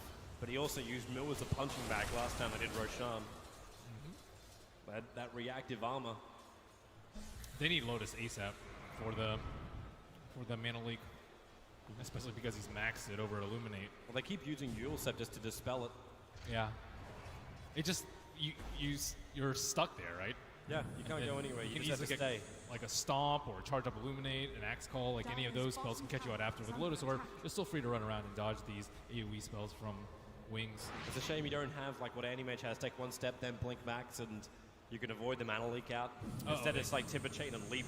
So they saw Mirana TP over to the left side, and she was really low on mana, and they might look for this small window to take down Roche. Well, Resolution has gone all the way back to base because he was low on that mana. But still, does Wings have enough damage? The Anti-Mage? Oh, he has boosted travel. Oh, okay. Still a long ways for his cooldown. They can jump down to the bottom creep wave and push that in. Roshan's not really down that far, only at 9k at the moment. Yeah, I'm not sure if they can do this right now. They have no damage aside from Anti-Mage, but it's only at half HP. Here comes Misery and that True Sight. It goes inside the pit. They understand what's happening. They have the Observer Ward. He's looking to jump out, but he actually gets the blink call over on the Misery. So the jump out, the ET splitter, they really want to get that kill, and they got it. The Vengeful Spirit trying to swap him out. The Moonlight Shadow won't do enough. The Axe finds the kill. Moves some really good damage though with the Shark Drum, but it's just the last move. Too good for Wings. They catch out the slot. They get 3 down. No, they can finish what they started. The death of Roshan. This Observer Ward saw that Night Stalker. That swap just crushed them as 2 heroes got hit by the Earth Splitter. And even Slark got caught by the Echo Stomp, and no chance for him Dark Pacting. He got lasted right out of it, and that's going to be a free Roche for Wings. Faith Beyond continues to deliver on his initiations. As the dream for Wings, if they can keep it going, the Aegis Immortal will give them extra incentive to take more aggressive fights. Said Faith just having a fantastic time with 2.4k gold in the bank. His next item choice is just around the corner. Even BKBs won't really save them from the Wings lineup. Minus armor from Elder Titan, a lot of physical damage even from Earth Splitter, pure damage from Axe. I'm not really sure how they itemize here. They need to be able to kill the Anti-Mage at some point, though. Right now, like Night Stalker, Crippling Fear, going to be dispelled by the Manta Style. Mirana is unreliable, so maybe I would like to see Basher Echo Save or Basher Abyssal, something like that, so they can keep him in check. Well, you got the Basher on Shadow. He just bought it, so looking for his control item next. Soxa, really big trouble for him. Mana leaks, lasso, they just keep draining him dry, and he will die in the river. It's a really big problem when Wings can get aggressive during nighttime. They aren't scared anymore. Yeah, but DC definitely are. They just try and keep the split push going. We are down the bottom lane, but Wings, they understand the objectives. They split push earlier with an Ursa and a Slark. This game should be a lot easier with a Mirana and a Slark in case they want to go that route, but then you have the ticking time bomb and the anti-mage, who with Abyssal can easily crush any of DC's cores. He's so far ahead as well, like sitting at 18,000 net worth. The nearest to him is 12.5k over on the Mirana. Yeah, they went for the break on the Slark. He has a Silver Edge, and that combined with like a double Starfall from Mirana can maybe burst him down, but now that he has Aegis, he has no fear. The advantage for DC is the fact that Axe hasn't spent his money, still holding on to 3.7k on the Axe. I think probably BKB. They don't really have any BKB at this point. Slark, kinda, but he doesn't do any physical damage at the moment. I think just go mass BKB so you can team fight them at will. Wings systematically taking out towers. They'll see Fate thanks to Misery's vision. They do have a new gem purchased by Moo, so putting the Timbersaw back a little bit. There's Shadow. He's getting caught in the Chakram, but yeah, perfectly all right. A bold build coming up from Elder Titan as he swings home to try to pick up the rest of his Dagon. Okay, hello. He's going to actually be a courier as well. Recalled back in. He brings the BKB of Faith beyond. Oh, they're not going to see this coming. Oh, they are not. DC, like at least they might be able to see something coming in. One, if this arrow can connect, which you won't be able to. Oh, or two, if you can get the Night Stalker close enough, but that's also been a problem. Move, but hey! Chains forward, blinks away. Shadow's Abyssal Blade is also coming on the chicken. It's at the secret shop right now. Vanguard and Recipe. Wings feeling really good with his Aegis. This next defense from DC, it has to work. The arrow, 5 seconds over on the Axe. Resolution jumps in. The double Starfall damage, they'll bring down the Axe. So finally they get a small break, but Wings have rotated over the swap, instantly canceling out the lasso. Move! Huge damage! Connell is gone! Hindsight might join him in a moment as Mirana blinks forward. They've got the damage. This could be the fight. We leaping forward. The BKBs break Batrider free. Moo still in the neighborhood. Shadow. There's your Abyssal Blade. The Mana Void on a resolution. Doing heavy work with the Chakram doing more of it. Shadow is burning inside of it. The Aegis Immortal will trigger. Blinkers away on low life. Do they have enough to kill the anti-Marga once again? He'll blink out. Moo sticks with him. Yule Scepter up. Blinks off cooldown in 1 second time. Now in comes Blink himself. Flame Break pushing DC away. This will give Shadow just enough space to escape. Wow, that could have been so much worse for them. Looks like Batrider was also able to take down Mirana in the backline. She was so low after that Mana Void. I don't know if she was the prime target for that. It looked like Moo was pretty low, but in the heat of the moment, it looked like Mirana almost killed her entire team. I think you should still be scared of that Mirana at all times, having that passive, like big damage, chasing everything. I'll take that. Weeha's got a lot of money too. Where does he go next with 4.1k gold? Is this the time where, like, does BKB even help the Slark, or does he look for a more controlling and damage dealing item? I don't know. It's hard to say with the he BKB anyway. You got the Basher. Basher's better versus the AM, who's causing the most problems, but BKB is like a free kill on Batrider and or Keeper. Wings is coming down. They're looking for a kill on Moo. Almost everyone's here apart from the Mirana. She does have BTs, but it can only TP the tier 2 tower. Now Connell, 2-3. Can't get the fourth hit. The Chakra will do the work. Bash forward with the Abyssal. The arrow, it connects on Shadow. 5 seconds stun. The ET splitter. There's not enough damage yet. Misery still tanking through all of this. The Mana Void. He wants Misery dead with the Moonlight Shadow. They don't have the vision at the moment. Moo will go back into the Moonlight Shadow too. Timber Chain, 1 second. This will bring him back in range of the tower. Unless they want to fight. Arrows off cooldown. Blink forward. The arrow will miss. Weeha waiting. The ninja out from the trees. Faith triggers the blade mail as well as his BKB. The pounds forward. Faith getting caught in the back of that. Weeha explodes to the Mana Void. Luckily for the rest of DC, they weren't in range for it, but the Stomp forward from my side can go for the Stomp. No real way to get away from this one, especially when he gets Pistol Blade down by the Anti-Mage. Move, can't chain away. He'll Yule Scepter up. The Blink Dagger won't be off cooldown in time, so he just has a suicide when he hits the ground. The Blink goes for more, burning up the Vengeful Spirit with the Firefly. Okay, it is confirmed. Shadow can bash on command. What was that? Right on the Timber Chain, right as when Slark was about to escape.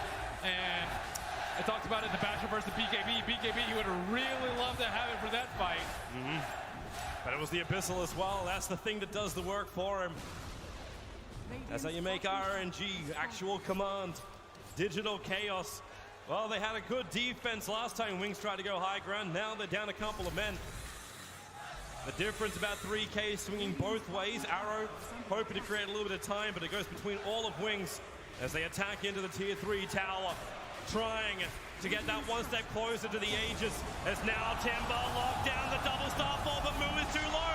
He has buyback available. They're culling bladed out. Slark up, 4 seconds until he's alive. No fortification, Arrow, it doesn't connect. Innocence, the Horsetail doesn't catch it, the swap out. Saxo again sacrificing himself just to make sure they can get that double damage out from the Starfall of Resolution. Good Stomp, Moo, Yule's up in towards the air. He has a way to get out thanks to Moonlight Shadow. They can play the invis game. Shadow going in very, very deep.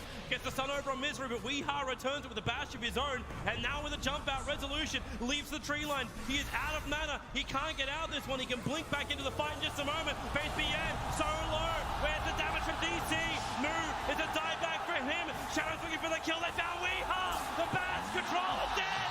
Buyback is available for him though, and he'll need to use it. The rest of DC is dying out in front of their own tier 3 tower. Resolution back into the fight, but the Culling Blade kills off the Nurse Stalker, giving Wings the pump up they need to go inside. They look for the last two and they've got it. It's the Slark. Arrow flies in. It'll be a 5-second stun over on Blink, but Wings, they brought down the melee racks. Shadow, Mana Styles out. Weeha has to bounce himself out of this one.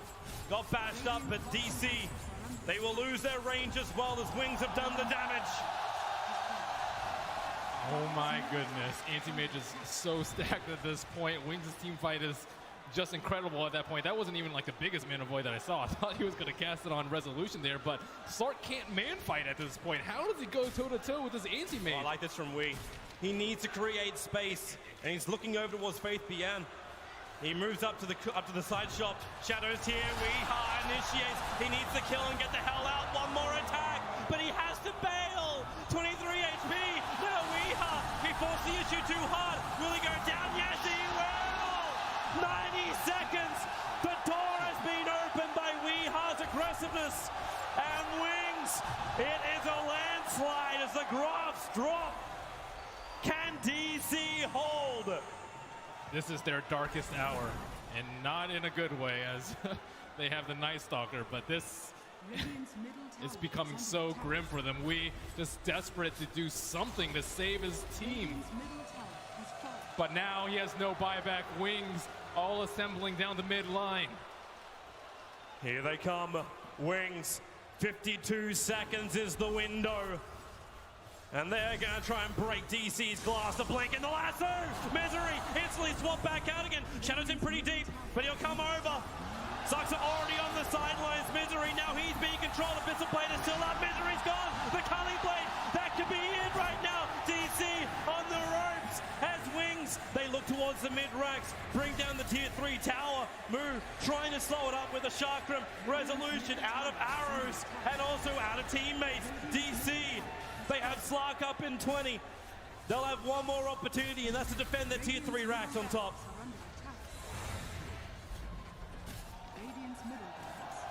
There it is. The melee is down. Range racks will follow. Wings, do they play safe? Do they back it up? No! In they go! Resolution! Welcome back and goodbye! You have buyback available, and here comes the push. This is the defense now. DC, you either hold or you die. As Wings, they rip down the tier 3 tower. Weeha wants to go out through the back lines and attack. Now the lasso. They found Tusker. Weeha ripped apart. The buybacks. It won't be enough. Go game of blade. Wings are your international 2016 champions. Terrific display of Dota. You didn't know if it was going to be